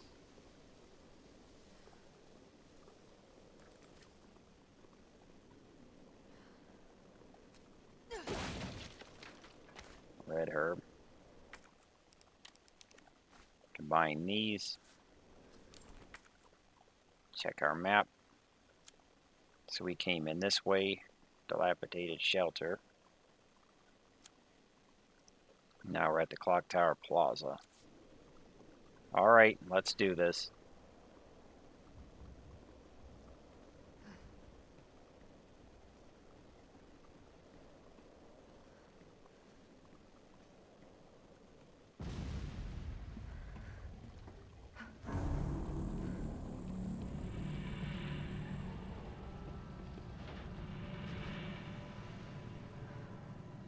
Bitch can't even swim.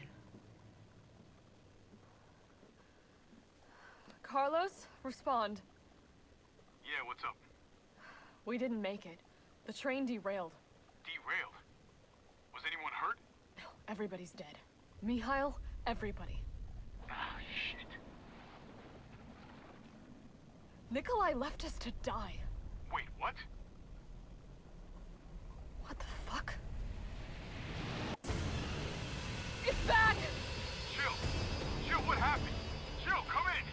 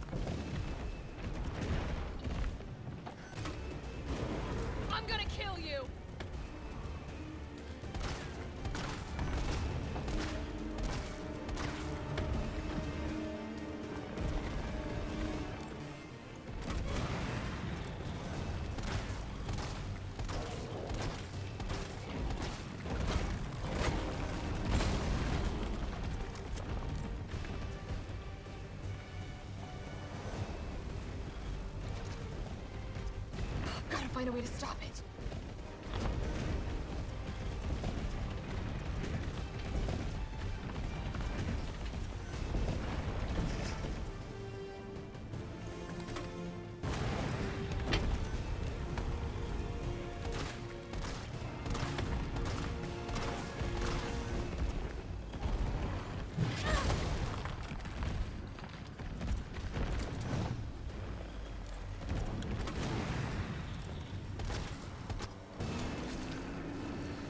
Right, let's do this.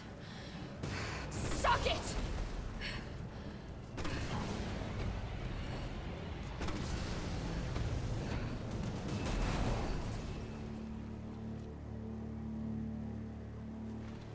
Carlos, you still there?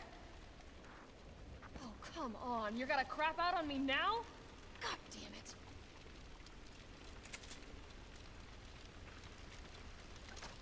Mine rounds. And more over here. These two cannot be looted during the fight. He breaks them open afterwards. The only thing is I was worried about looting during the fight, though, are the items that I actually wanted to use. Because you're not forced out of this area, so you can loot everything else afterwards. Shotgun and pistol.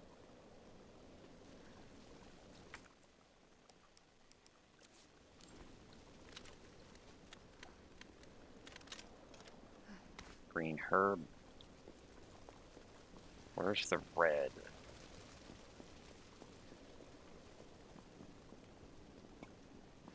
Oh, there it is.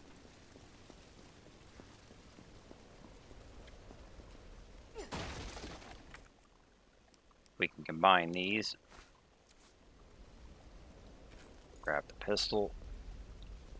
Pick up the green herbs last, because you might not have room for everything, and if you have to leave something behind, leave a green herb. So this should be the only thing left, this one green herb. I could try to eat one, but my health is already at full. I can combine these, but that doesn't get me another slot. If I would have healed during the fight, then I would have another slot. But since I just didn't get hit in the first place, I have more healing items anyway. I'll just leave that green herb, and we will move on. I have plenty of healing, a ton more in my box. But what you really don't want to leave behind are the mine rounds or flame rounds.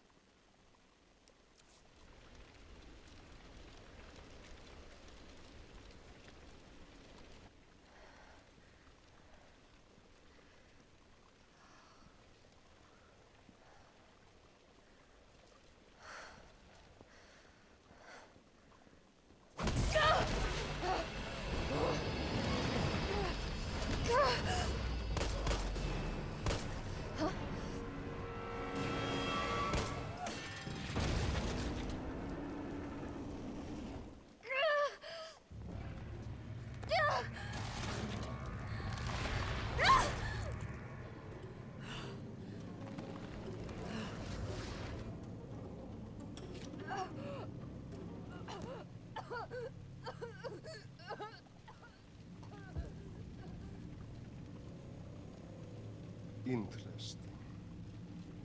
You've done me a big favor, Miss Valentine.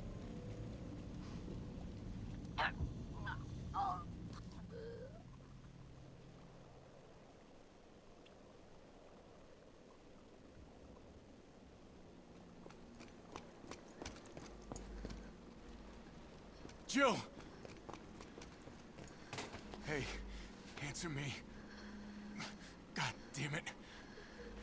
Tyrell, do you copy? What's going on? Jill's been infected. I'm taking her to the hospital. Maybe Dr. Bard can save her. All right, I'll meet you there.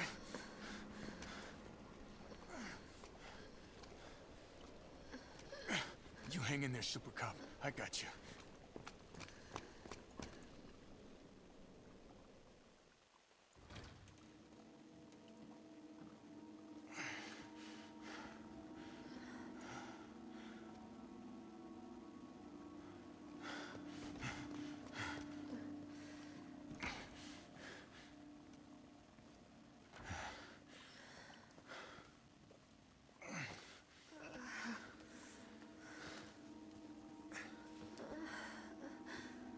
Fight it, Jill.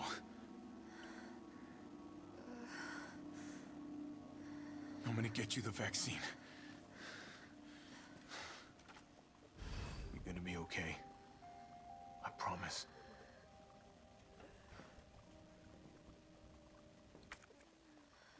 Jill is now out of action until Carlos can get the vaccine for her.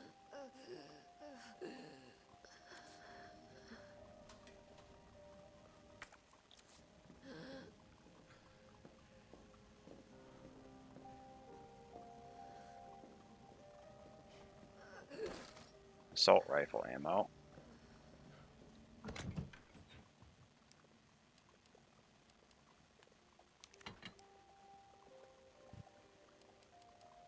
It's got a red with no green.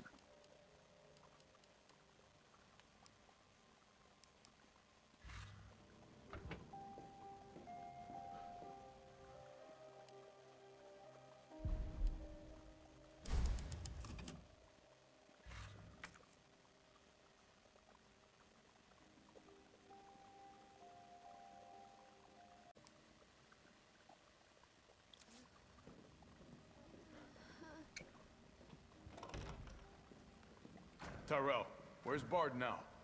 Gotta be the lab in the back. Stay frosty, I'm on my way. Copy. I'll go on ahead. Grab our assault rifle ammo and first aid spray. I don't have any pistol bullets, so I'll have to gun down the zombies with assault rifle bullets.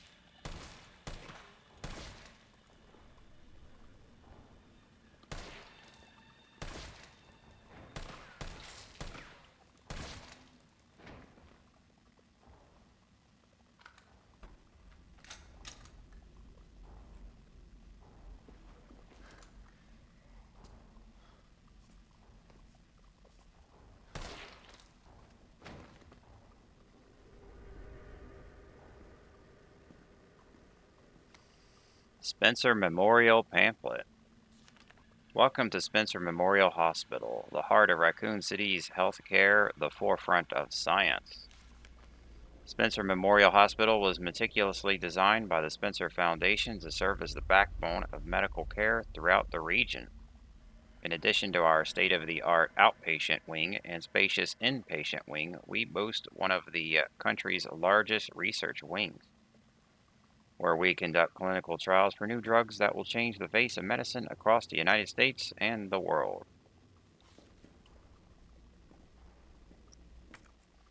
This door is locked. It needs the lockpick as Jill. The last 5 locks for that are here in the hospital.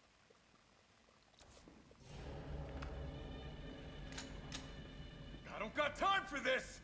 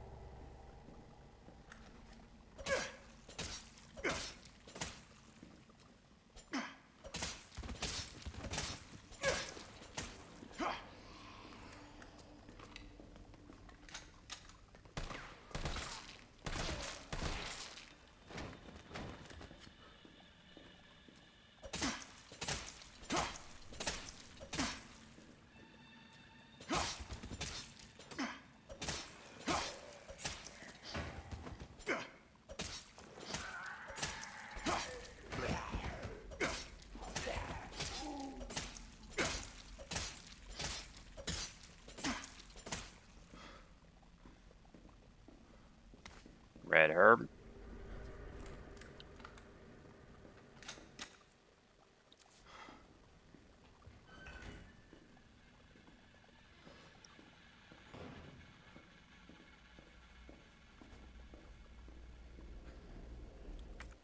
There's the second lock. Since he can't open those, their areas will stay red.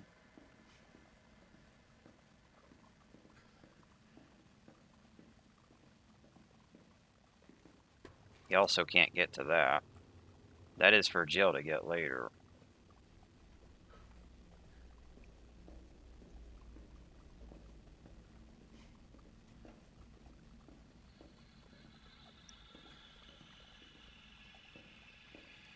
Charlie doll. Welcome to the office of Dr. Nathaniel Bard. Please state your business clearly into the intercom.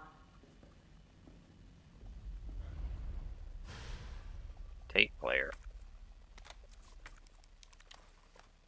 A player for audio cassette tapes. You'll have to put a tape in it.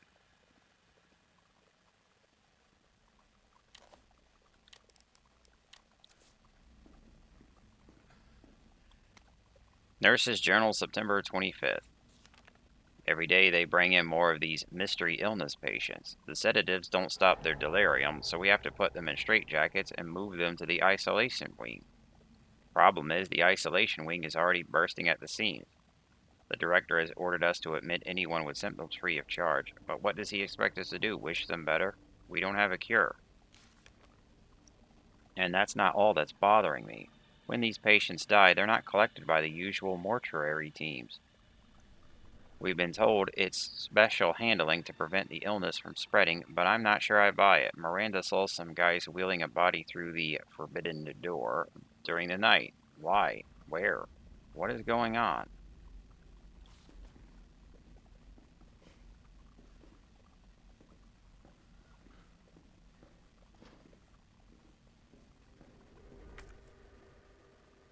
Dr. Bard, are you in there? I'm here to rescue you. Open the door. No voice match found. Voice match? What kind of sci-fi bullshit is this? If we keep opening this up, he'll say things in it. Open sesame. No voice match found. This is Nathaniel Bard. Open the door, please. No voice match found. Come on, let me in, you piece of shit. No voice match found. Guess it has to be the voice of someone with clearance. No voice match found. So we obviously need to get a tape with his voice on it for the tape player.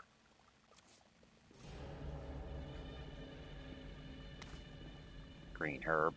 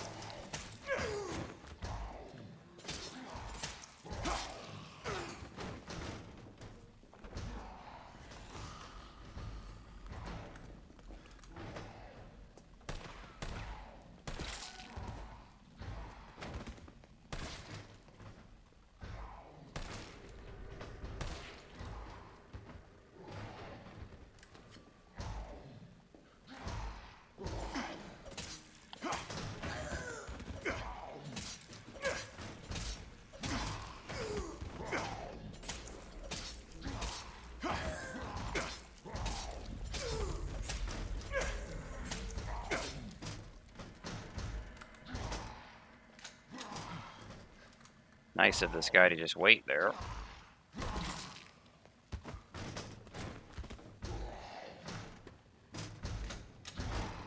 We can see the next lock over there and a box, but we can't get over there right now.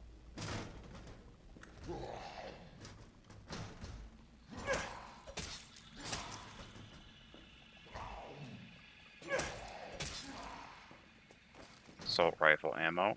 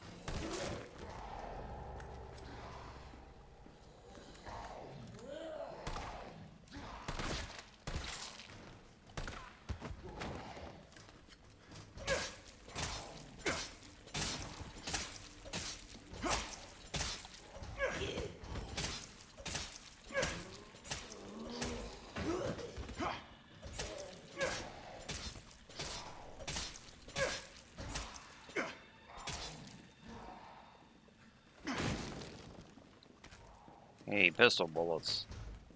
A whole 7 rounds. We need a key card for this.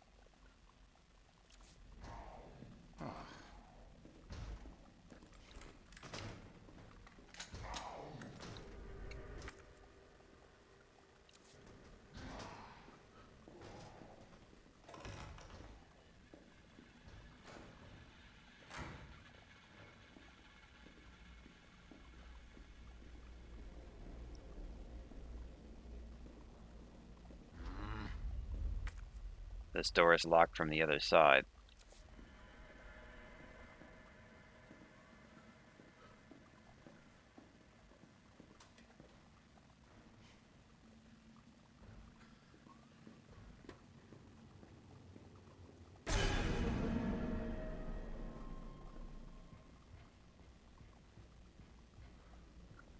That body does not get back up.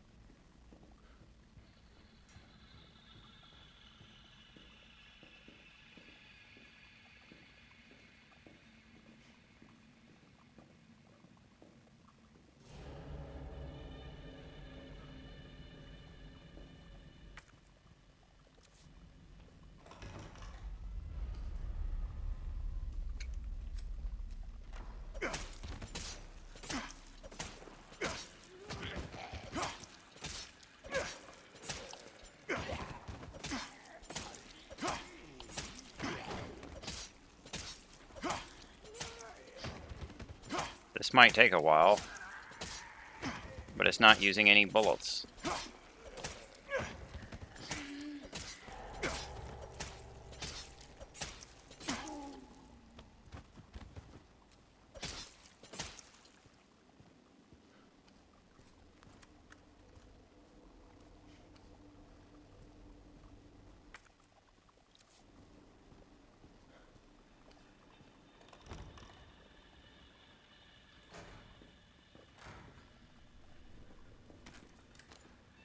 More Palibellum. Straight into the gun. We managed to cap it back off.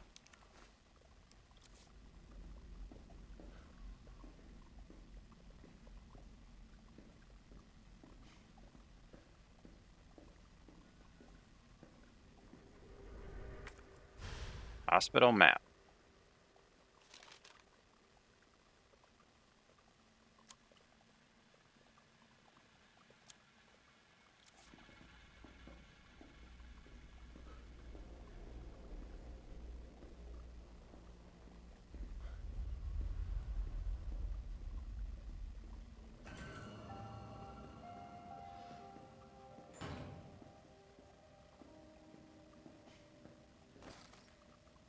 Assault. Green herb. Nurse's Journal, September 27th. Admitted over 20 mysterious illness patients. Patients in the isolation wing exhibiting severe limb necrosis, fever, muttering delirium, and signs of hyperphagia. Possible infection. Tried every antiseptic. Still no blood work back from the research wing. Ask again. Dr. Young was bitten while treating one of the patients. We've disinfected the wound, but his fever won't go down. Nothing works. Meanwhile, the outpatient wing is complete anarchy. The patients are delirious and growing more violent by the minute. We've called in our off-duty staff. It's all hands on deck now. We have to contain this chaos.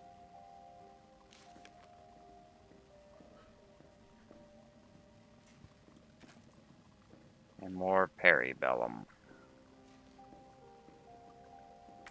This is mainly just another safe room, or records room.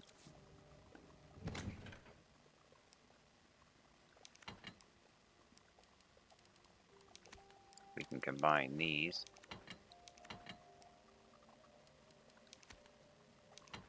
Top off my bullets.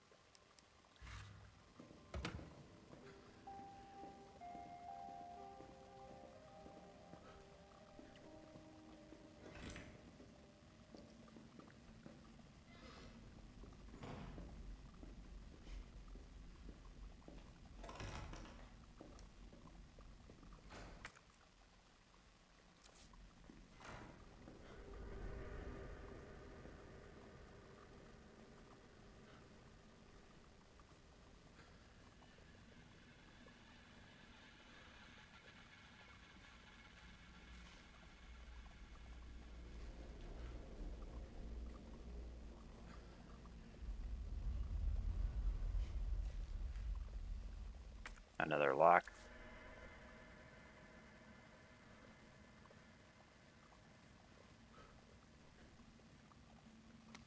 Nurse's Journal, September 29th.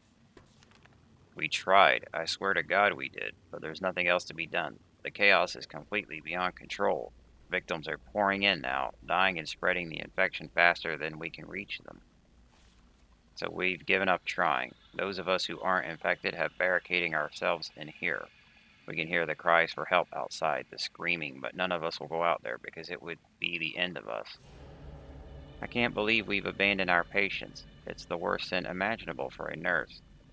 I can't stop shaking, but I want to live. I want to live. 9 p.m. We heard a helicopter flying overhead and immediately started crying and hugging each other, thinking a rescue team was on the way. But then the sound grew distant, and all we're left with now is the moaning of the dead and the silent screams in our hearts. We're all about to lose our minds. Dr. Young, Arana, Miranda, Dakota, I'm so sorry I failed you. Something's coming. Help him.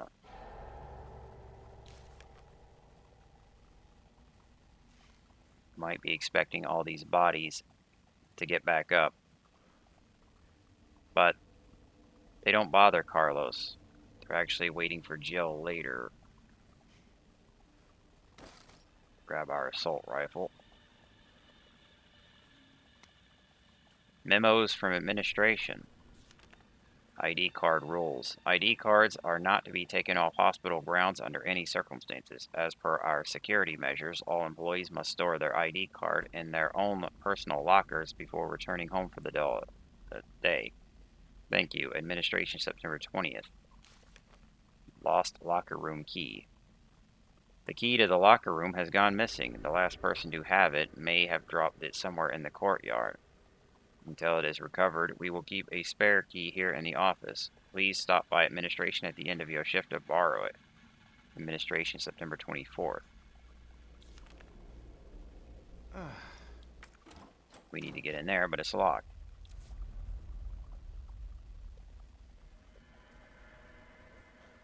But the note has told you that the key is in the courtyard.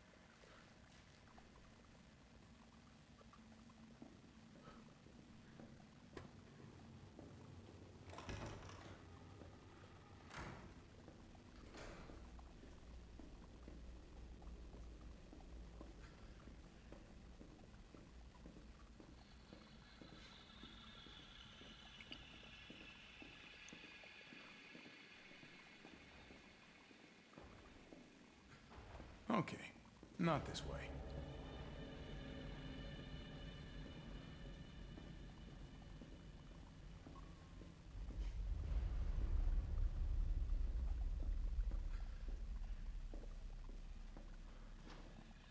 That door is locked from the other side. Assault rifle. To get down to the courtyard, we need to jump. There are 2 places Carlos can jump. We want to go with the first spot.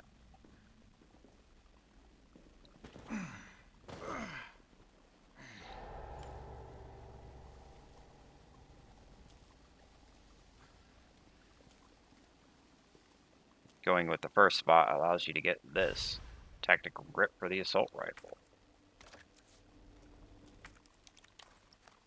A custom part for the CQBR assault rifle greatly reduces recoil and gives each shot a more stable trajectory.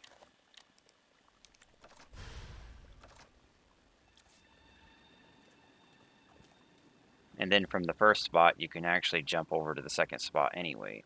But that's one way. So if you went with the second spot, you would just miss this upgrade part.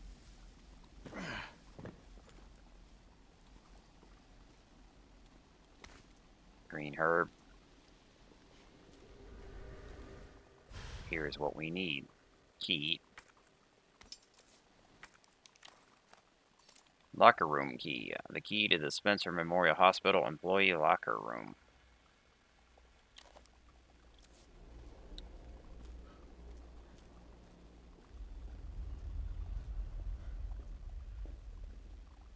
Assault rifle ammo. Now we need to head right back to the locked door we were just at.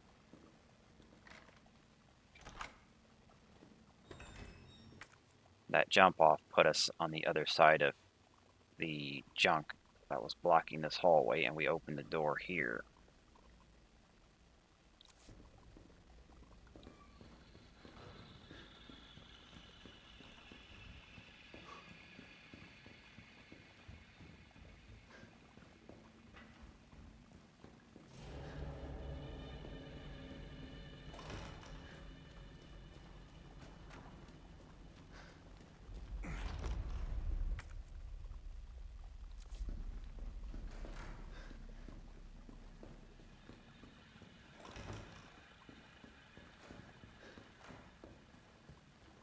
Back here at the staff room, we can now open this door.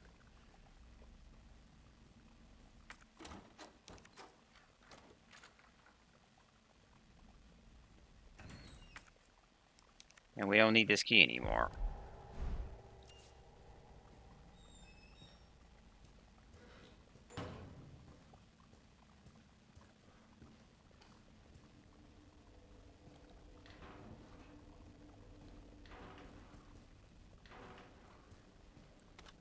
Flash grenade.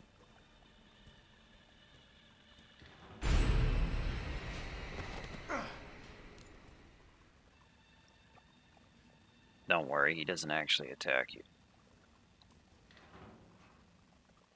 Here's what we need. Hospital ID card.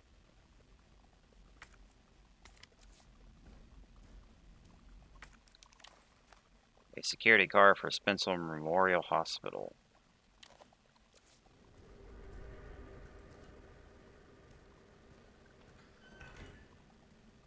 Now, after getting this card, we are going to meet the first Hunter Beta.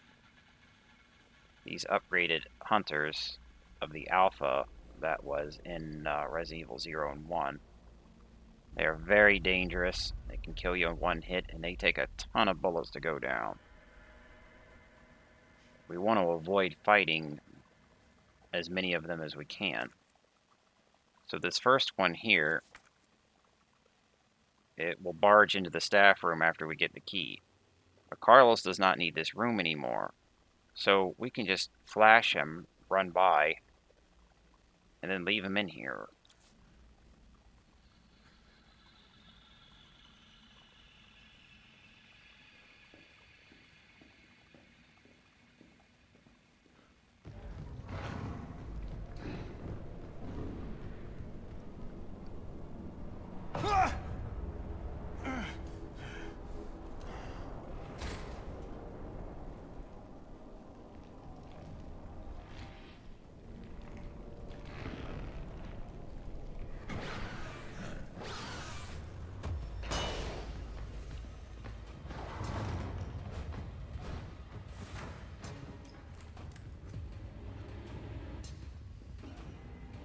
Now I don't have to worry about that hunter anymore. It lurks around in the staff room. And we don't need to go back in there anymore. Now where we need to go is over there, the treatment room. That has the tape for the player. But once we get that, it's going to trigger another hunter, which will be lurking around this hallway. I would like to go into the operating room first, which needs the key card that I've got now. It would be nicer if we backtrack down to the first floor and go to the operating room first before going to the treatment room here.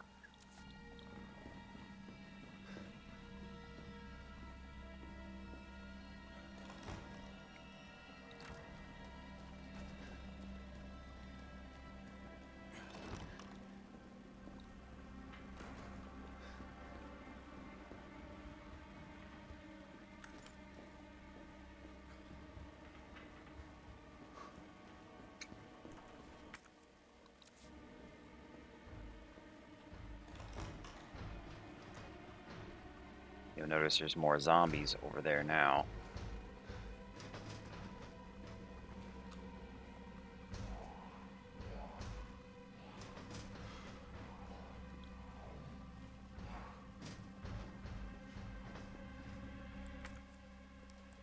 We can open this.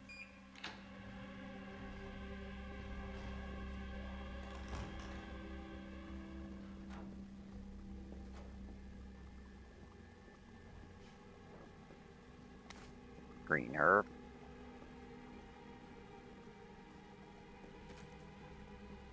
Bullets. More bullets. Here's what we're here for. 2 frag and 2 flash. RE lost items. To all employees, we've been inundated with reports of lost items. If you find something and it is unclear who it belongs to, do not take it home. Please deposit it in a nurse's station safe. The safe combination is 9 right, 3 left, or 9 clockwise, 3 counterclockwise. Thank you for your cooperation.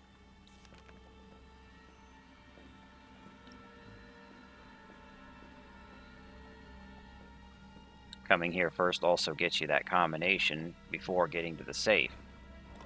Although, I would have just opened it anyway.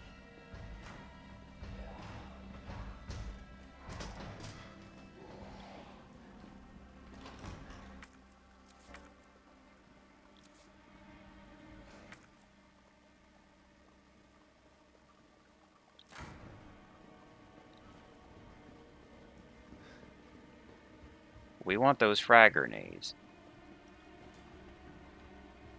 Those are the only safe way to deal with hunters, other than flashing and running away.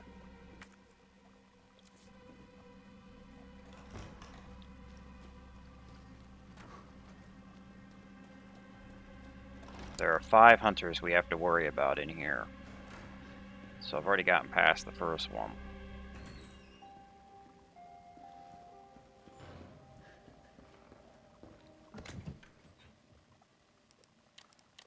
Don't need all these bullets right now. Box these.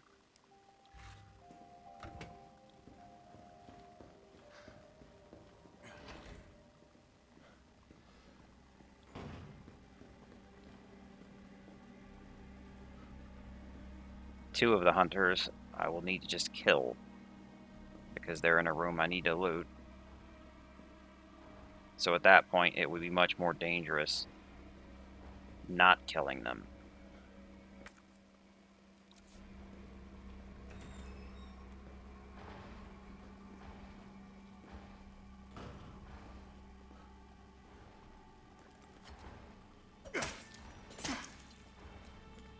I could not remember that body.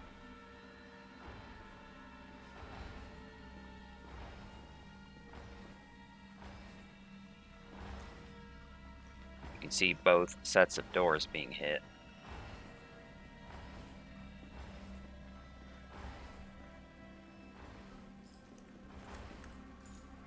Here's the safe. So, right 9, left 3.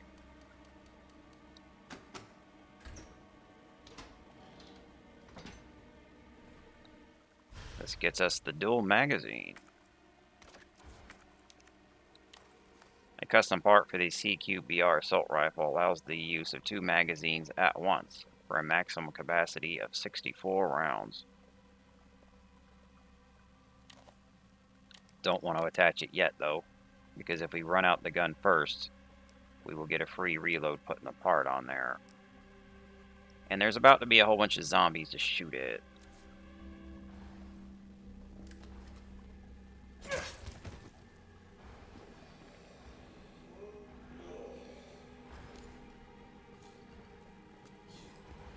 Wake this one up before all the others break in here.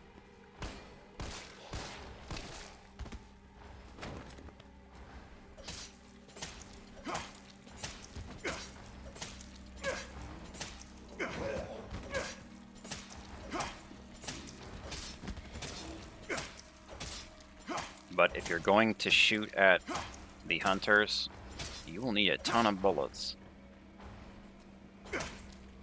You can empty the entire 64 bullet clip or double clip on the assault rifle and not have killed it, depending on your accuracy.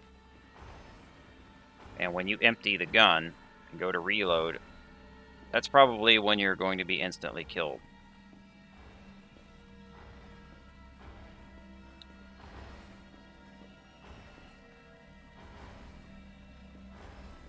But that first one, you don't even have the 64 bullet mod yet. So I really recommend you just flash him and run by. But if you do empty the gun and the thing is still alive, you could flash it and then reload for another round.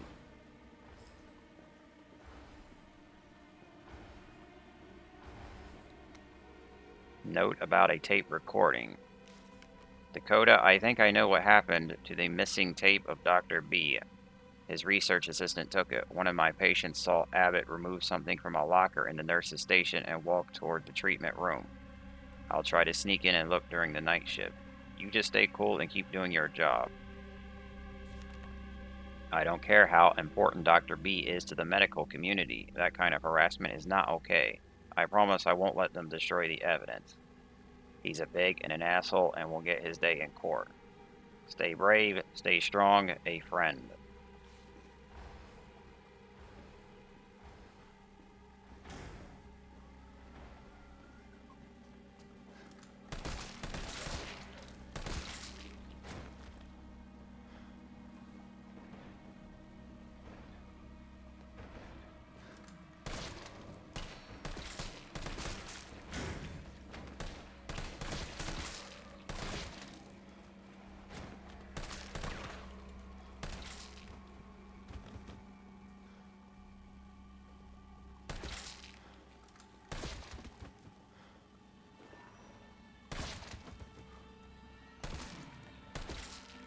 Now that I've emptied the gun, we'll put the mod on.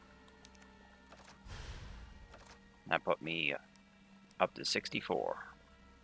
It's basically just got a free clip off of it.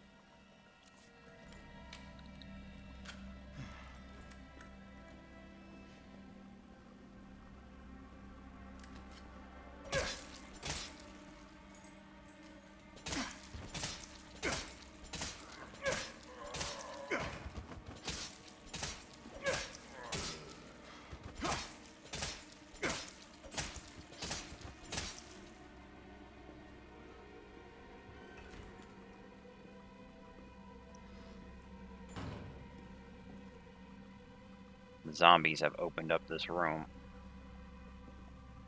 Green herb.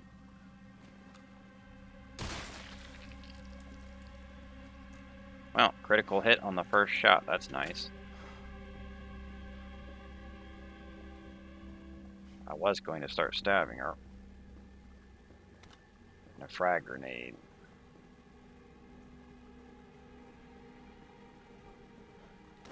Assault.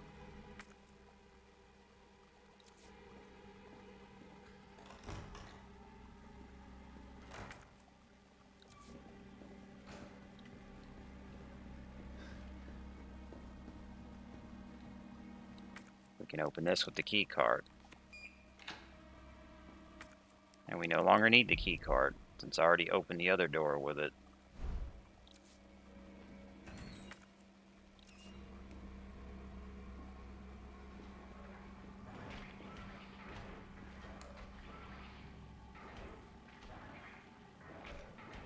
From here, we can see 2 hunters in the room over there. And that is where the tape is for the player. You don't actually need to kill any hunters. But if you want to run past these guys, or try and flash them, and grab the player, and get back out of there, good luck with that.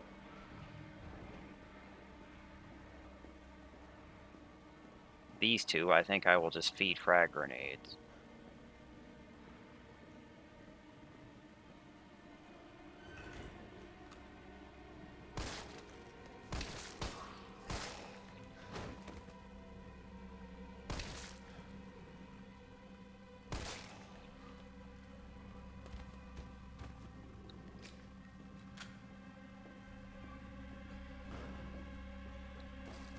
Assault. There's another lock.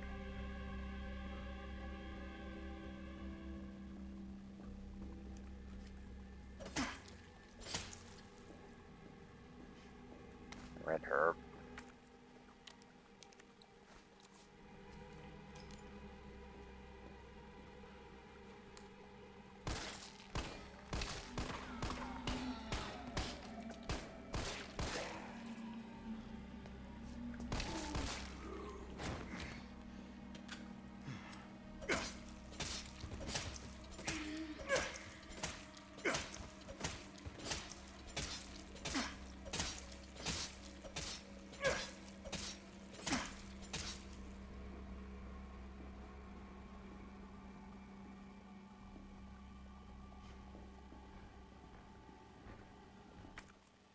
Get out our frag grenades.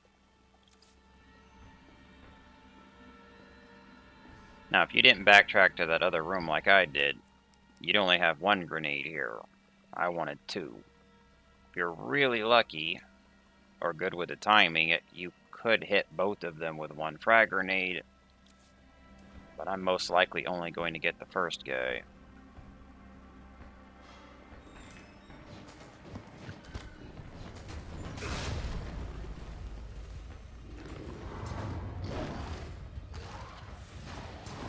Or neither of them, I guess. That's even worse. Would you get in here? Thank you.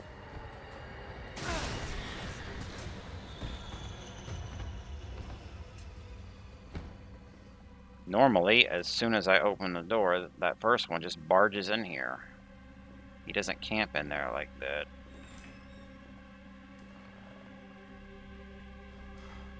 The second one does get triggered as well with this one, but he reset. So he sits over there with his back turned.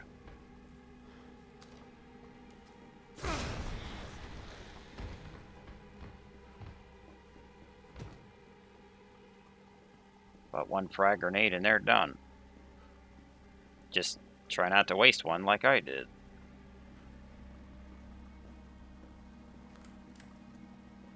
But that's okay. I only planned for 2 and I had 3. Assault rifle. Audio cassette tape.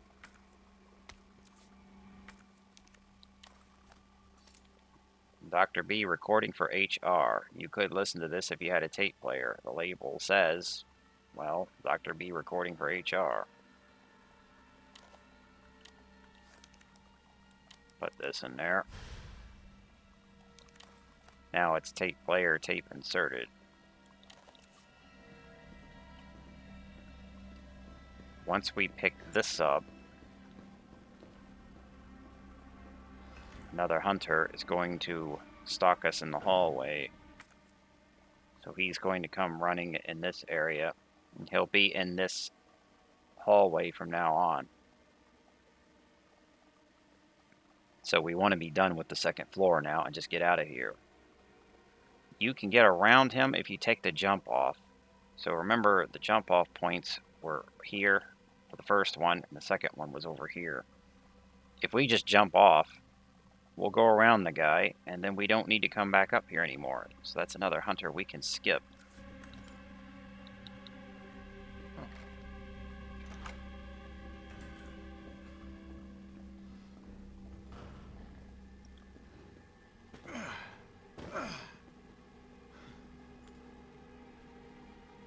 You can see him coming in the distance because he spawns like over there, and then he starts running all the way around to get to you.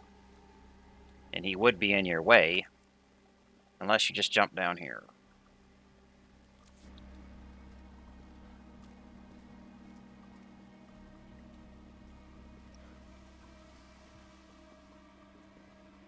That hunter we don't have to deal with since we don't need the second floor anymore.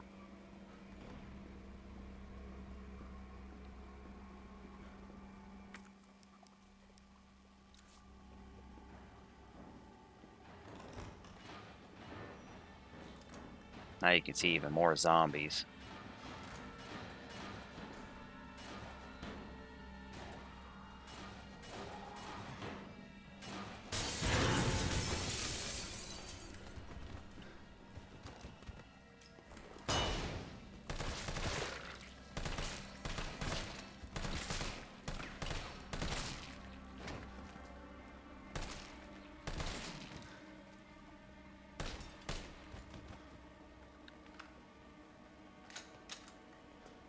Could use a frag grenade on this pack, but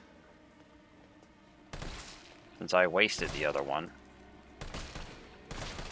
I don't have it.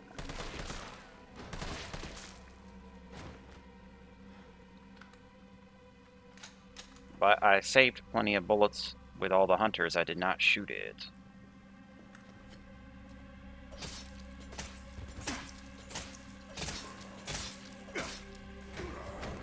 Not only can those things kill you on one hit, but if you want to shoot at them,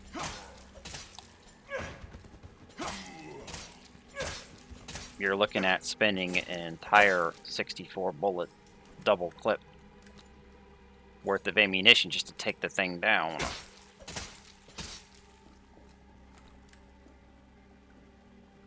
we can get in here now.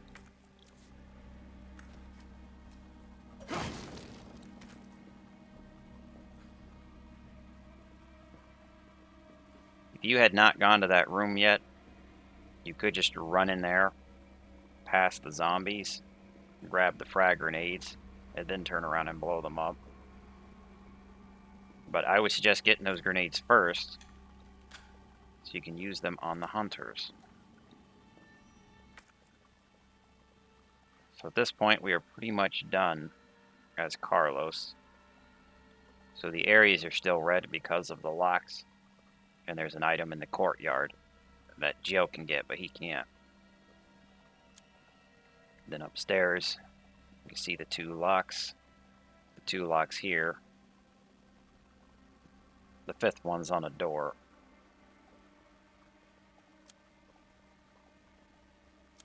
With the tape player in hand, we can get to Dr. Bard's office.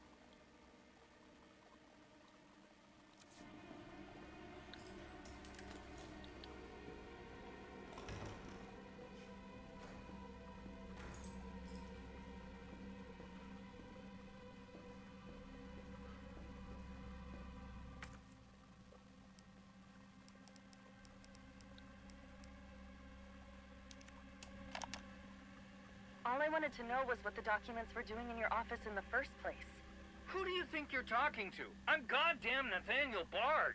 I'm the best biologist you'll ever meet, you bedpan-changing waste of a nursing degree. Of course I have connections higher up. Of course the military consults with me on projects beyond your comprehension. So stop wasting my time with your nosy questions. I'm sorry, Doctor. You didn't read the documents, did you? No, I shredded them just like you asked. Good. Good. If that's all, you can go back to wiping your patient's ass. That's what they pay you for, right? And polish my shoes. Yes, sir. I bet you know a lot about polishing, don't you? Now fuck off and don't say a word to anyone. Wow. What a douche.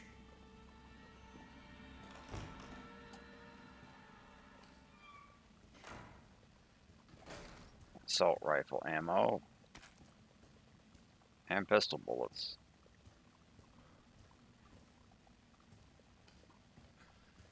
Now you will see why Dr. Bard did not answer the door.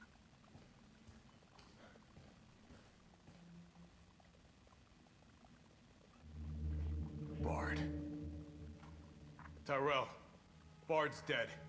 He's been shot. Shit. And the vaccine? I'm looking. Well, look harder. There's gotta be a computer, right?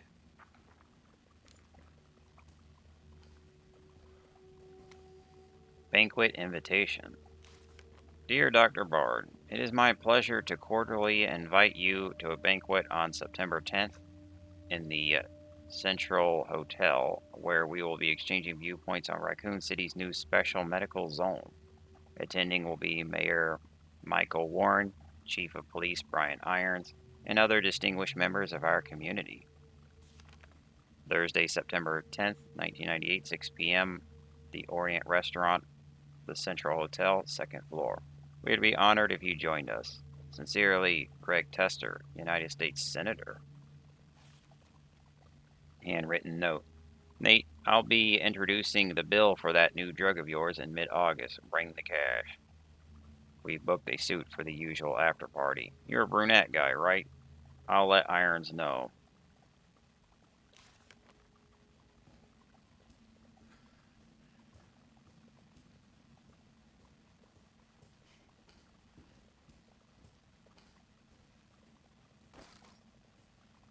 Assault ammo.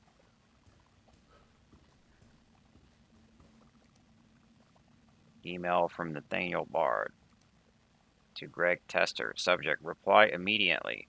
Greg, I know you're watching the news. This virus is going to devour the whole country. The dead will wash over Capitol Hill like a tidal wave. You're not safe. However, you've always been a good friend to me, so I'd like to offer you a way out. I have in my possession 1 dose of a vaccine for the virus, the Holy Grail, and it's not for my family, not the ladies on the side. No, Greg, I'm saving it for you. I know better than anyone that you're the future of the United States, but if you want the goods, Greg, you have got to get me the hell out of here now, without Umbrella finding out. Lean on the Pentagon for me. I know you've got the clout. See if someone can get a rescue team in here without UBCS involvement. You scratch my back, I scratch yours. Which should sound pretty chaste after the parties we've been to. Hurry, my time is running out. Nate.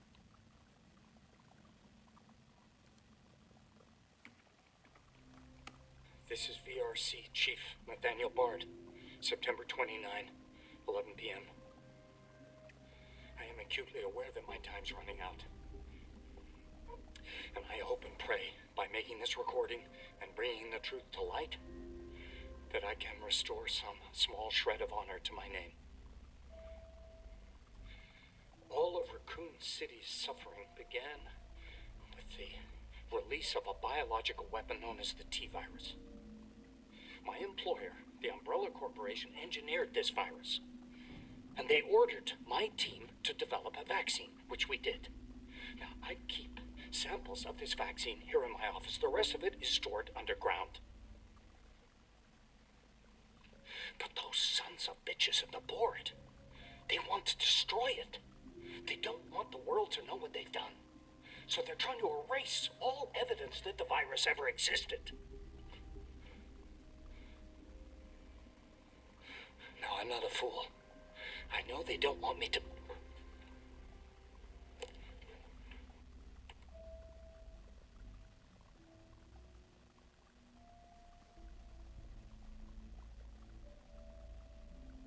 Jill knew all along.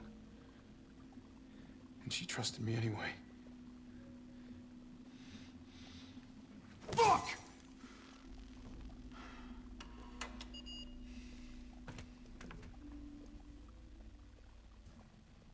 Is it here?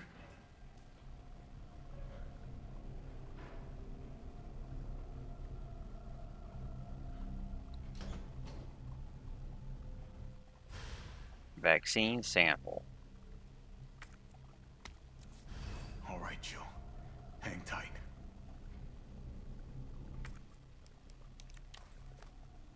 A vaccine which can cure a victim of the T-virus. There's just enough vaccine inside for one person. This is what we need for Jill. What we do not need anymore is the tape player.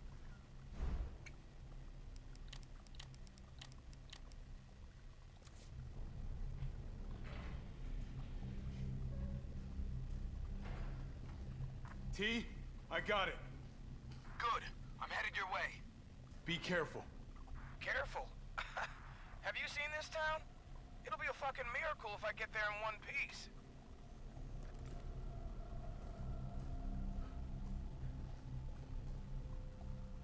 The fifth hunter is waiting to ambush us outside this door. Apparently I missed a green herb. That is why I'm often checking my map.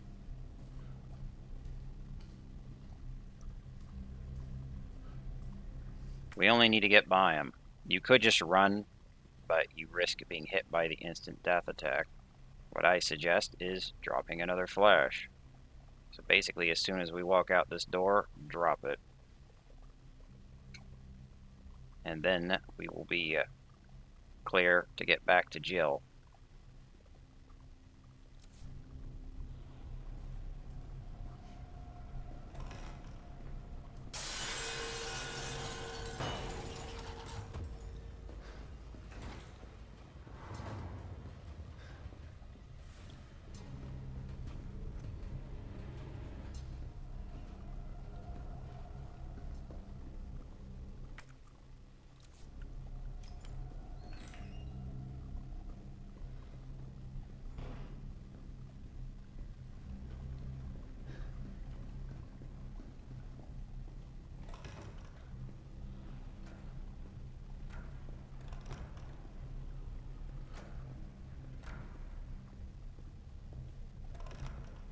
You're gonna be okay, Joe.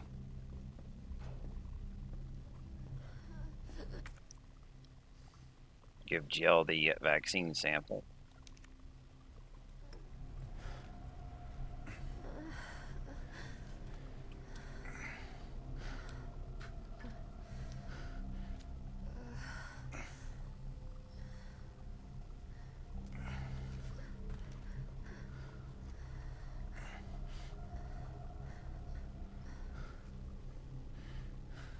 Come on. This shit better work.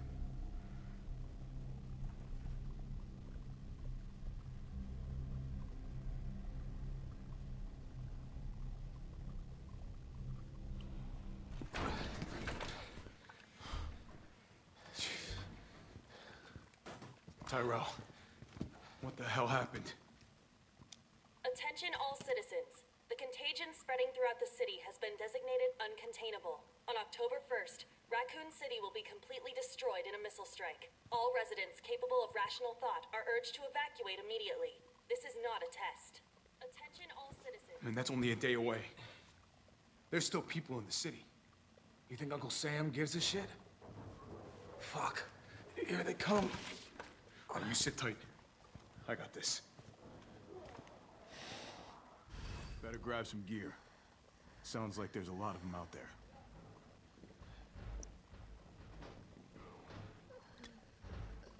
He brought us a first aid spray.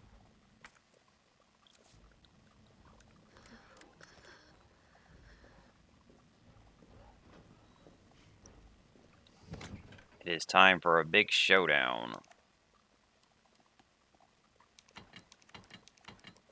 We want all the ammo.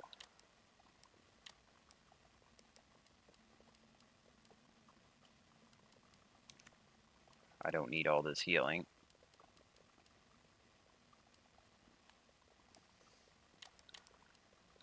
I might slot an extra spray though.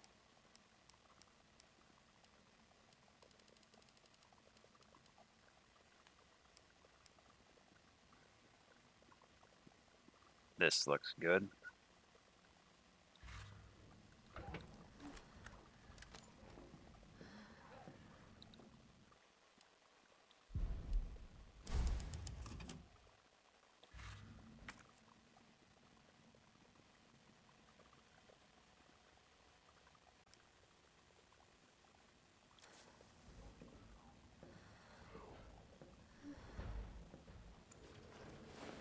I'm gonna try to lower the window shutters. The less entry points, the better. And how do we do that? I'll try hacking into the hospital security system. Keep them off me in the meantime.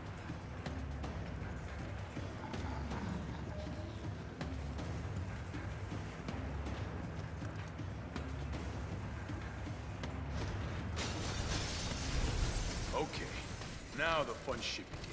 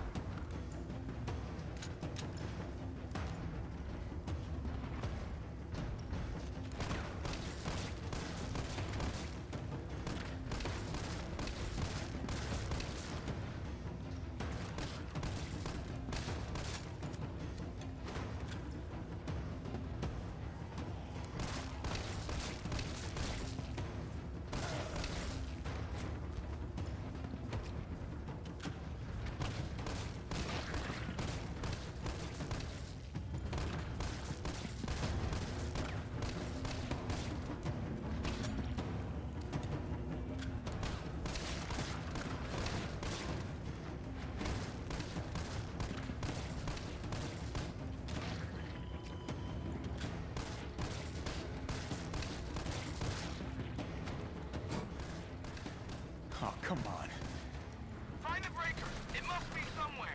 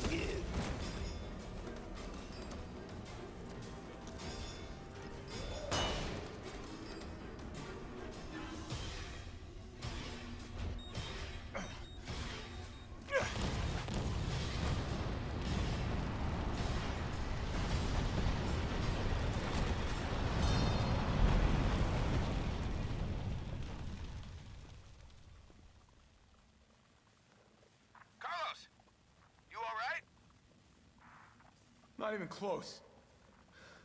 But at least it's over. I'm coming back.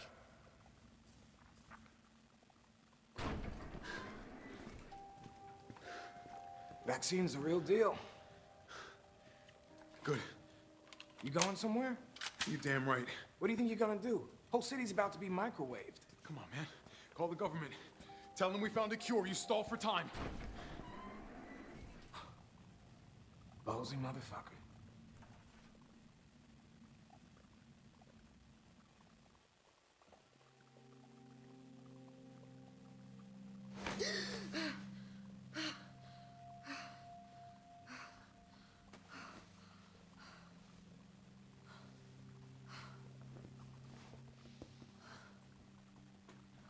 Jill. Oh, thank God you're okay. I've got good news. It's over now. The city's safe.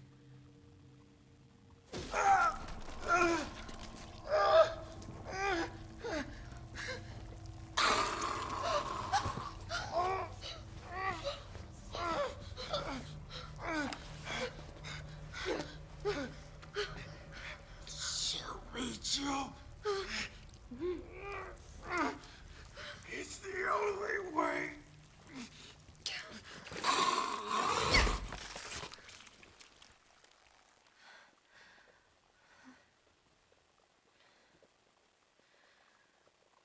Where am I?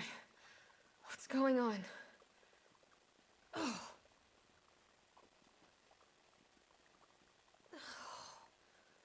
Attention all citizens. The missile strike on Raccoon City will occur in just hours. The payload is designed to eradicate all biological material. You will not survive if you remain in the city. October 1st? Evacuate now. Repeat. No. Evacuate now. Can't be. This is not a test.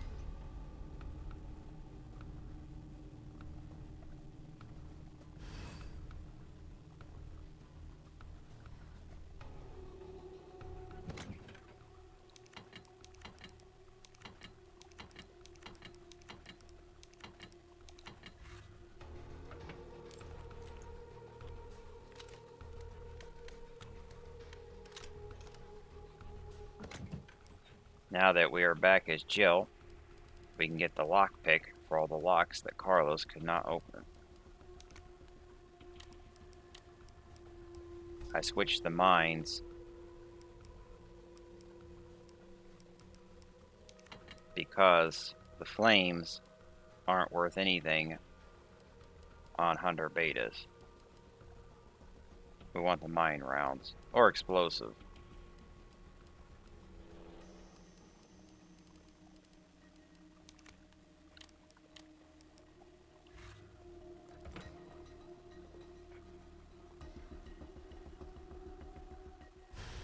One of them left us a gift. T18 handgun burst model.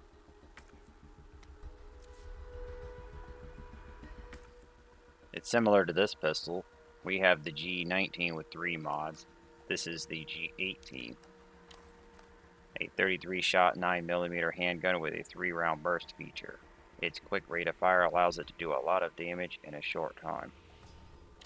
Basically, because of the 3-round burst, it can beat the G19 on DPS, but it does not have the laser or the moderator. It doesn't show any mods, but it's basically the burst and clip, those 2 mods. It only takes up 1 slot, as opposed to the G19 with 2 slots. You can take the moderator off for 1 slot. Then it's the laser and clip versus the burst and clip. I'm going to stay with the G19 at the moment because I would rather have it for shooting at zombie heads.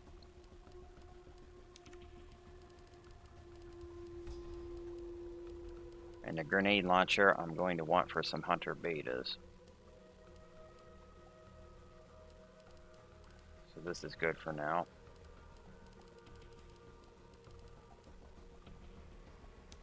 Might want some more pistol bullets. Take 33. I'm going to be picking up some anyway.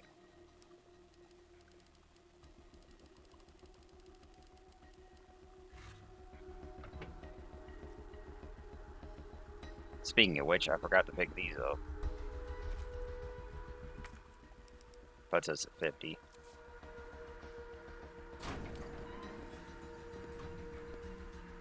Morning, sunshine.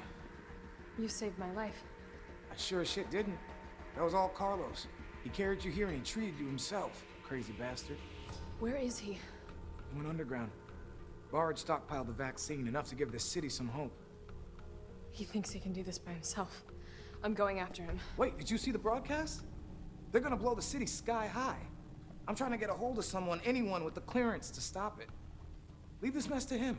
He's a professional. So am I. Right. Guess I'm not talking you out of this.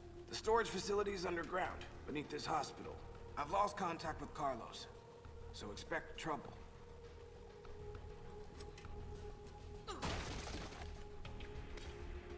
Gunpowder.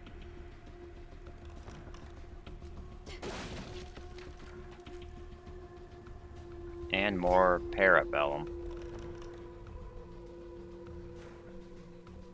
Now where we need to go is over here, which Jill can open with the lockpick. This is lock number 11. So the new area over there will continue the story. However, we don't want to leave behind all the stuff in the hospital. Jill almost has free run of the place. There are some new enemies. And now we can loot all the remaining stuff where the areas are red.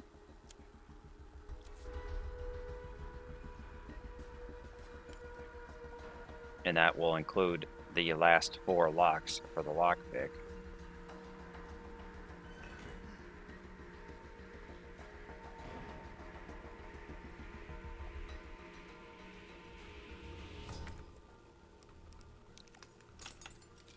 Here's a lock 12.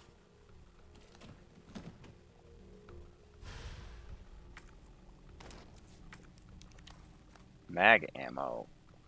.44 AE mag bullets. These are the most powerful rounds on the market for semi-automatic pistols.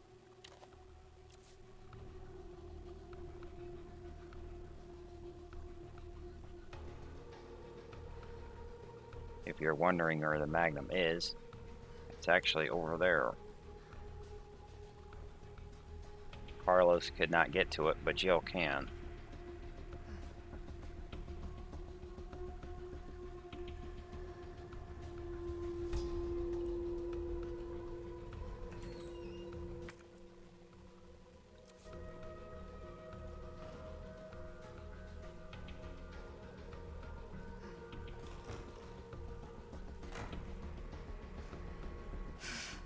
This looks like Nikolai's work.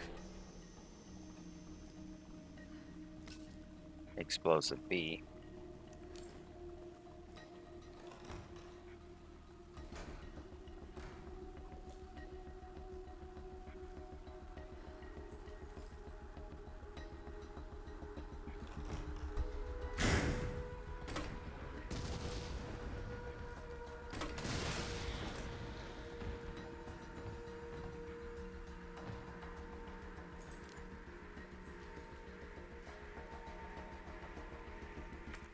Joe can get into this.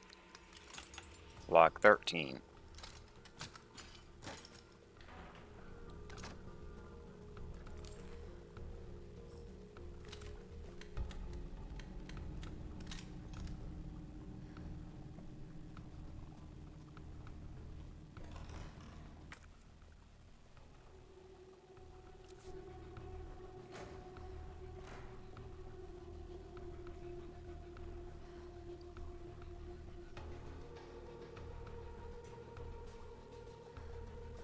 Now on the second floor,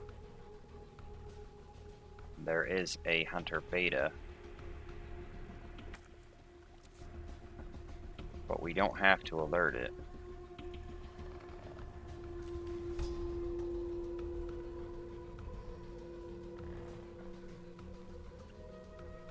It's on the other side of this barricade over here, outside the linen room.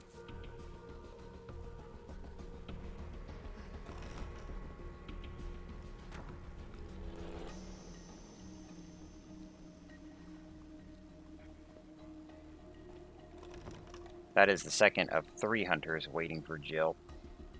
We don't have to deal with that one. You can see him over there. So long as you walk in this area, do not run. He will not hear you.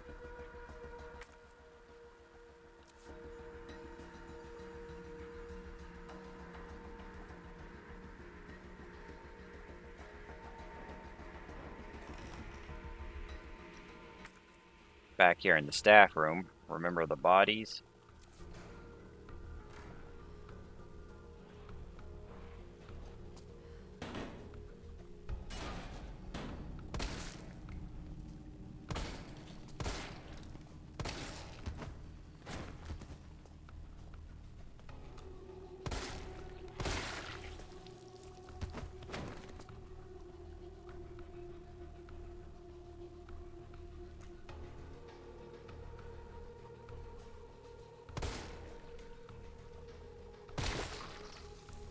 Wow, another critical.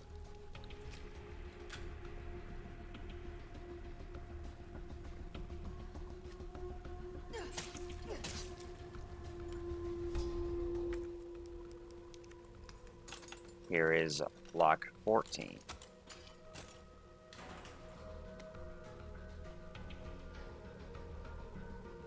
The body in the locker room over there also gets up, but Jill does not have a reason to go in there.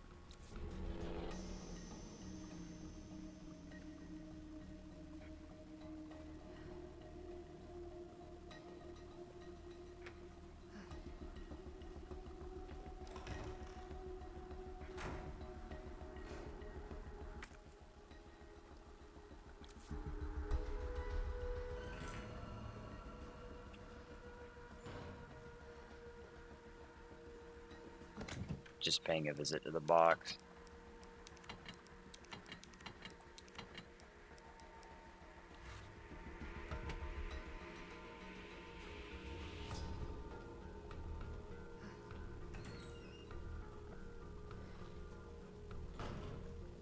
You could use mine rounds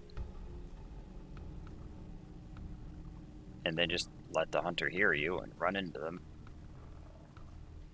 Or you could just not alert him in the first place. See him over there.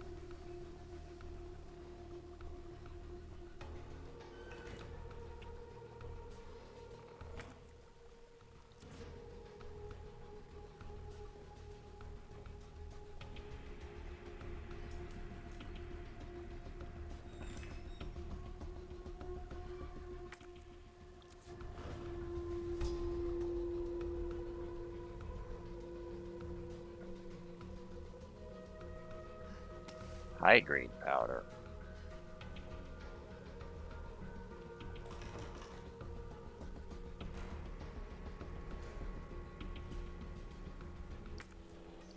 We need to get back to the treatment room, but we're going around that hunter that is right outside the linen room.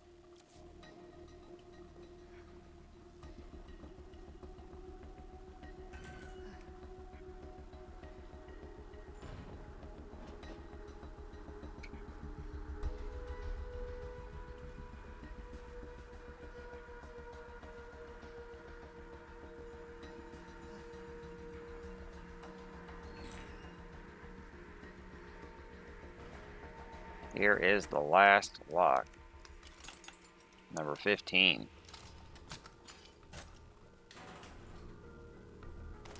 Mag bullets. After opening that one, we can finally throw this thing away.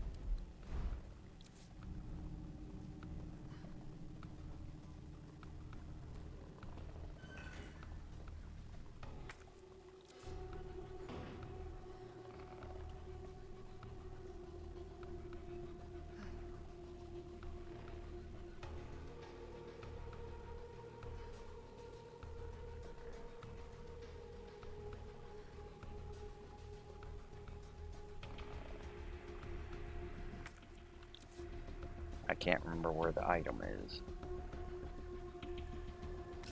Explosive A. It's right next to the door I came in on. We do not want to take this door out It's right next to the Hunter Beta outside.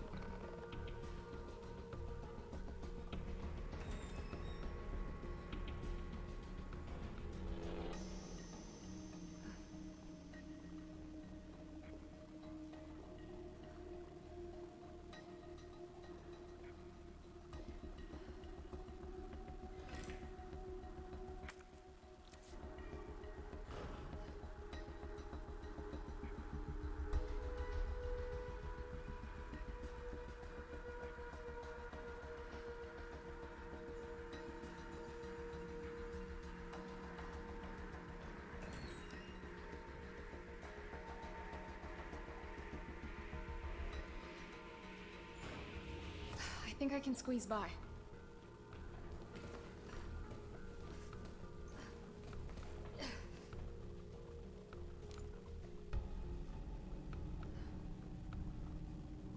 Crawling under that allows Jill to jump out a different part.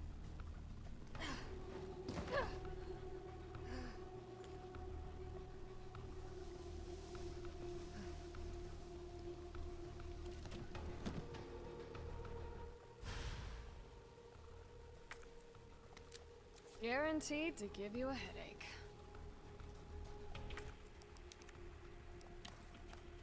That gets us the .44 AE Lightning Hawk, 8-round capacity, .44 AE mag.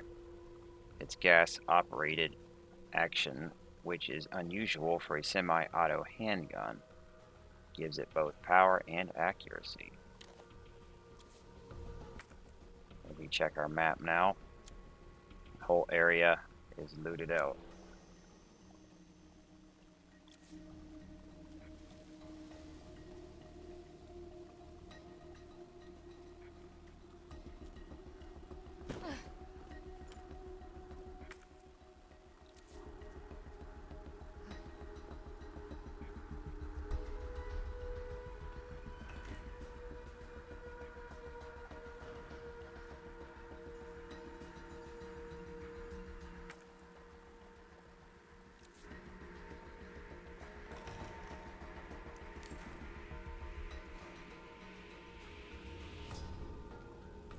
Third hunter is waiting for us on the way back.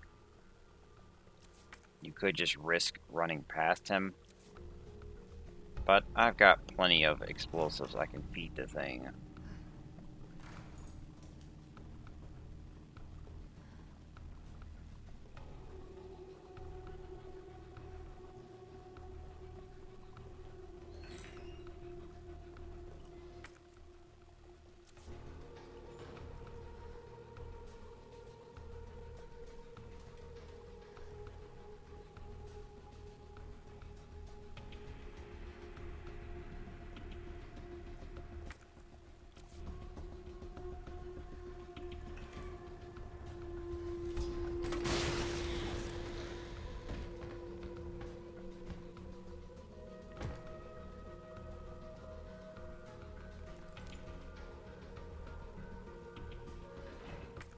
Now that we are done with the hospital, we will continue on.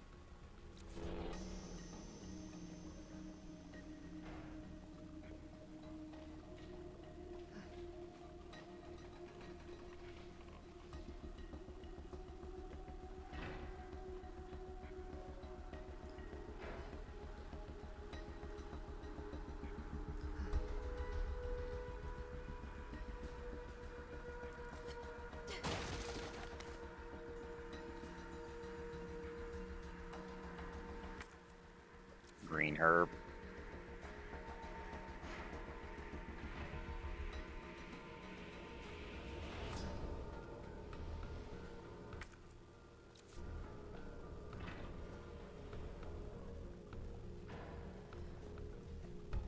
Oh, this must be the way underground.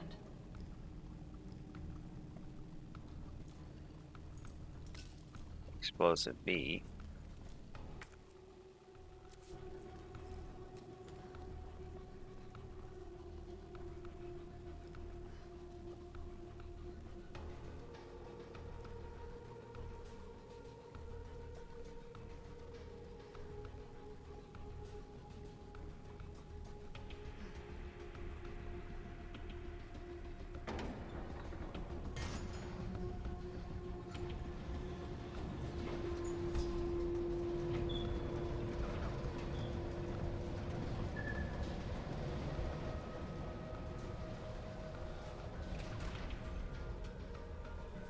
How is it no one in the hospital ever noticed all this?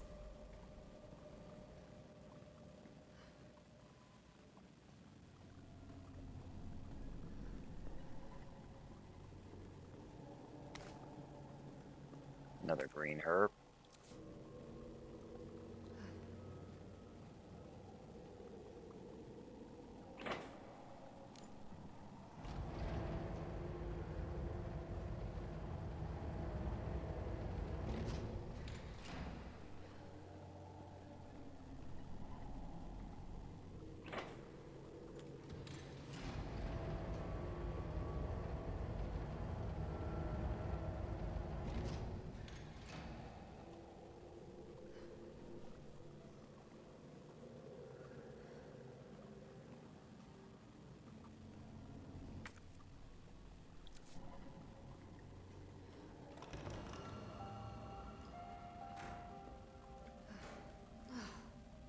That door is locked from the other side.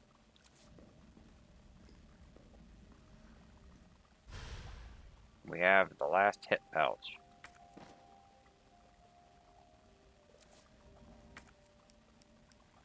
Carlos got his back during the showdown, but it doesn't do much because after that fight, he's done.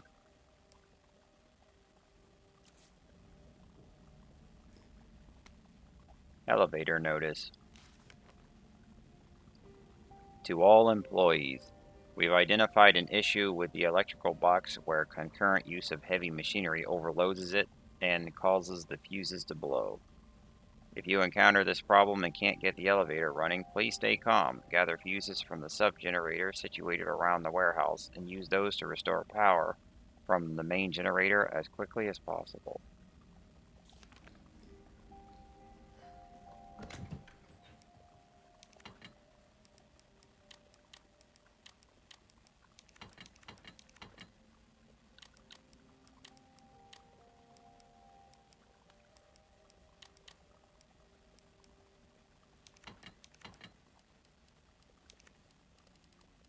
Well, I think I have enough healing.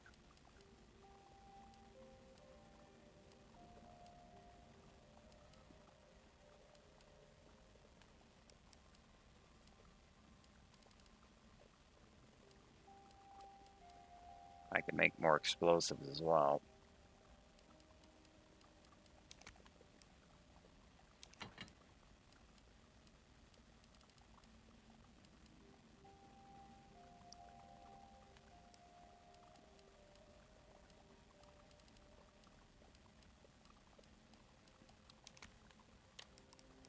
Bring those mag bullets.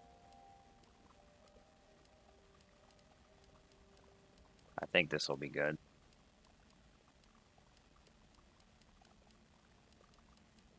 There is a whole bunch of stuff to pick up in the next area. Basically have to plunder out what we can, come back to this box to drop off, and then go try to get the rest of it.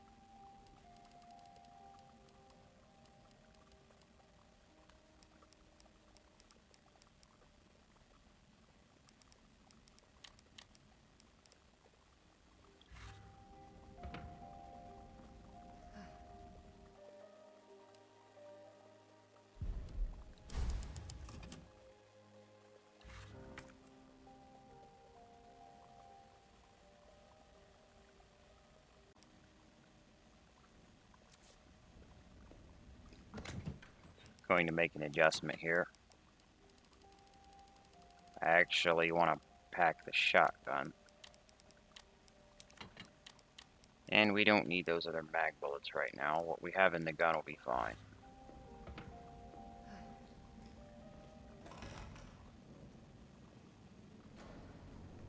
So here in the warehouse, the first thing to do is get your magnum and shoot that guy hanging over the rail. That is a palehead. A really tough zombie. The only effective way to kill those things is a magnum bullet to the head.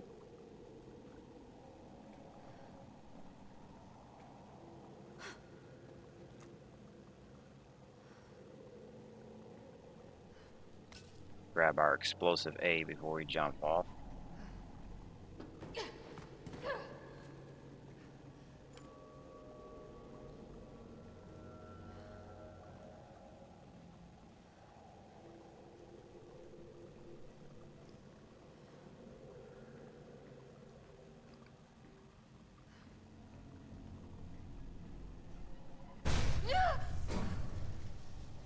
must admit, I respect your tenacity.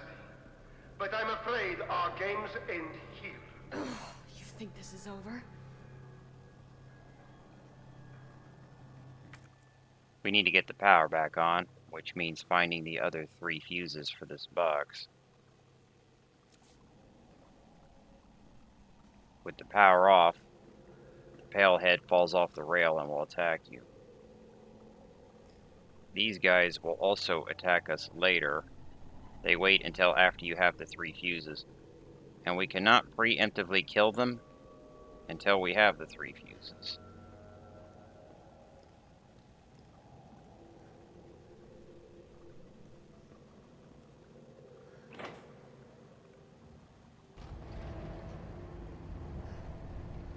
This is a large room with many items. It's easy to miss something. You'll want to be thorough.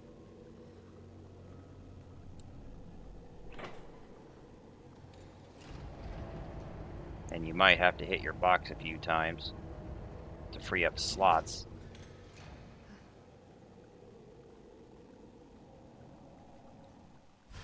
Here's the first fuse, number 3.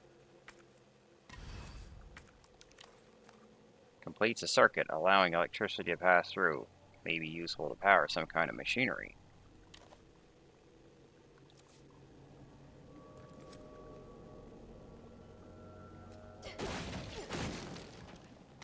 Grab our green herb and shotgun shells.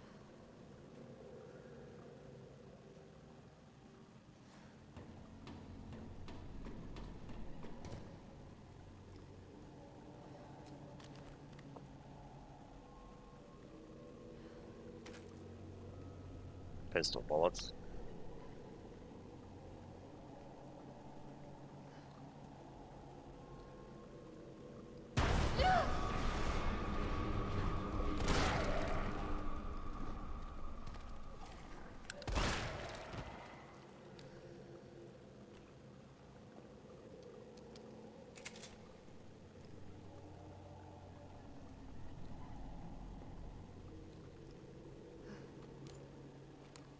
Can see a red herb over there.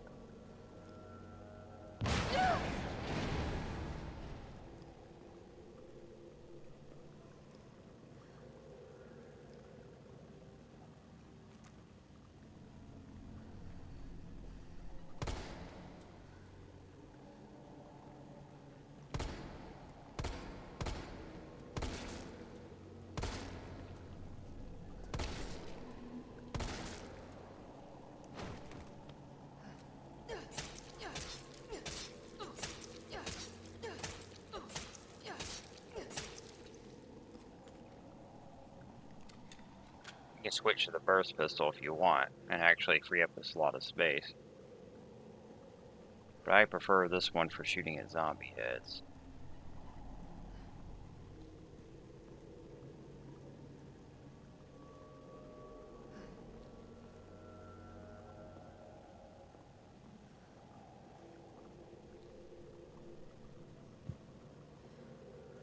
Oh, a dead end. No, wait. Can see a box over there.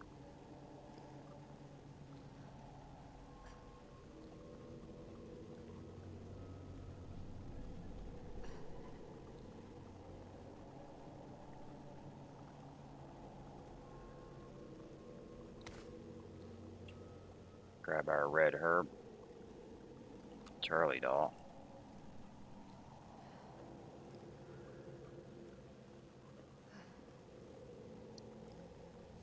We need this to be up, and it's already up. However, there is a box over there.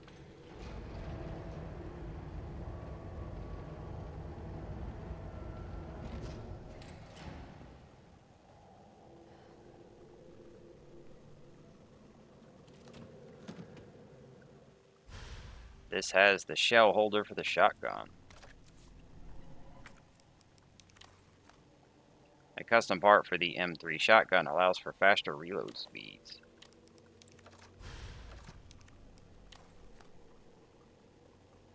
It just increases your reload speed. We can combine these.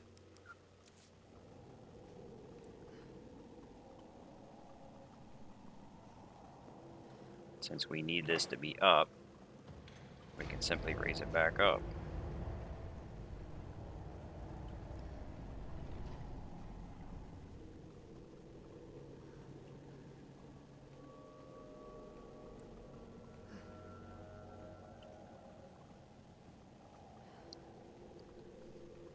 The second fuse is down that way.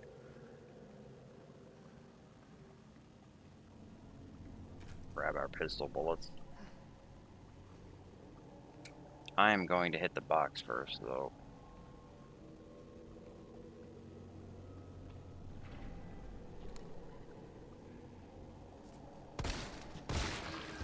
Critical hit.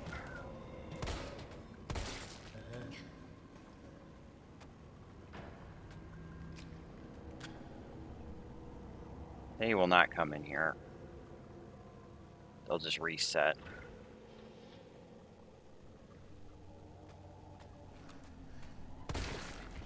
Was that another critical hit?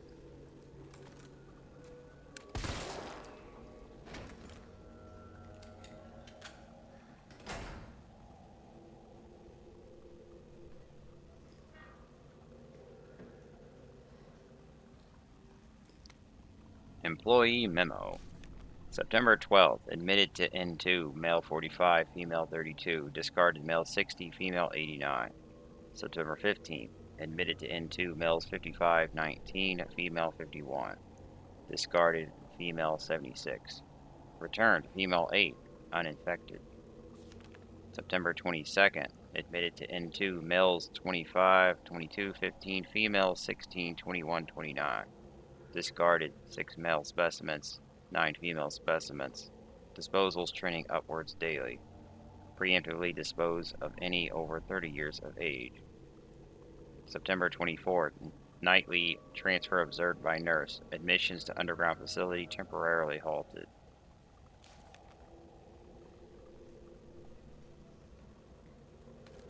Steel boys.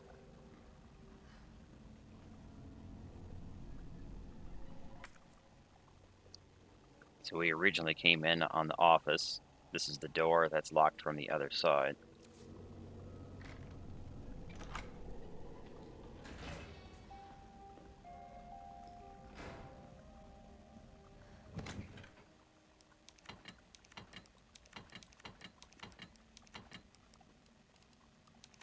I will now take out the grenade launcher. Actually going to switch to the flame rounds. Just box the other ones for now. We don't need the Magnum right now either, but I'll just leave it over there. I could cut down on some space if I combine these.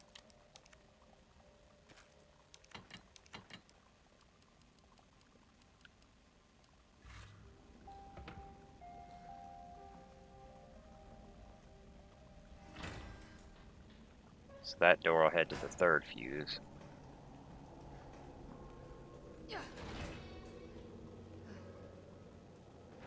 One item you might miss is the bullets over there in the corner.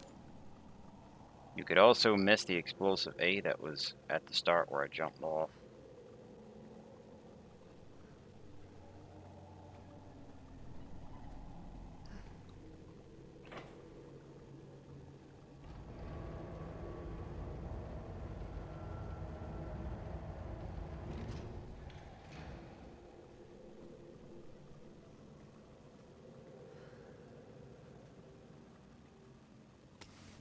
High-grade powder.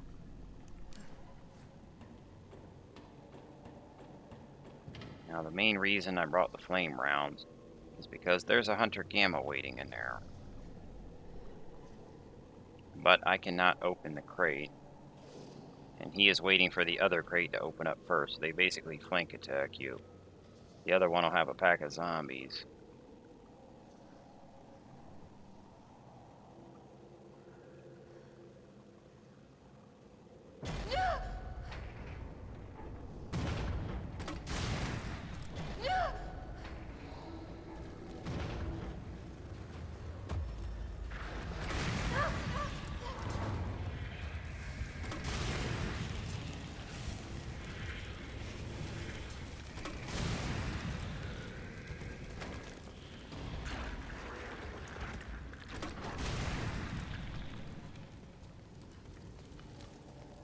Figured I'd use the rest of these rounds to burn some zombies.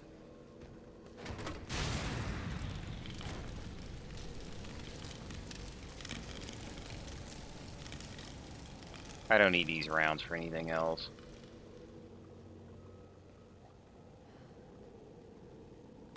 Green herb.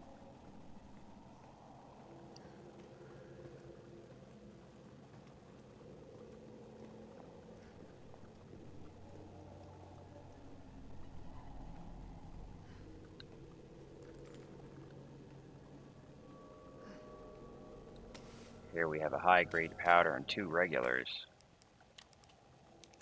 Now we will combine all of these.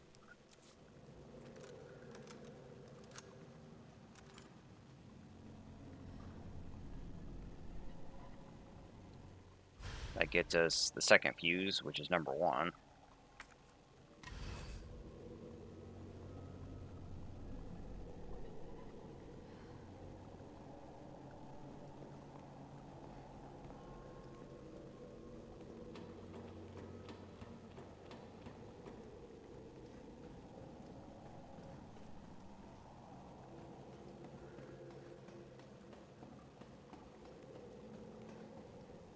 The third fuse will be guarded by a Hunter Beta.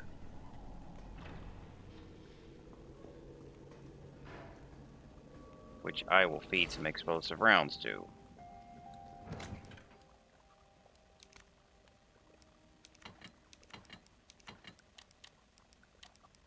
Well, these are going in the gun.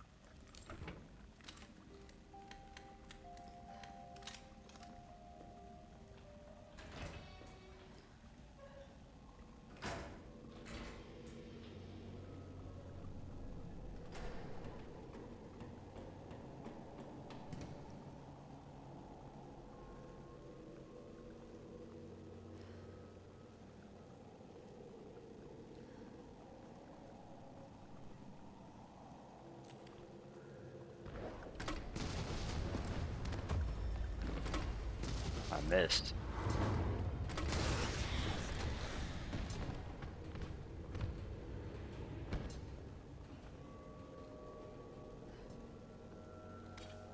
Gunpowder. That's okay, I have plenty of ammunition.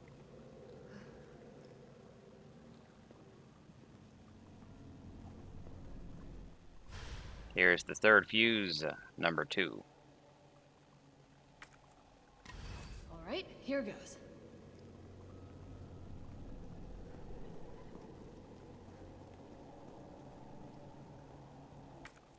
At this point, the large warehouse should no longer be red. If you miss something and it's still red, you can either just move on and leave whatever you missed, or it's time to start searching back over the place again to find what you missed.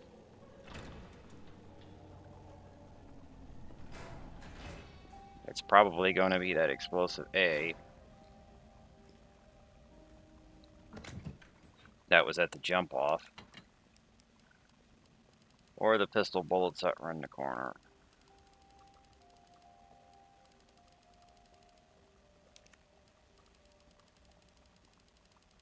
I think I have enough healing.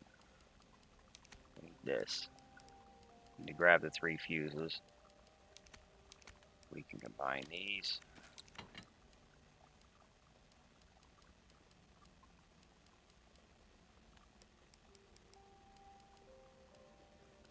I got 12 mine rounds. A whole bunch of these. Let's start combining some of these.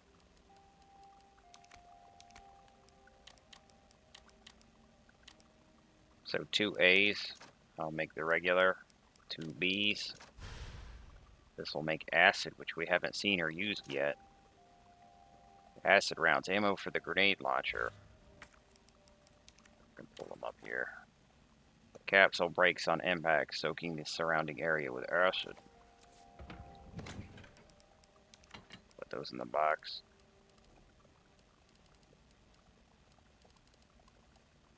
But at this point, you really don't want to make any flame rounds, because that Hunter Gamma, that's like the last remaining enemy that those rounds are any real good against. You'd rather have the other types.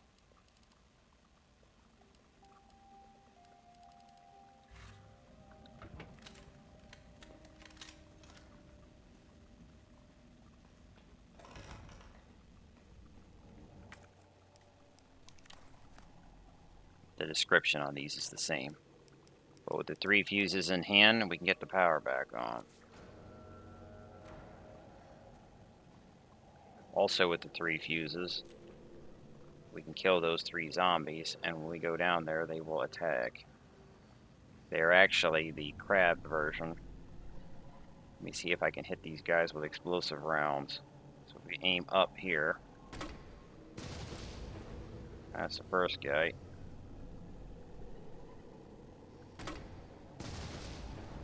I think I may have gotten both of them with that one. If you have any flame rounds left over, you could use them on these guys too. You may as well. But I used all mine.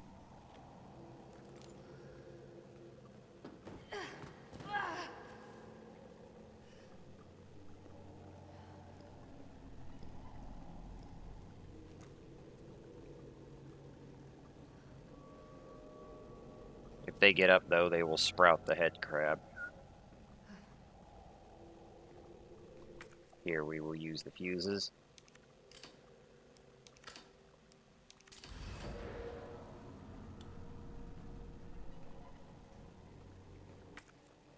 But if you miss something, you can go back and look over the room. This area is red because of where we're about to go.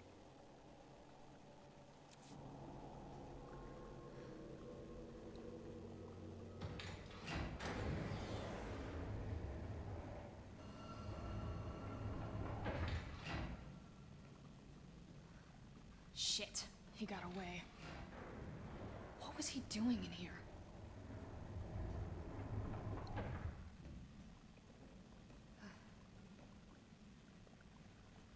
There's a typewriter and box, but it's kind of redundant. Because soon after this, you'll get another one.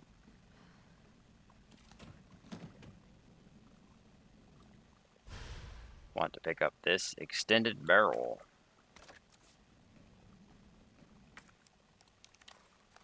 A custom part for the .44 AE Lightning Hawk. This bull barrel reduces recoil and imparts extra speed to bullets, increasing damage.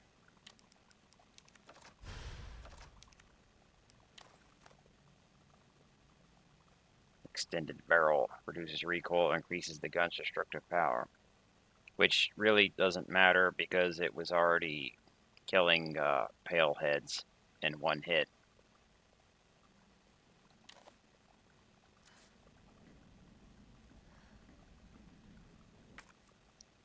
You see now the surveillance room is no longer red.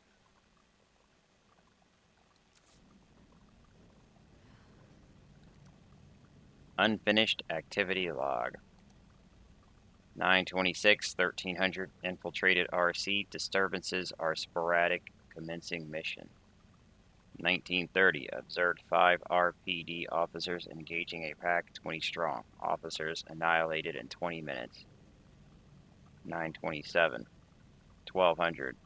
Test run at university. Diverted pack, including canines, to campus. 64% infection and conversion in 2 hours. No survivors. 2300. Successful Rendez with MV platoon. Will make first attempt at dawn. 928. 430. Diverted pack toward command post. Result night skirmish in confined area with large number of combatants. Video attached. 800. End of skirmish. 7 survivors. 1800. Unknown bioweapon deployed at point D18. Tracking it per orders. It appears to be on the hunt. 2000. Got eyes on 2 stars. A male infected and female. Bioweapon is pursuing the female. 929. 0. Female JV has made contact with MV platoon. Bioweapon's appearance and behavior are consistent with Project N. Investigating. 400.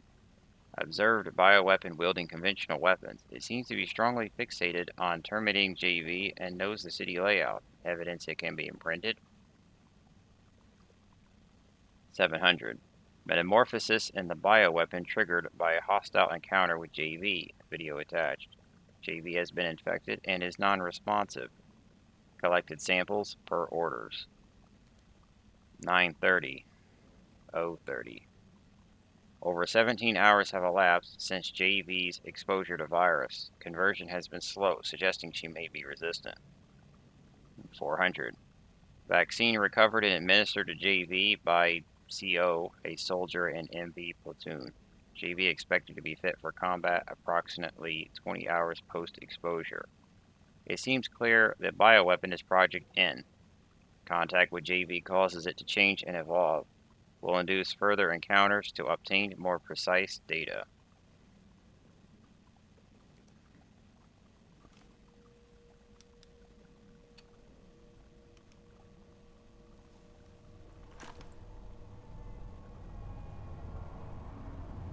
Joe. Tyrell. I got through. They're willing to negotiate. They'll call off the strike if, and this is one big-ass if, we can deliver the vaccine to them. Before they launch. How long do we have? Hours. Maybe. Then let's not waste one more second. This way.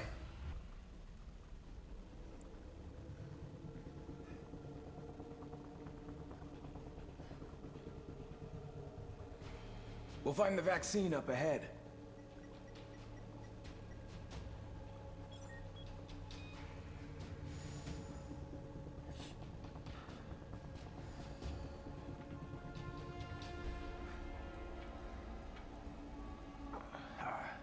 Sure you don't need to stop? Stop and do what? I got your back. All right, let's get this done.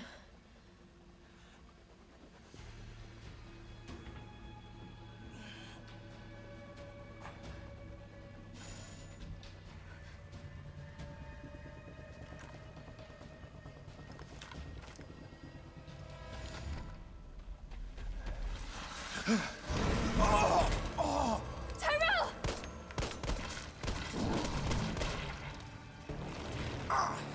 Now! Keep going. We're almost there. No! Go! Go!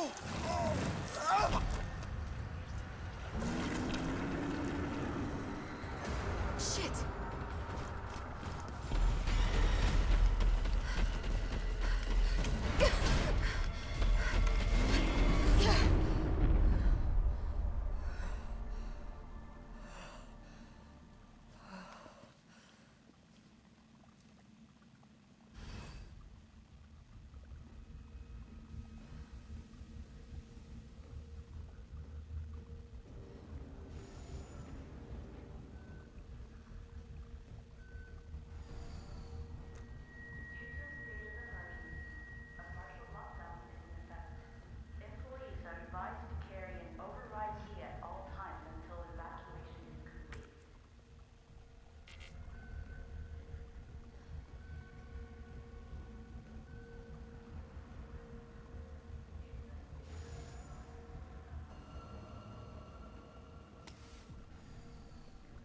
High-grade powder.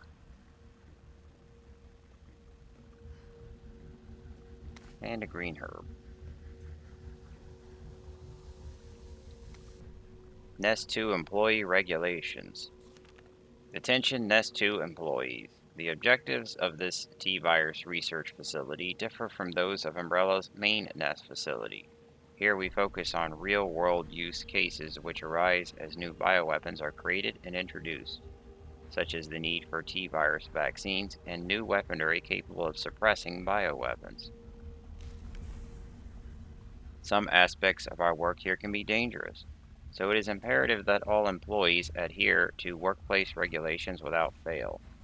In particular, unauthorized entry by unapproved visitors or the removal of work-related data or materials will be met with severe disciplinary actions.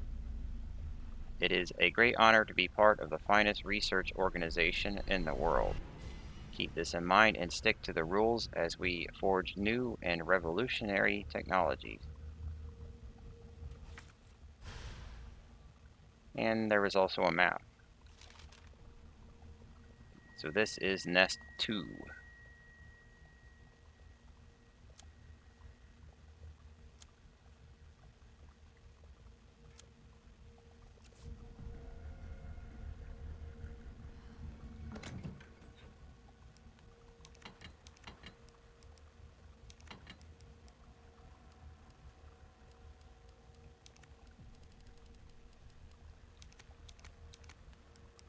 4 greens again. I may as well combine 3.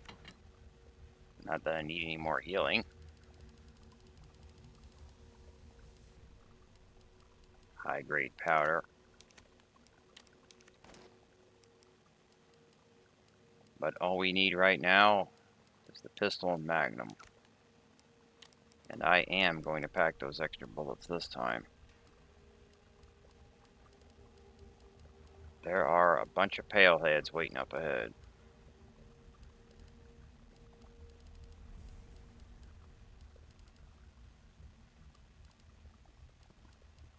We don't really need anything else right now.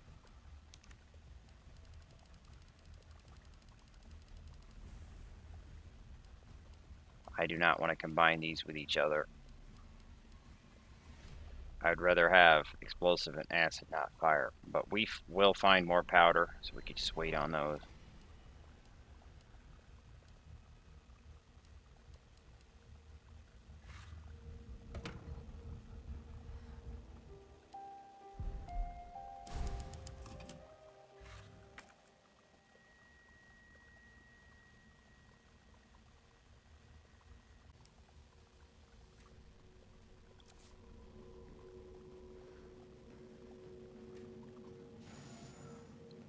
We need to get an override key for that other door.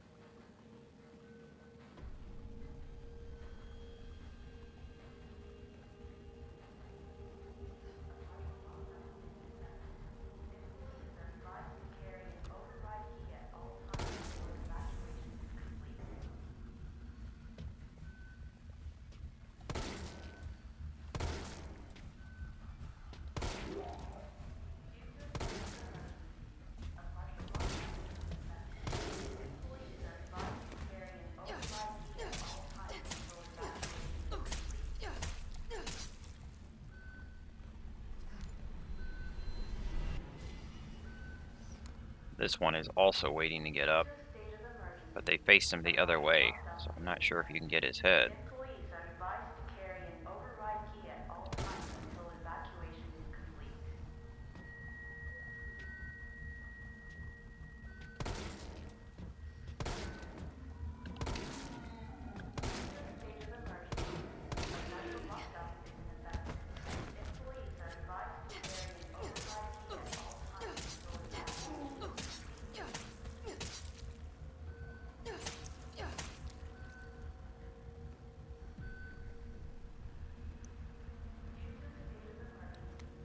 Isaac Graves' diary. The pay was generous. The benefits were good. Most importantly, they promised me I'd be contributing to state-of-the-art medical tech research. For a university teacher stuck working in nowhere America, it was a golden opportunity. Like winning the lottery, so I went for it. I made the pitch to my family and we agreed to move here to Raccoon City. Well, hindsight is 20/20 because this lab is a den of monsters who conduct cruel and barbaric experiments for the sole purpose of taking human life in the most sickening way possible. It's messed up, the world needs to know, but every time I work up enough courage to blow the whistle, I think of Penny and Casey and immediately chicken out. Umbrella owns this town. There was this guy they caught trying to smuggle out company secrets. They essentially fed him to one of the betas. Fed him. I saw the whole thing. I got my wife and daughter into this. I just need to do my job, do as I'm told, for their sake. But let this be a testament that I do have a conscience and that I've learned my lesson. Shotgun shells. Yeah, we're not going to cry for him or anyone else that works in this place.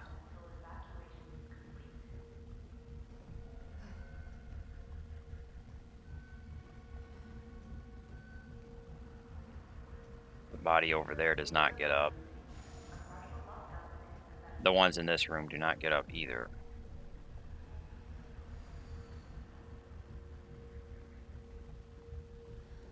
High-grade powder.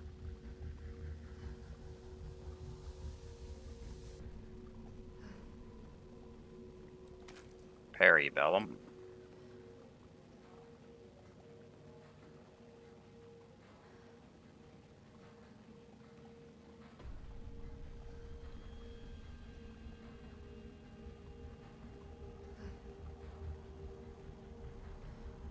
To begin vaccine synthesis, place the materials in the chamber. Yeah, we don't have them yet. Synthesis? I have to make it myself? Alright, gotta figure this out.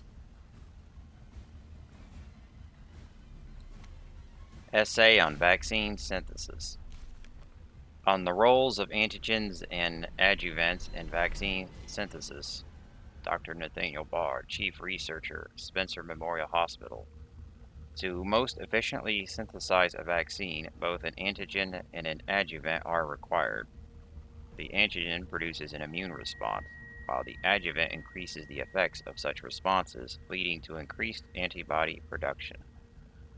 By combining samples of these two ingredients, one can create a potent vaccine base. By processing this vaccine base with our proprietary equipment, a larger batch of vaccine can be created with astonishing ease.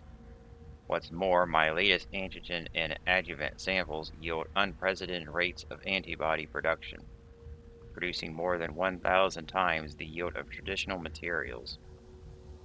This not only makes it an effective vaccine, but also a potential way to eliminate existing infections.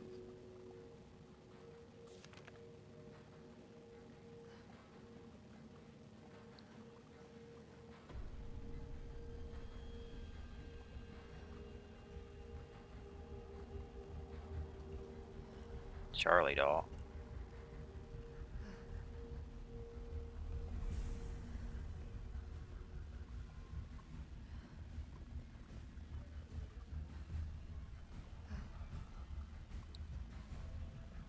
Override key successfully generated. What have we here? Override key removed. Flash drive.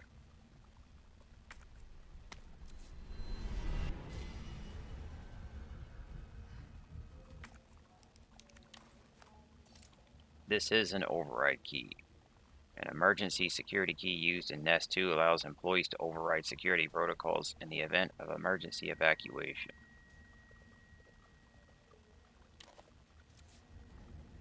This will get that door open. I'm making sure I did not miss anything in this room. It will stay red because this is where the vaccine is made.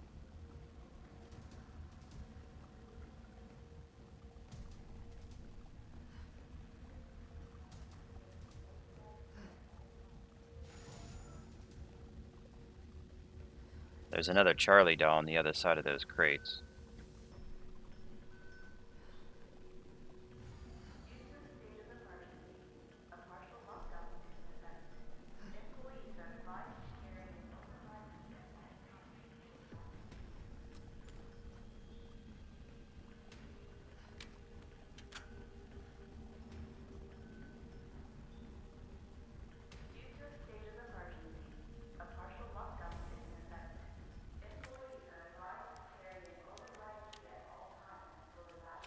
Override complete.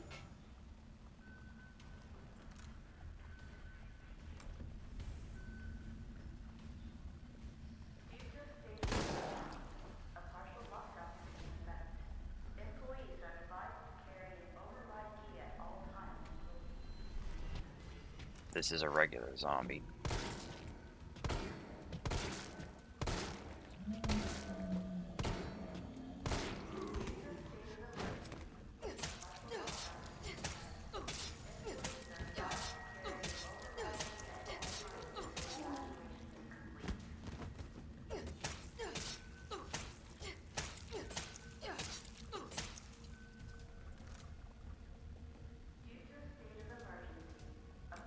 The first pale head is waiting to crawl out on you.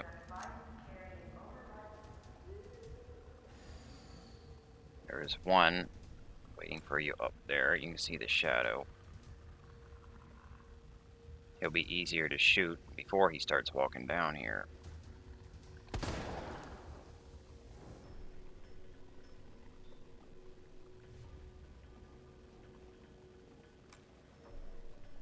There's the next one.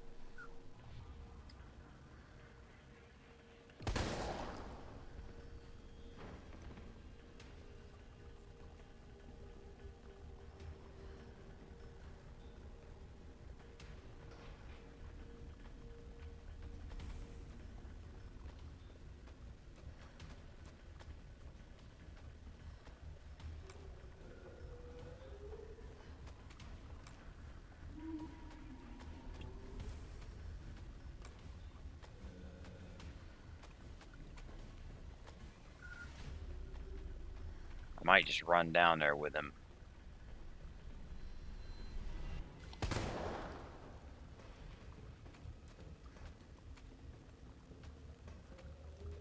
Alright, come on around here.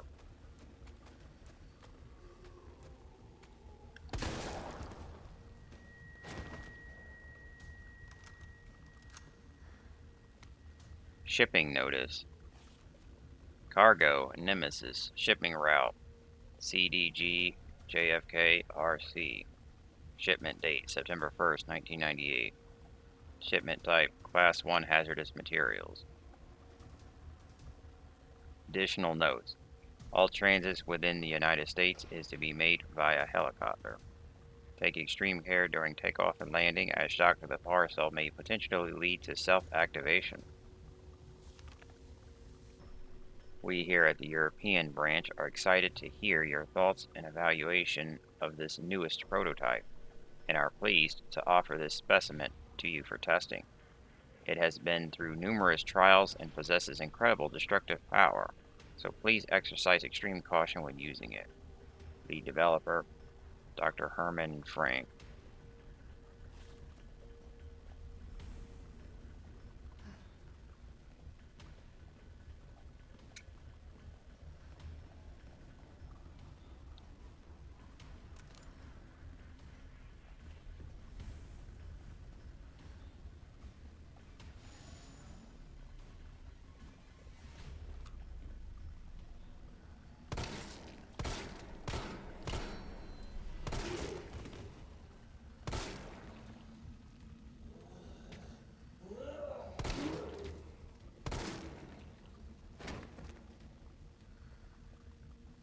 I forget about this one. No, he doesn't get up.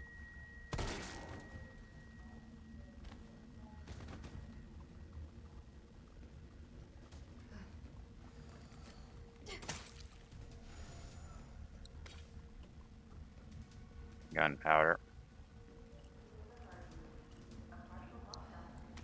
Parabellum. This is the other side of the hallway. You can see the Charlie doll. Weapon authorization request.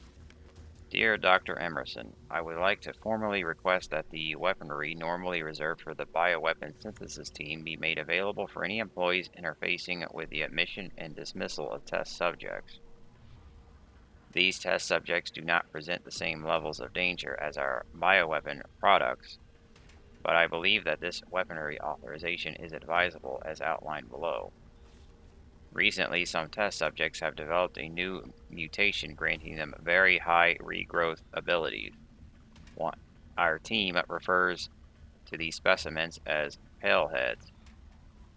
They have been appearing with regularity, but the specific cause has not yet been determined. The astonishing rate at which these paleheads regenerate makes it difficult to deliver a lethal blow with standard weaponry. If any sort of system failure were to occur within our facility, we would be woefully underprepared to defend ourselves. For this reason, I would like to request that high-powered weaponry capable of subduing the paleheads be issued to all our employees working in shipping and processing. This will ensure that, in the event of an emergency, we will be able to quickly eliminate the threat and evacuate safely. Thank you very much for your consideration. Shipping and Processing Manager, Gabrielle Reed.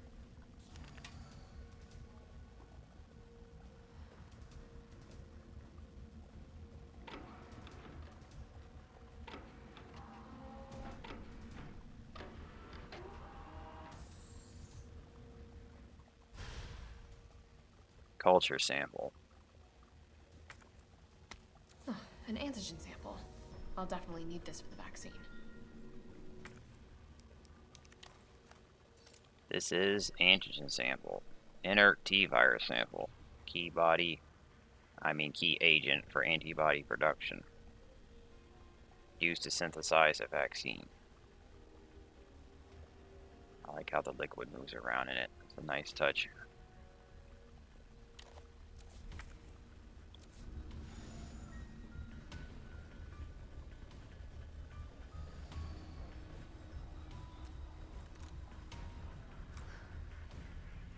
After picking that up, A new palehead is waiting for you there to fall off.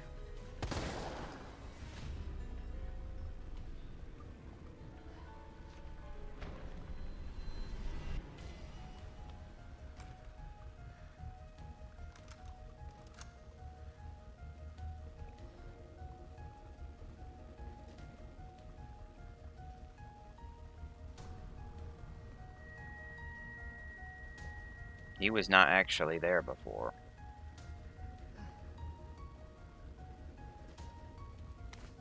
Green herb. Steel boys. Explosive AA.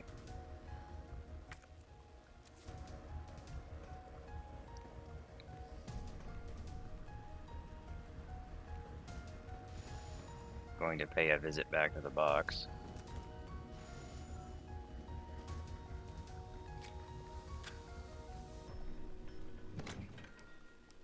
Alright, G19. You have served us well. Time for you to retire. I will box the sample for now.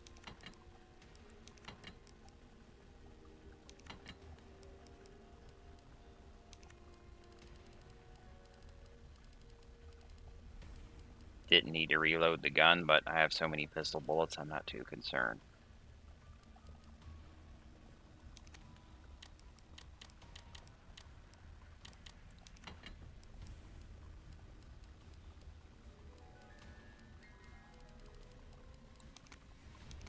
Where we are going now, we're going to want some explosives. Actually going to take the shotgun back out as well. Grab some steel boys for it. Could also use the burst pistol, but I'll use the shotgun for this.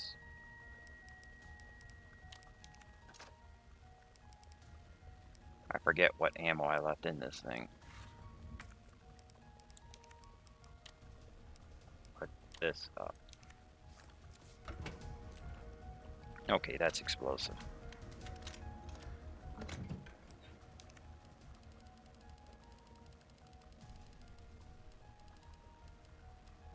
Yeah, I think I have plenty of handgun bullets. You could fire one pistol empty before retiring it, just to put the bullets to use because you can't take them out. But I think I have enough pistol bullets.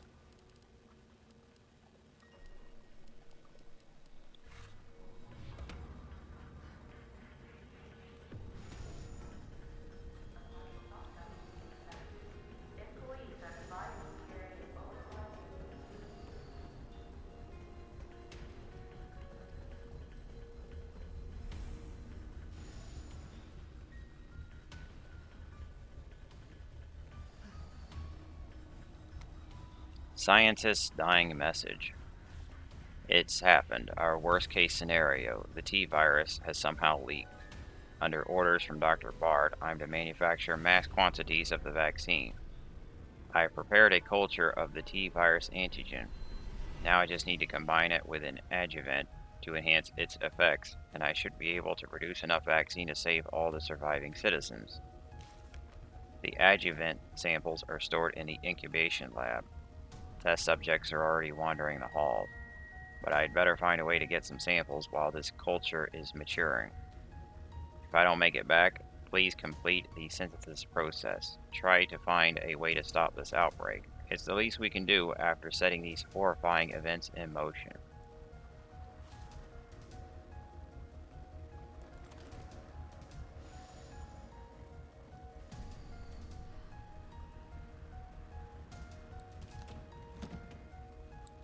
Some acid rounds.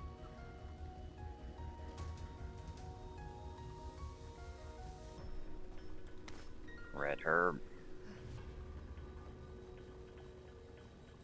Gunpowder.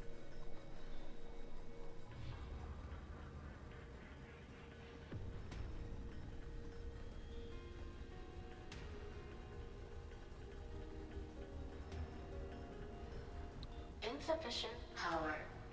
Please activate auxiliary power.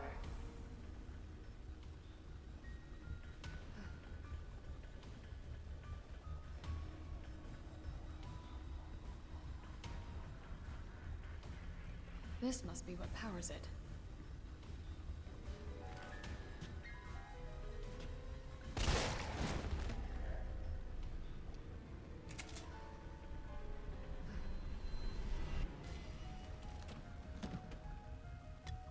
First aid spray.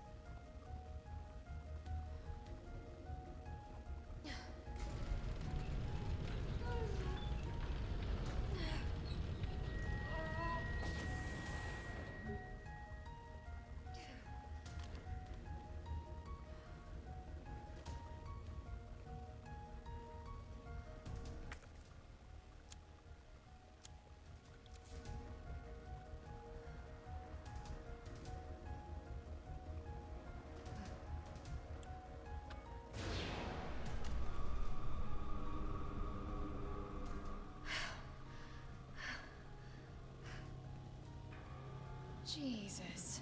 Is this where they're made?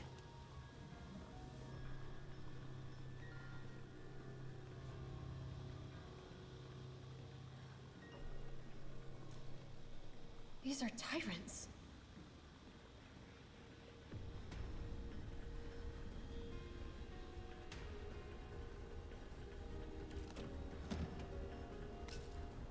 Explosive B.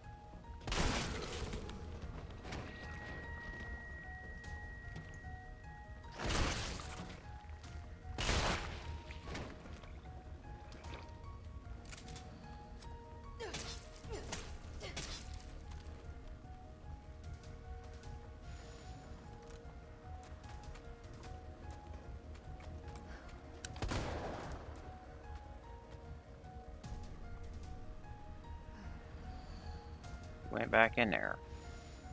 Get out here.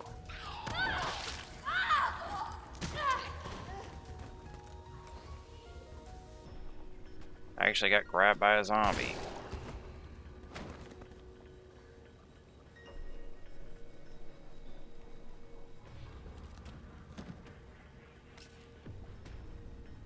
Explosive B. Managed to pull a fast one on me.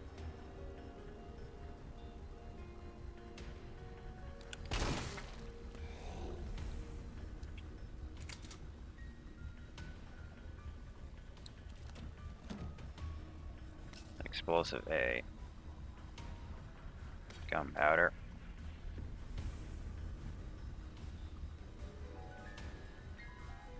I think I have plenty of healing though.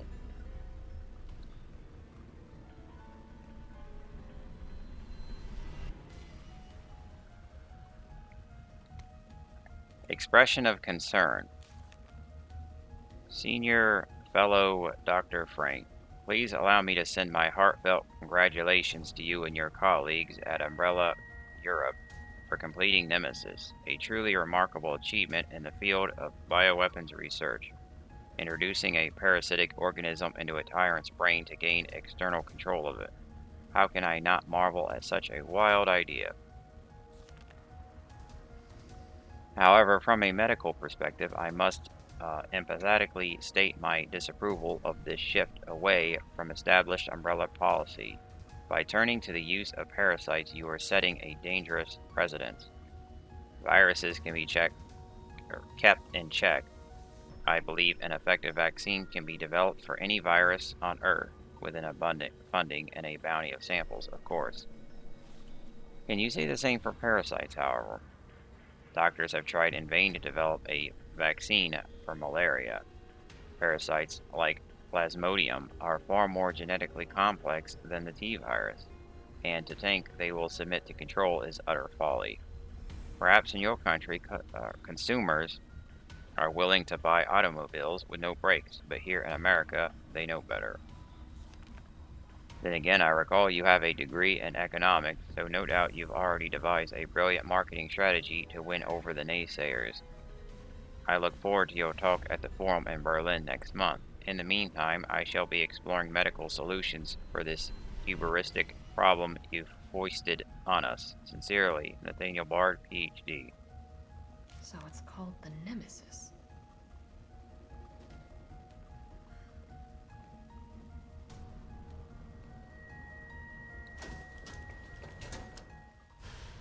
Liquid field test tube. My inventory is full. We can combine the powders. Combine these explosive bees.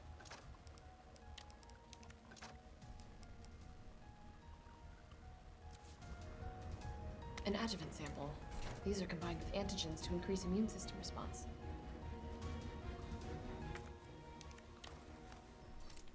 Adjuvant sample. Boosts the production of antibodies when combined with an antigen. Used to synthesize a vaccine.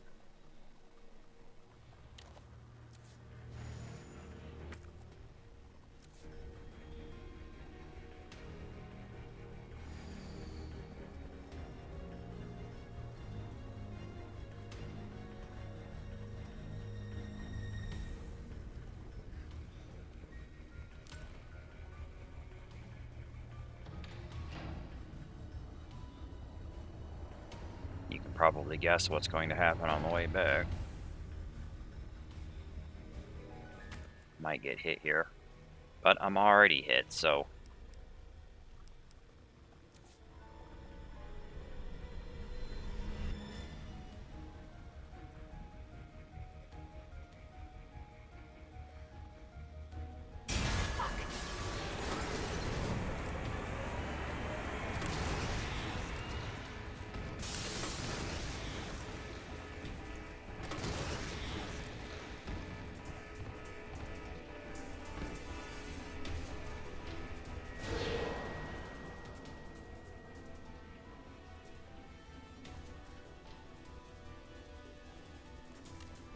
You cannot just try to run past those guys. The door locks you in order to prevent them from getting out.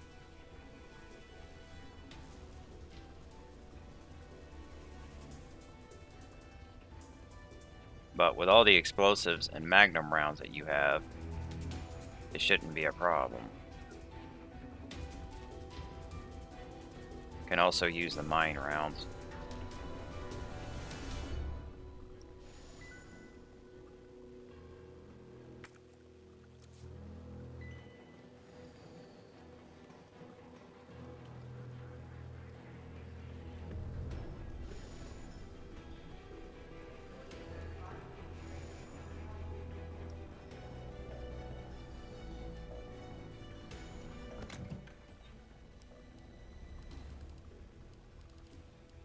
Need to grab my other sample.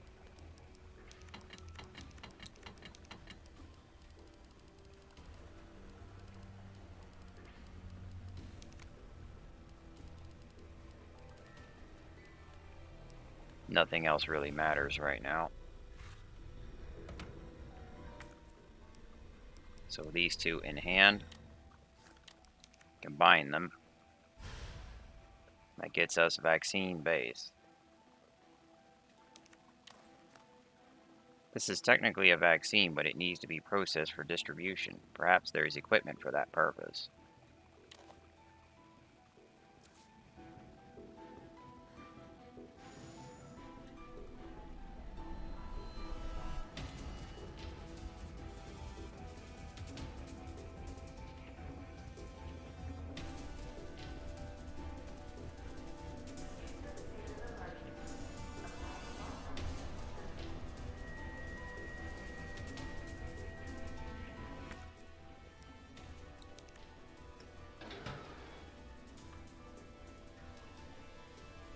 Now here, we can set these 3 gauges to low, medium, or high. And they affect each other. We got to get all 3 of them to the middle. the correct combination is left medium. The middle will be high. The right one you just leave on low.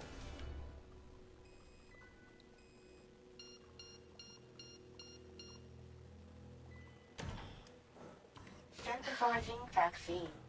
Yes. Synthesis complete. Please remove the vaccine canister.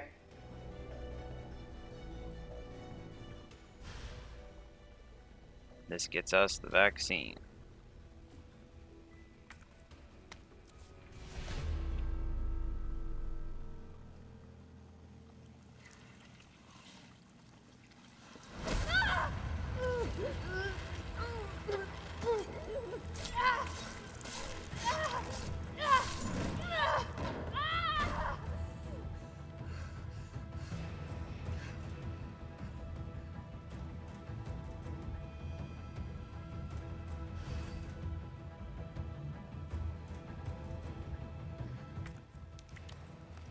A vaccine that can prevent and cure the T-virus. This should be enough to treat many people, even the whole of Raccoon City.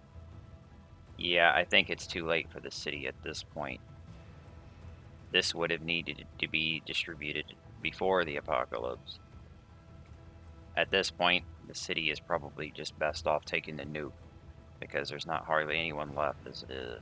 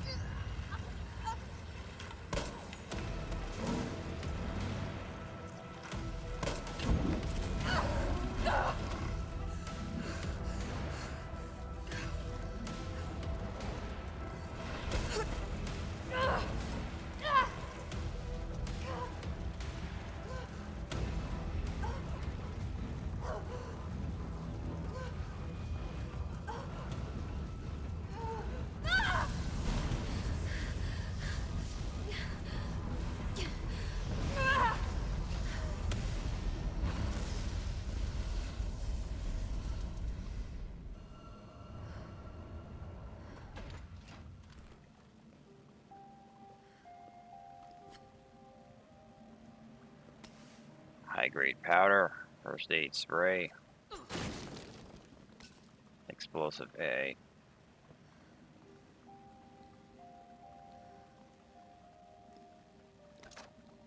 More explosives and flame rounds.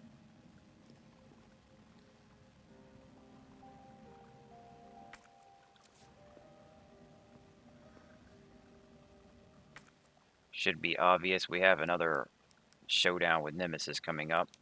I'm just gonna preemptively heal. Have so much healing now.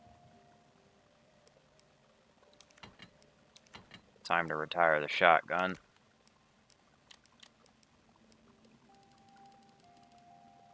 I'm actually gonna use the burst pistol. Some handgun bullets.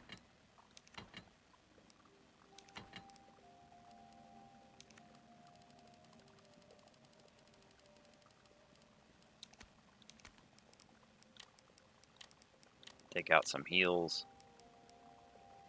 Alright, survival knife. You sure came in handy in desperate situations. But you can now retire. We're not going to care about boxes after this point, and stabbing Nemesis is not going to do us any good.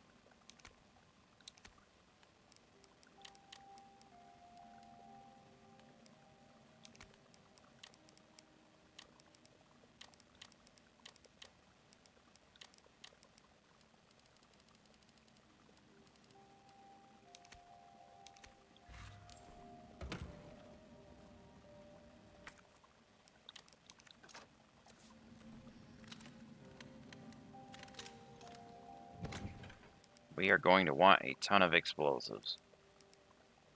So I have 6 in the launcher. another 5. Then we have 6 flame, 6 acid, 12 mines, some healing. We don't need to worry about picking up anything during the fight, so you can top your inventory out if you want. I think this is plenty. So after this point, picking up items is not really going to matter.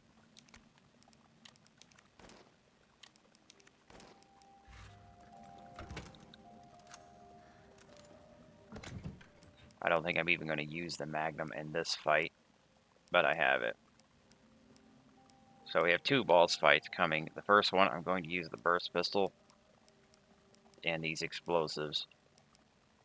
And then on the final one, it'll just be the pistol or Magnum.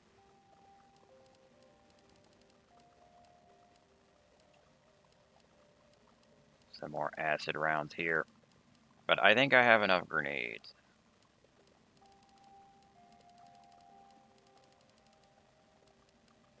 I went ahead and topped off my health, given I have so much healing. When you have this much laying around, you don't really need to worry about getting down into danger in order to maximize the heals.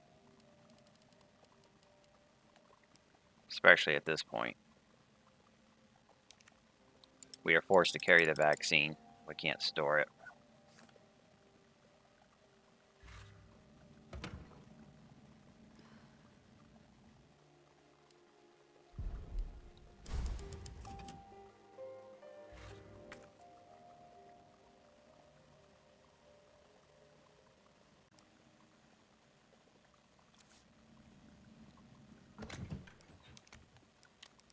Decided to bring another healing item.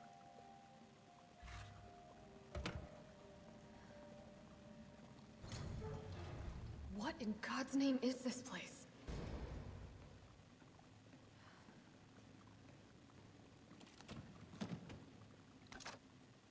There's some more flame rounds.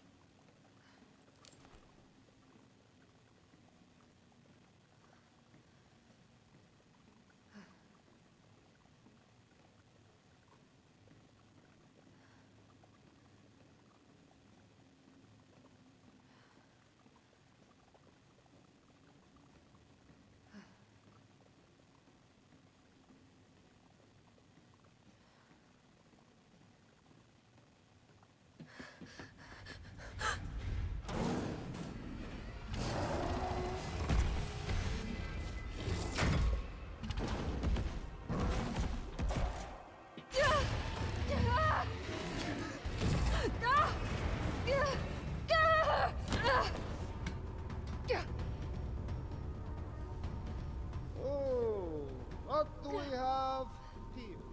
Nikolai, don't! The city needs that vaccine! More than I do. I don't think the wisdom I've been trying to impart on you is getting through. Now, I know you can't put a price on life. But I'm in this business to get paid. So, let's make a deal. You go down there, battle the Nemesis, and I'll recall it all and sell the combat dock. Put on a good show, and maybe I don't need the vaccine. Agreed? Good.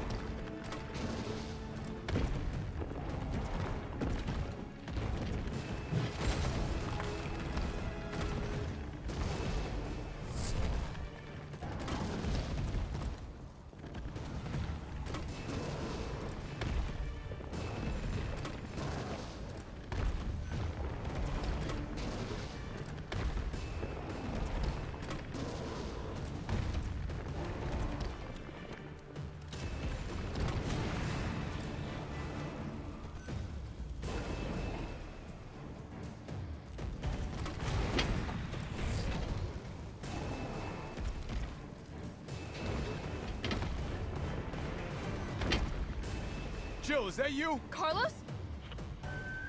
You're okay. Let me spot for you. Good idea.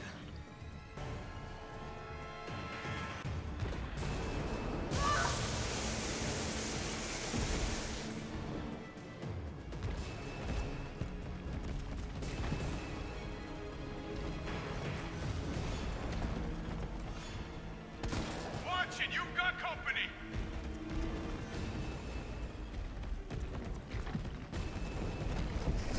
He's hiding behind tank 2. Now, rip that fucker apart.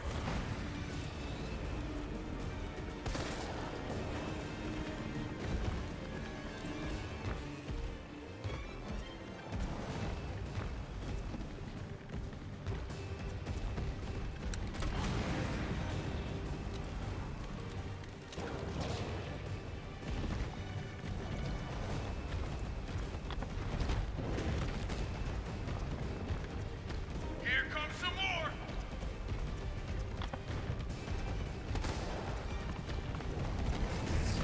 Number 1! Yeah!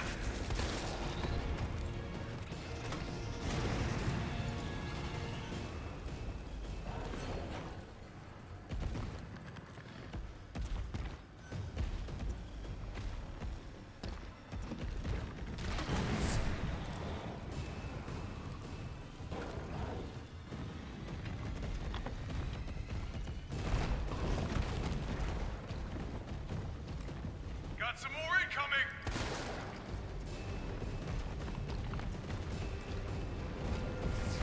He's hiding behind tank 5!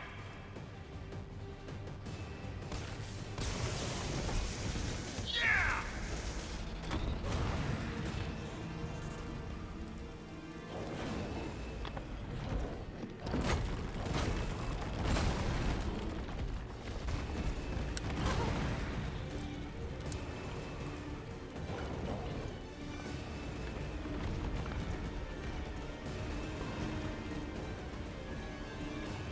Here comes some more! Number 8!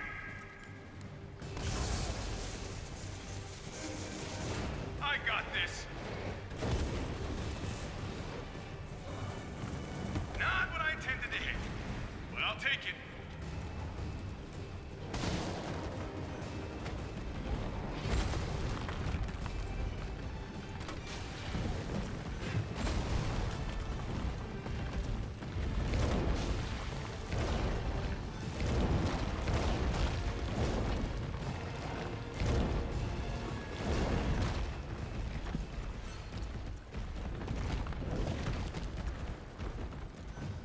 Got some more behind you!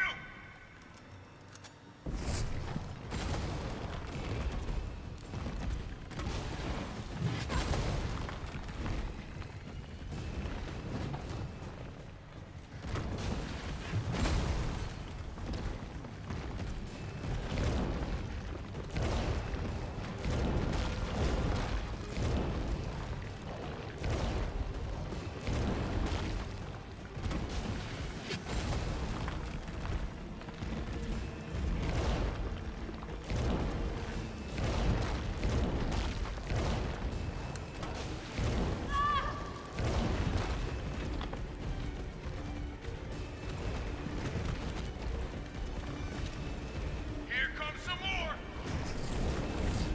Number 6!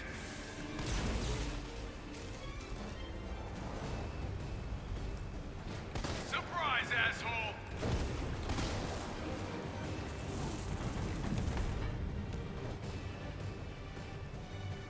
Jill! Here comes a crane. Use it to climb up. Oh no. Come on. Come on! Jill, stay back!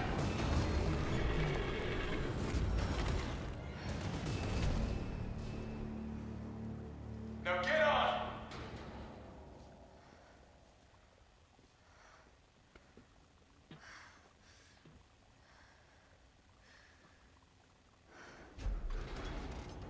I'm gonna melt this fucker into mush.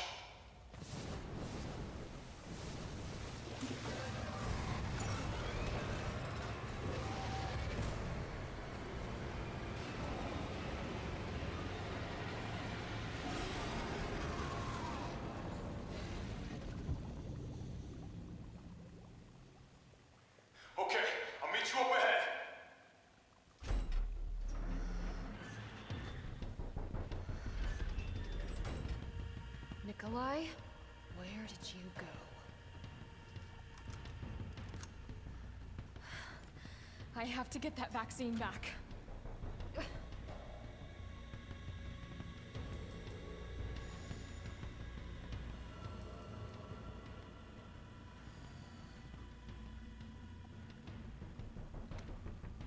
Weapons spec sheet. XXXXX redacted. Project title. Ferromagnetic Infantry Use Next Generation Railgun. Development codename Finger. Chief Developer Nest 2. Lead Researcher Cornell Garner. Assisting Developers United States Army. Ammo caliber 60mm. Muzzle velocity 6000 ms. Project objective. Suppression of new bioweapons in case of outbreak. Additional notes. Extreme firepower provides the secondary benefit of completely obliterating the target, leaving no trace behind. User feedback. This thing is totally rad. Tyrants out of line. Just give them the finger and problem solved. Packs the firepower we need. It would even be better if there was a way to control the output. Mobility may prove to be problematic in the field. Perhaps this platform could be refined. It requires multiple power sources. May be difficult to secure in practice. Could you consolidate to a single power source? First aid spray. Gunpowder. Here we have our last typewriter and box.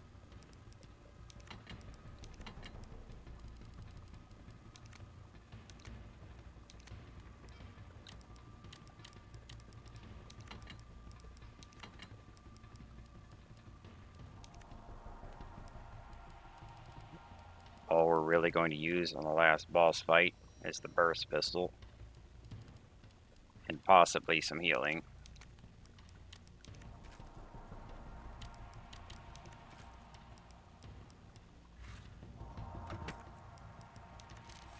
Top her health off, why not?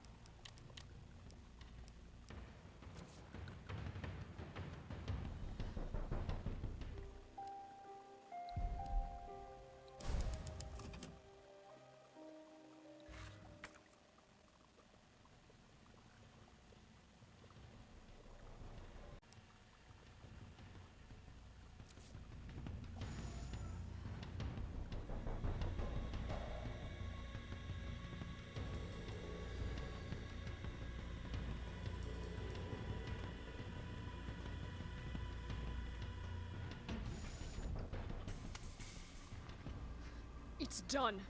Give me the vaccine, you greedy son of a bitch. No. You print money. I like money. We shall make ours an ongoing arrangement. Now drop the gun!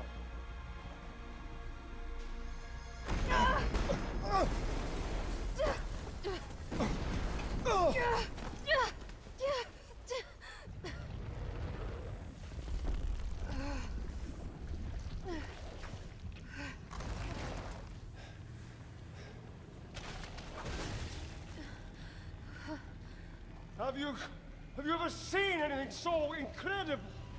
The data on this would be worth millions. But, you know how it is. City's about to explode, and you can't put a price on life. Good luck! Nikolai! Jill! Go after Nikolai! He's got the vaccine! What about you? We're running out of time. I've got this. I know you do. Look, just so you know, this is the last fucking time.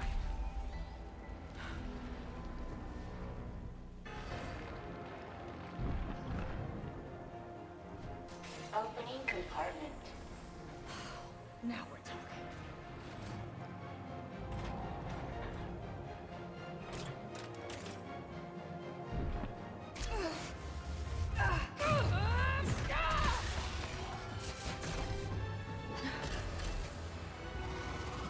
Cooldown in progress. Please reactivate power sources.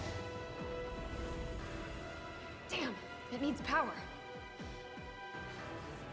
No!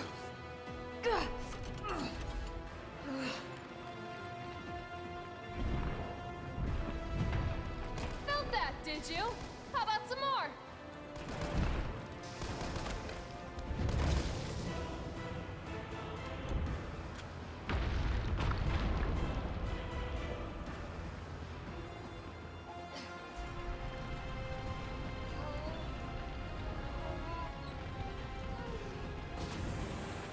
Two power sources remaining.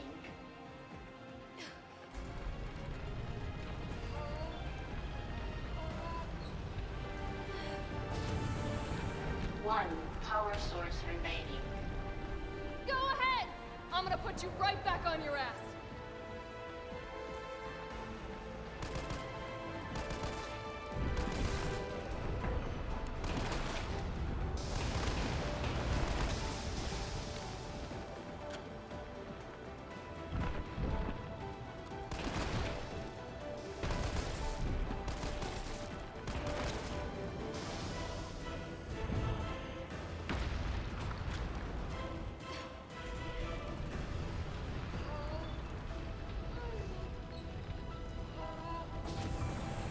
All power sources activated.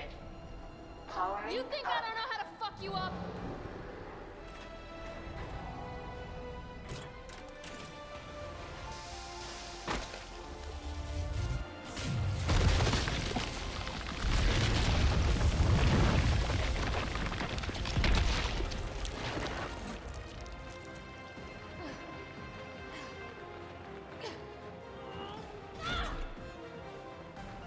Come on! Next time, take the fucking hint!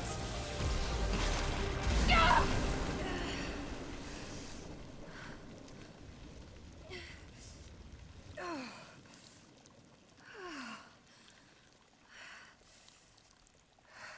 Good riddance.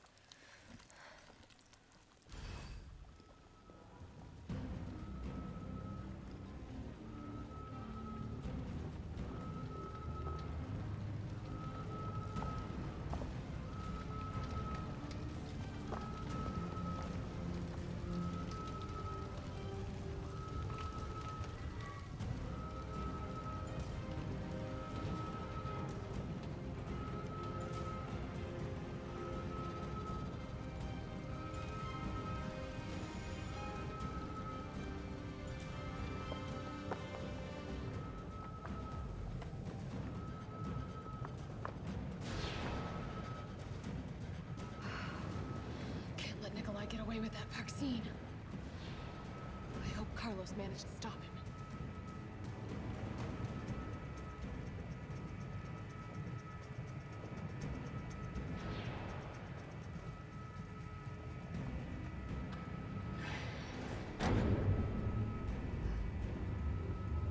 I can still catch him.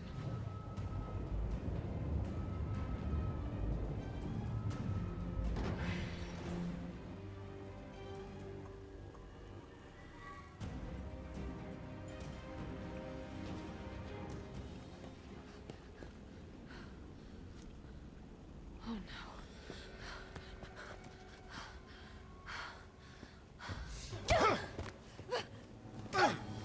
You're not going to stop. Promised you this, didn't I? No! Do you have any idea what you've just done? No, don't care. My client ordered me to reduce Umbrella to Rob. 10 minutes until missile Ah. impact. The missile has launched. And that is my cue. Goodbye, Miss Valentine. Shame you didn't listen to me when you had the chance.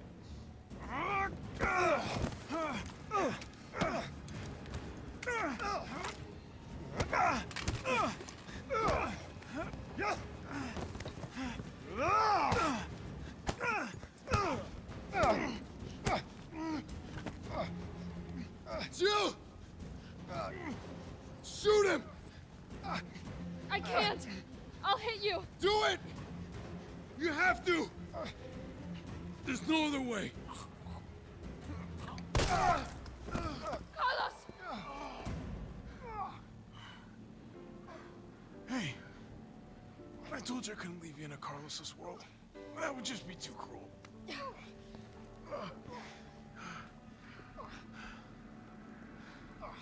One of about him.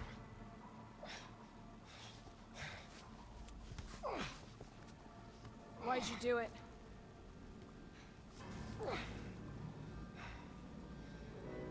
There's a price tag for everything. Even letting the world burn. Who are you working for? I'll tell you, if you get me out of here. I'll pay you whatever you want. You're a fool. You're a fool! If I die, you'll never find out the truth. I don't mind a little detective work.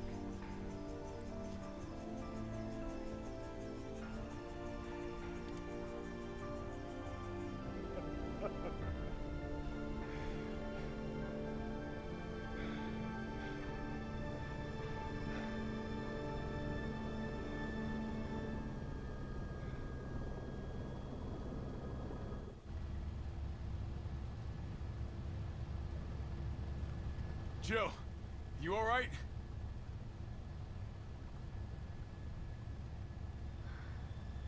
There it is.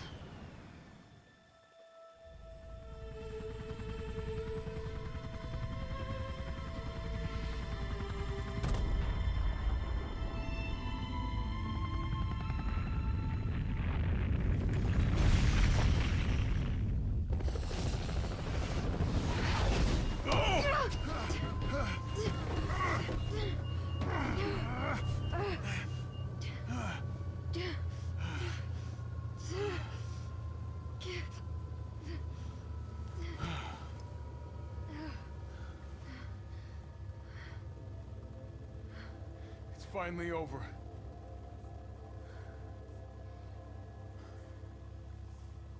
So long, RC.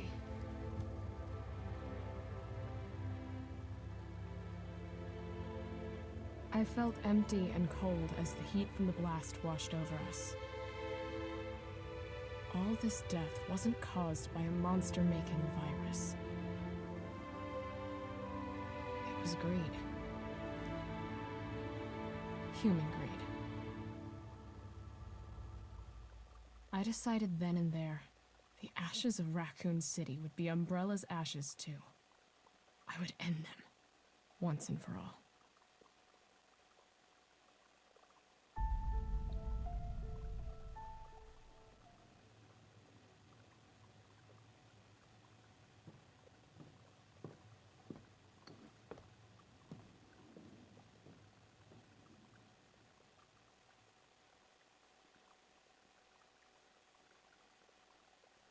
That is it for Resident Evil 3.